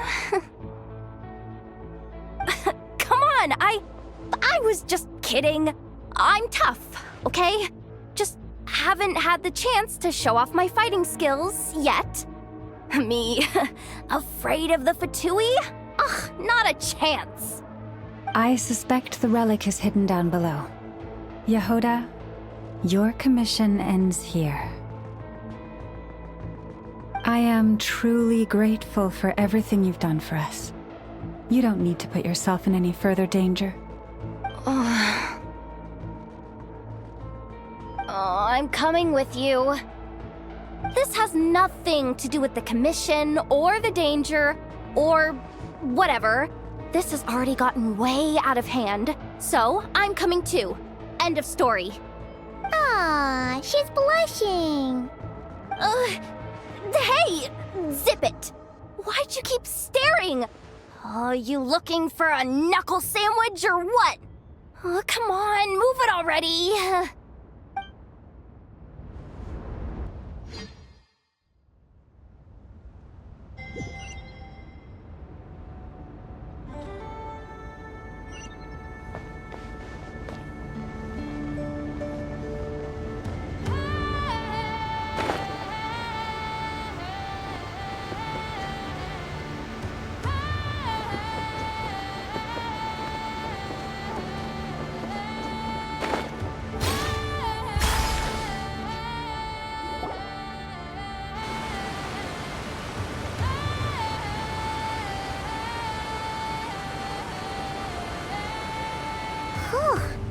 It's really deep down here. What is this place? We're standing on another fragment of the ancient moon's remnants. So this was the source of the Kuvaki I sensed earlier. Wait, what? So the Fatui had it hidden underwater this whole time? This gigantic thing?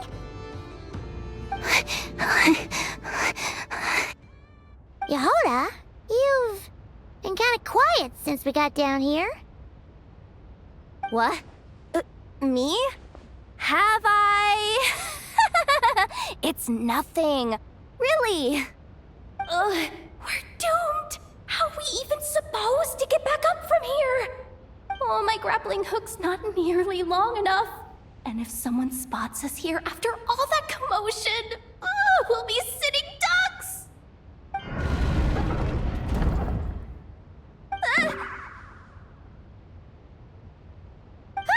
Oh no! That door's opening! Please don't say it's the Fatui! No, please, no! We finally made it here, and we're so close to getting the job done! I didn't risk my neck just to die before I've even had a chance to spend my reward!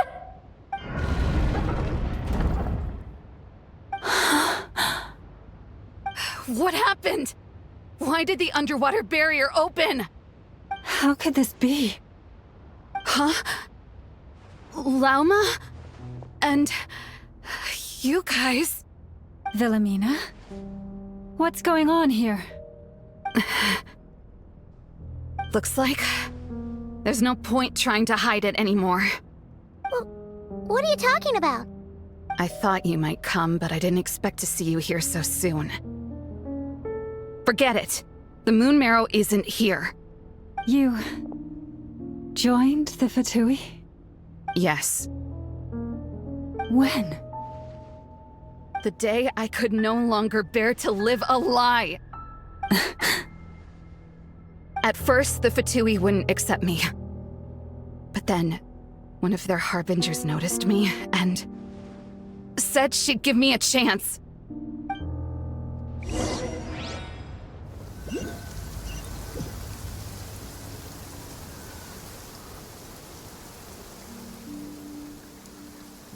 Ugh.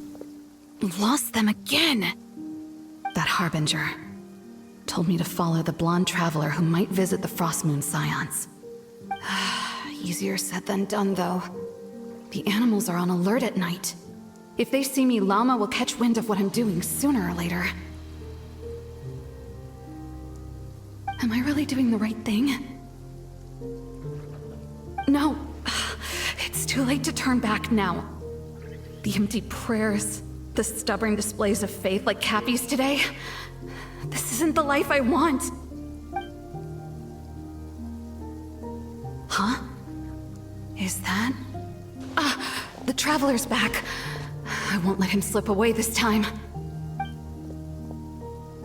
Wait, who's that with him? They look so alike. They seem to be heading towards the statue of Kutar.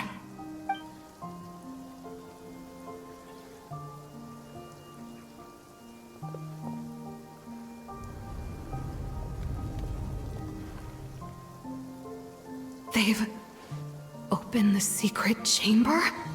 But wasn't it meant to be sealed? Wait a second. The Moon Marrow! Surely they're not after the Moon Marrow. I'd better go report this straight to... Hold on. If they do actually make it to the final room, then maybe I'll be able to get my hands on the relic. The one thing the Fatui have been after this whole time.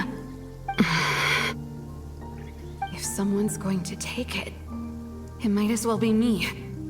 This could be my ticket to joining them.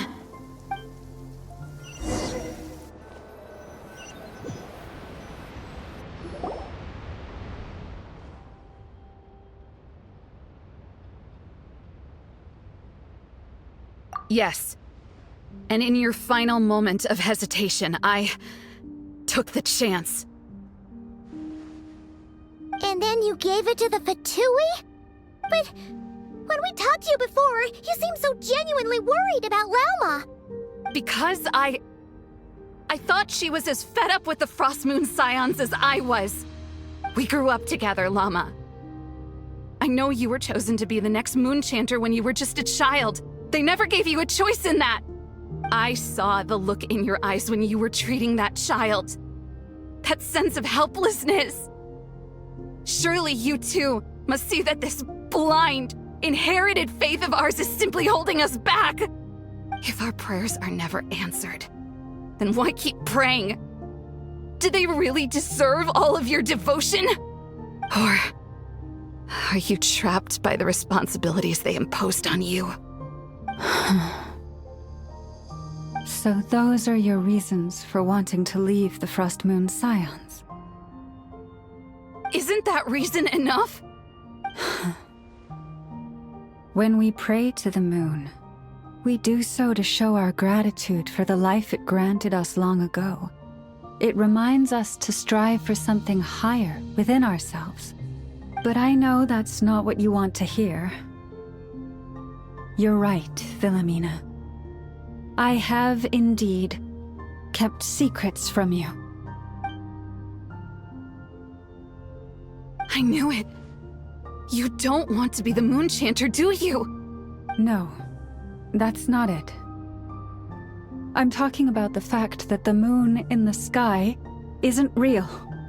What? You're saying... Huh?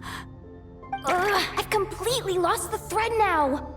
Oh, do we really have to do this here? What if a Harbinger shows up? Oh, I'm not cut out for fighting big bosses! The pain you sensed in me was the pain of hiding this truth. If what you're saying is true, then you already knew that the Frost Moon Scions wouldn't believe any of this. Why didn't you just leave like I did? You don't understand, do you? That's the difference between us, Philomena. I care about the Frost Moon Scions. They're family to me. It hurts because I care. And that's why I chose to hide the truth. But now I understand that was a mistake. My family deserves to know the truth. I shouldn't have tried to hold it all together with empty prayers. Are you trying to say that I only ever cared about myself? There's nothing wrong with that in itself. No one would have tried to stop you from leaving. But you did not have to stab us in the back like this. We've been spotted! I knew it. I just knew it. Oh, what now?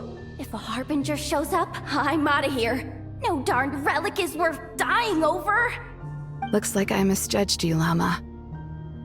I didn't think you had it in you to stand up to your fate. Turns out, you are a great Moon Chanter after all. But you were right about one thing. I haven't considered Hisi Island my home for a long time now. Bosses, time to go. I will change the Frost Moon Scions, Philomena, as soon as the new moon rises. Then I guess I won't be around to see it. Say, Lauma, what happens to those who betray the Frost Moon Scions? May their antlers be shorn with silver blades, and let them be cast into the long night of unknowing.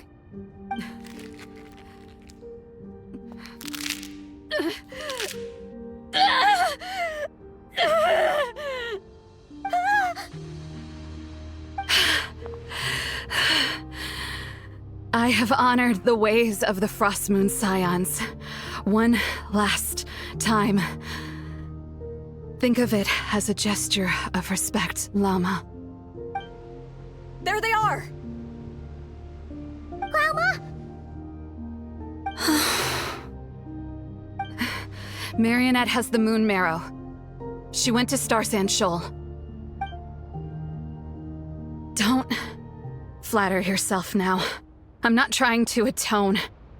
I just don't believe you'll actually be able to change them.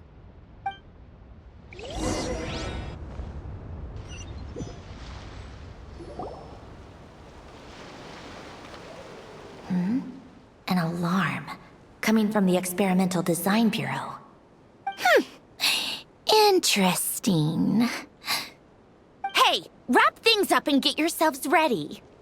Looks like we might be having some guests. Yes, milady. Perfect timing. This job's been boring me to death. Time to test some hypotheses.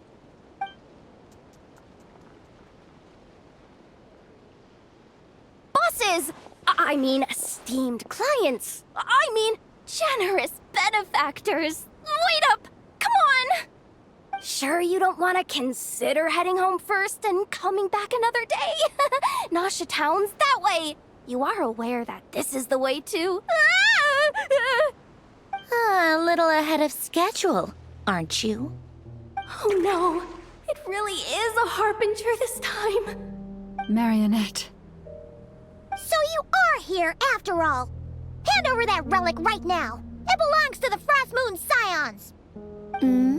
You mean that thing your antlered turncoat brought us?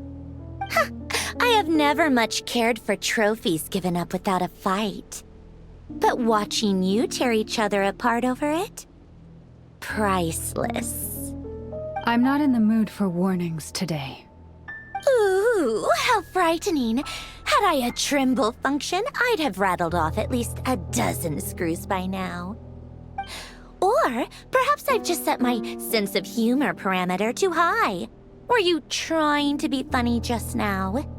You don't honestly believe you're a match for me, do you?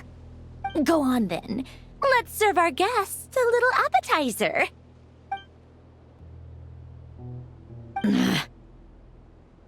Hey, didn't you hear me? I said let's serve our guests a little... What's going on? Oh no. Watch out. It's the Wild Hunt.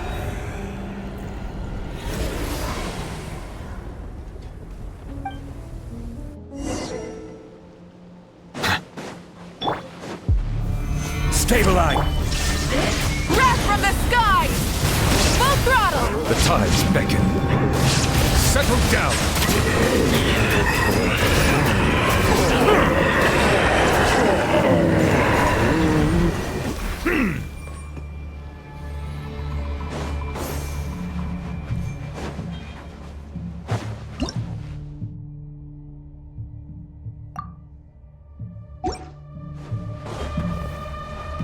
Now you shall perish!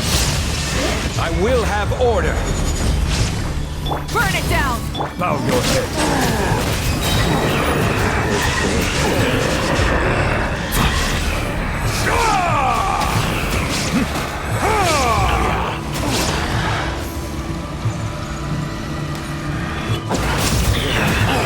This thing's just keep coming! Isn't there anything we can do? Gather! Pyroclastic surge!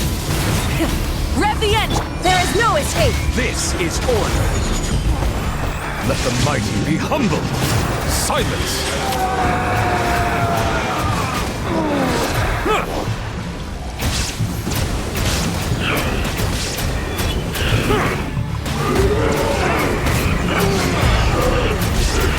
Bow your head. Order guide you. Stabilize. Light it up! Be sanctified.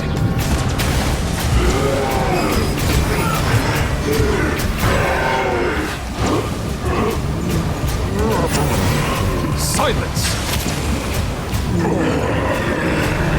Use that device to seal them away! Wrath from the sky! Full throttle! This is order. Bow your head.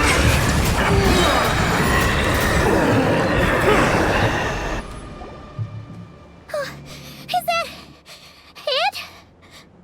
Oh, at least that's what the Lightkeeper's Handbook says. Careful. It's not over yet.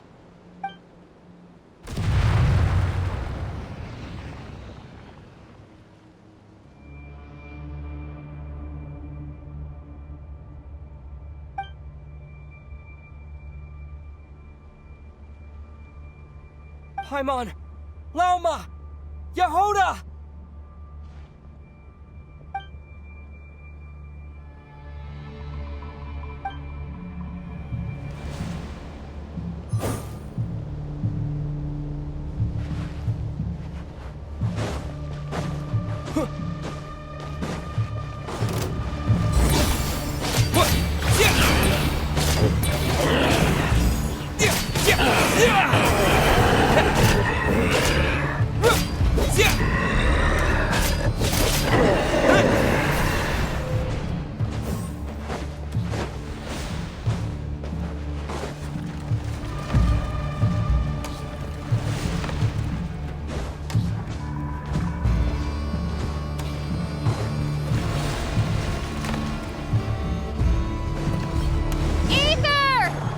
What was that?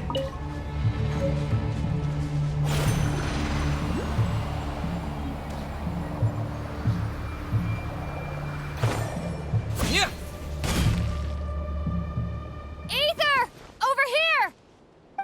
Lumine! Quick, grab my hand.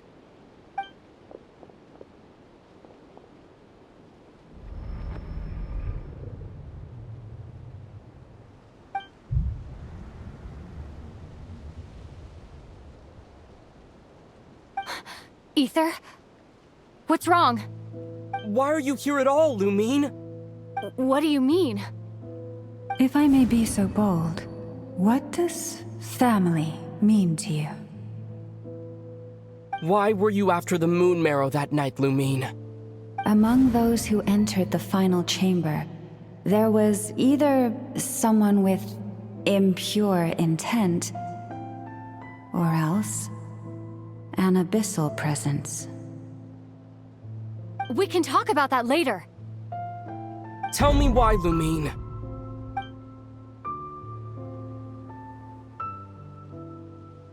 You know, this is only the second time we fought together since the day we both woke up in Tevat.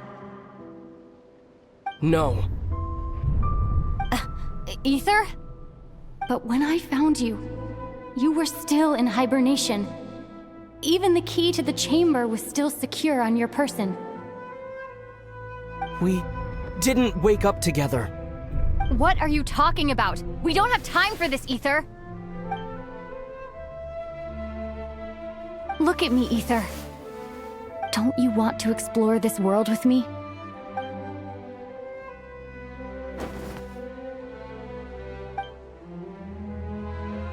You think I'd lie to my big bro?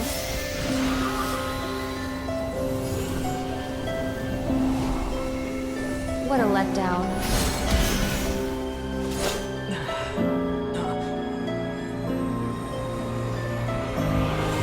Go get it for me, Ether.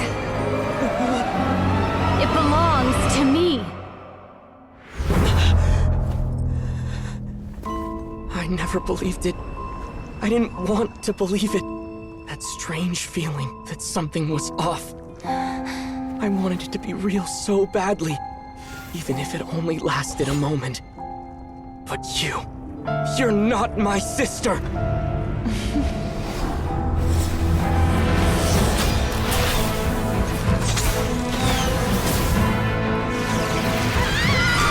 Moon Goddess, please save us! Why is this happening to us? Has it been abandoned? The cold night should be our blessing, yet only confusion and sorrow remain.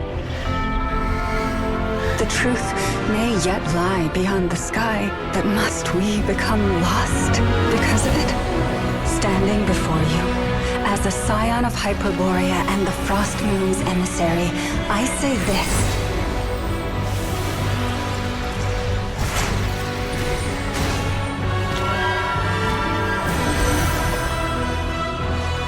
Should the false sky above dim the light of the moon, then from silver blood that flows as rivers, let us weave moonlight anew.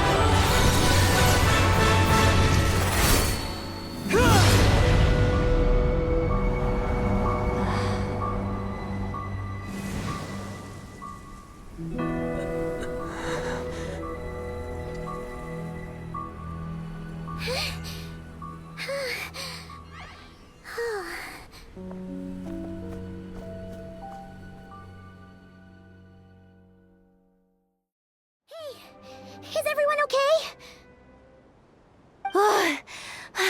Think I saw my life flash before my eyes there. Oh, good thing Laumado was there to save the day. Are you all right, traveler?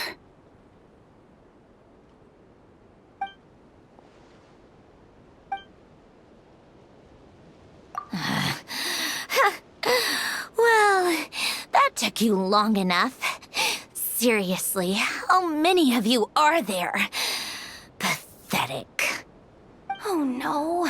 Oh, I spoke too soon. Totally forgot we still have a Harbinger to deal with.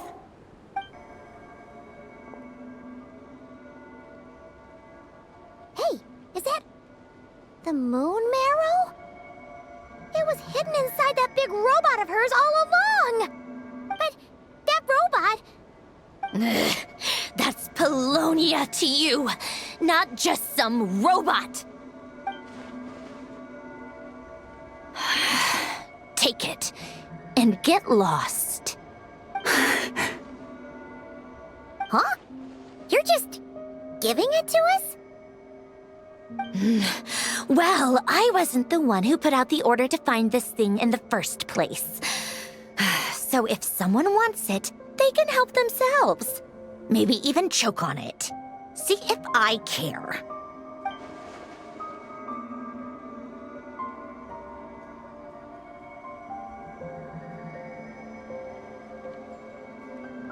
So, are you waiting for me to change my mind or what? I'd be more than happy to pick up where we just left off. But I should warn you, I'm in a bad mood right now. Let's go.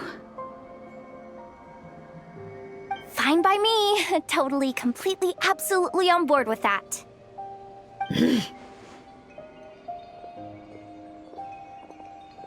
It's finally over. If that doesn't make the most thrilling commission of the year, I don't know what will. Looks like the Fatui are all gone now. Velma?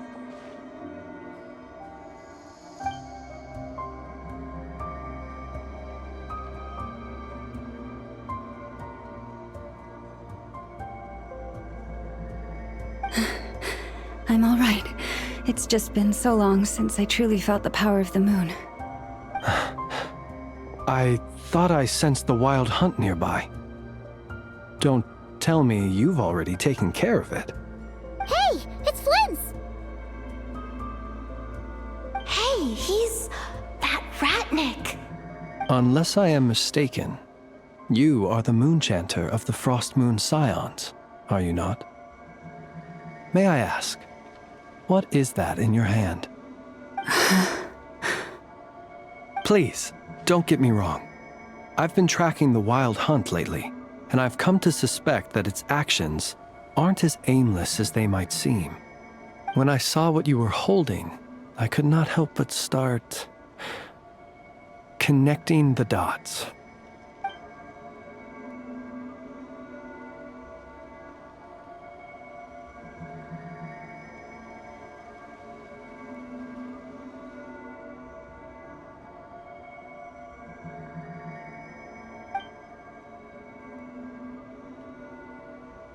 You better be extra careful, Flint.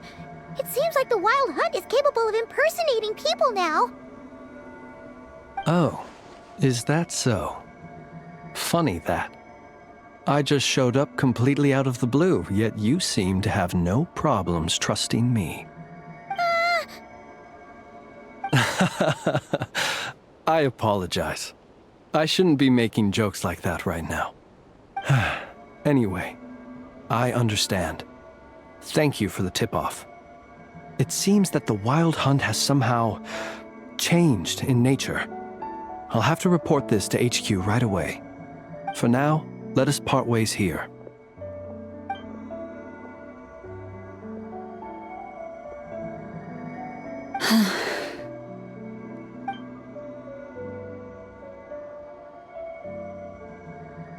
That little joke of his just now sure scared the bejeebies out of Paimon. Are all the Ratniki and Krai like that? They're usually stationed in remote areas and tend to keep to themselves. So, it's not surprising they end up a little eccentric? No, he's different. Really? How so? The animals. They've told me they're afraid to even go near him.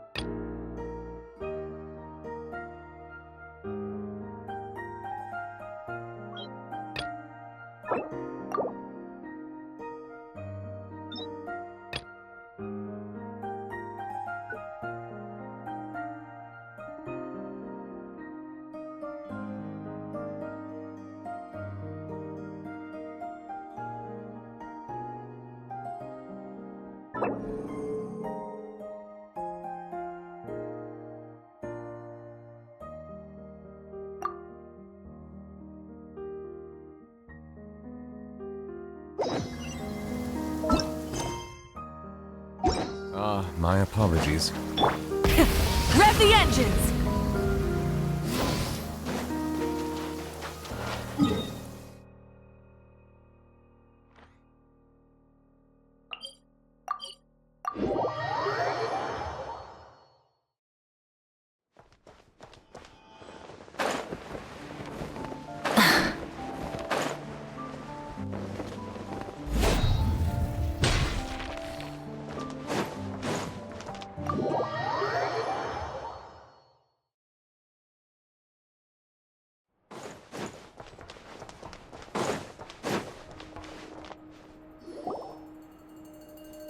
Oh, you're back. I just made you all a pot of tea. Better drink it while it's hot. Boss Neff, you wouldn't believe how scary our day has been! Seriously, I am never, ever taking random jobs like that ever again! You hear me? Oh, come on now. You even faced the wild hunt and lived to tell the tale. What's left to be afraid of? Wait a sec, how did you... Oh, right. Like you told us before, your business is dealing in information. Huh? Boss Neff? The teacups? Why is there one missing? Did you think I wasn't coming back? My. How could you think that of me? You know the rules. If a member of staff wants tea, they pour it themselves. Your cup's sitting safe and sound right there, in the cupboard. Member of staff? Does that mean you're accepting me back? Wasn't that the deal? Boss Neff! You're the best boss ever! You never change, do you? Everything turned out fine, no? You found exactly what you were looking for. Yet there you are, sulking away as usual.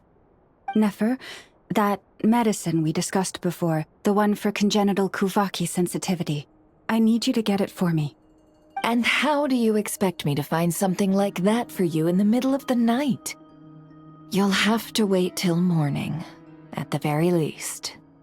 I need it right now. All right. I'll see what I can do. But you know urgent means extra charge, right? Thank you. You know what? You do seem a little different. In a good way? Or a bad way? Who can say? I'll take it either way, so long as you don't start making a habit of asking me for ridiculous favors.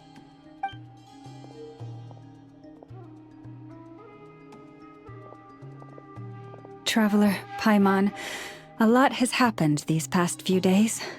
I don't know what I would have done without you. Hey, don't mention it. That's what we're here for.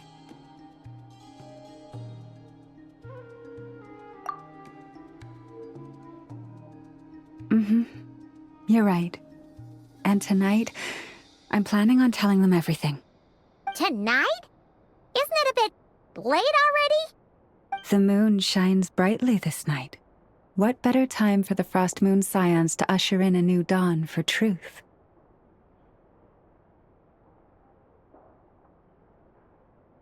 Thank you for your kind words. But before I do, there's one more thing we need to deal with. Oh yeah! Now that we have the moon marrow... You'll have to forgive me. I used too much of my strength in the battle earlier. I fear I won't be able to help you uncover the truth of the past. Not right away, at least. That's fine. We're gonna be in Krai for a while anyway, so there's no rush, right? Thank you. But there's another problem. How to keep the moon marrow safe now?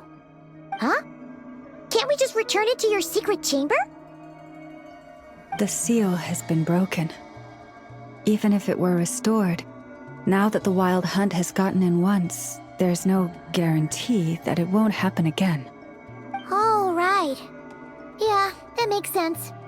Back when the Frost Moon Scion's bloodline still ran strong, in special circumstances, a moon chanter could act as a vessel, safeguarding the relic within their own body.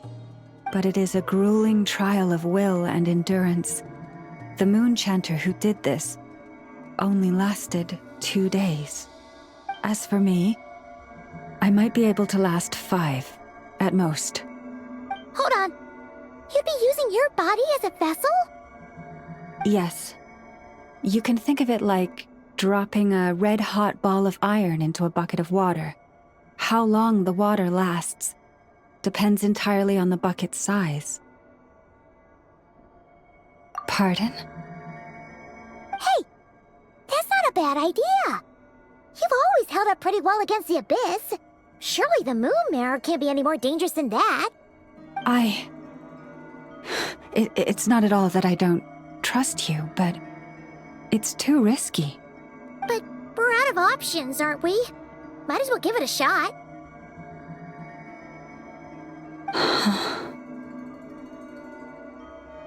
All right. Well, I'll be right by your side. If anything feels off, please tell me immediately.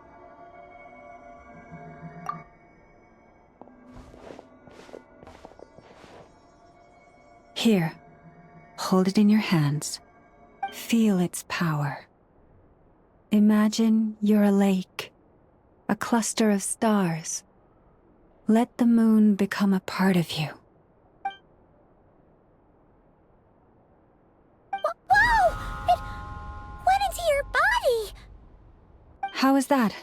Are you feeling any discomfort?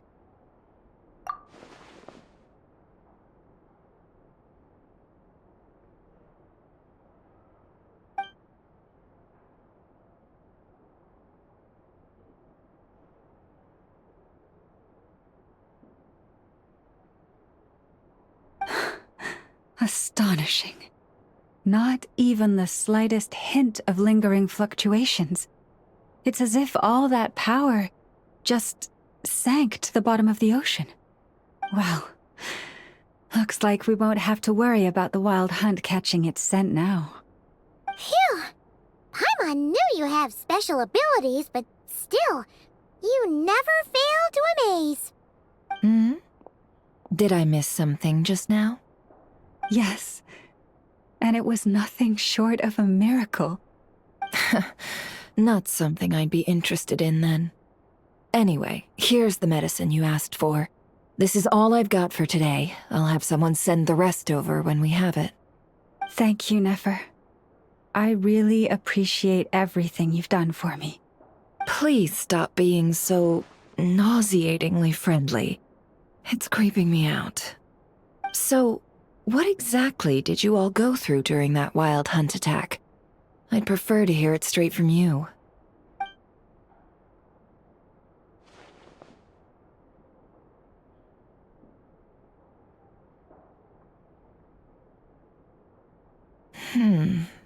A phantom that can mimic the appearance of others.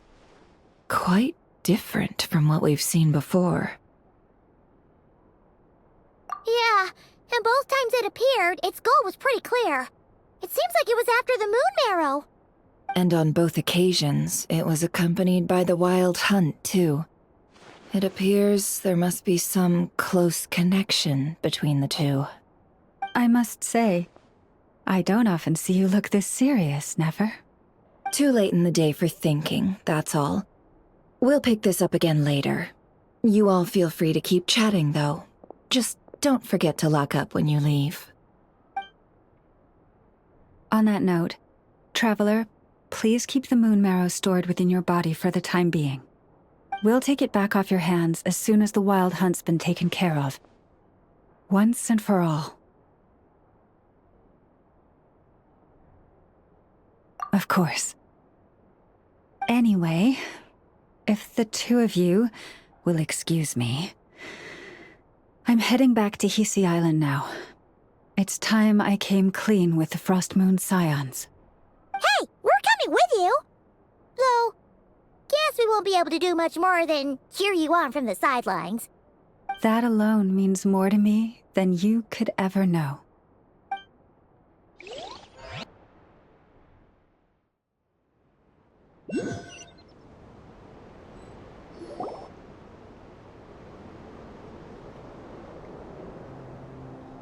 What's going on?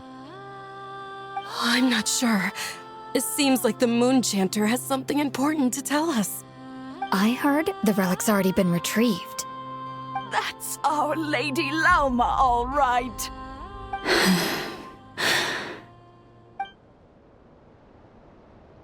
Noble scions of the Frost Moon, my kin beneath the moonlight, I hereby declare the truth to you. Long have our ancestors looked up to the Frost Moon, guided by her serene light. Yet now, she lies hidden beyond the limits of the sky.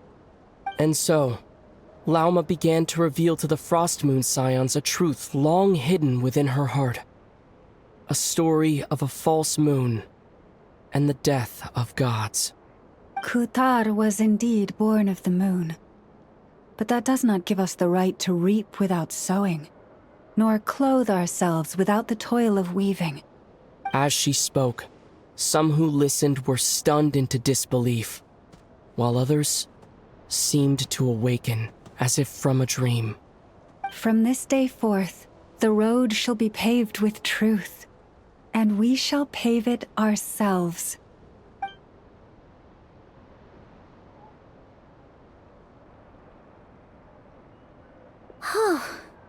After everything Lauma said last night, Paimon wonders how everyone's adjusting. Still, judging by their reactions at the time, it didn't seem as intense as Paimon might have imagined. Says a lot about how much trust she commands, huh? Hey look! It's Lauma! Welcome, both of you. The animals were most lively this morning. They told me of your coming.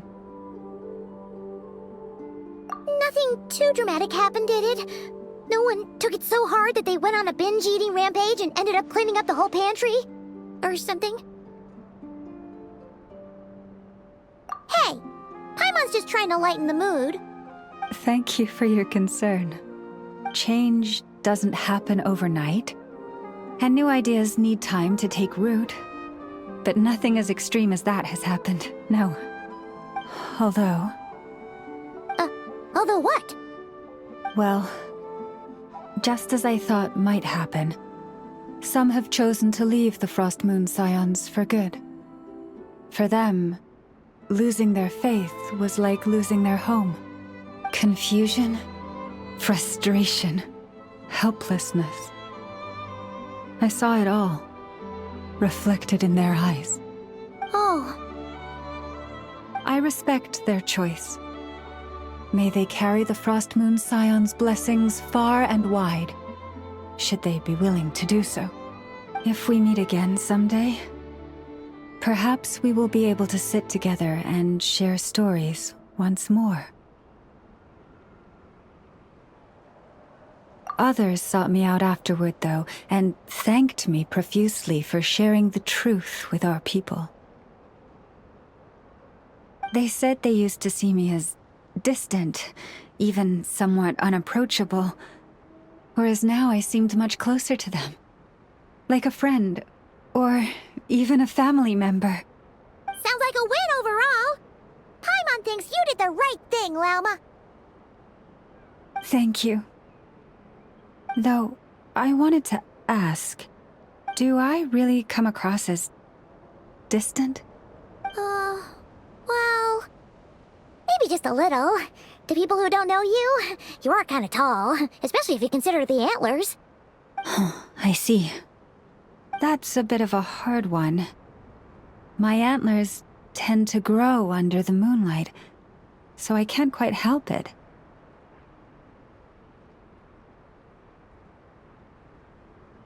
It brings me comfort to hear you say that. By the way, how has your body been adjusting to the moon marrow? I'm glad to hear it. I've also suggested to Nefer that we meet within the next few days.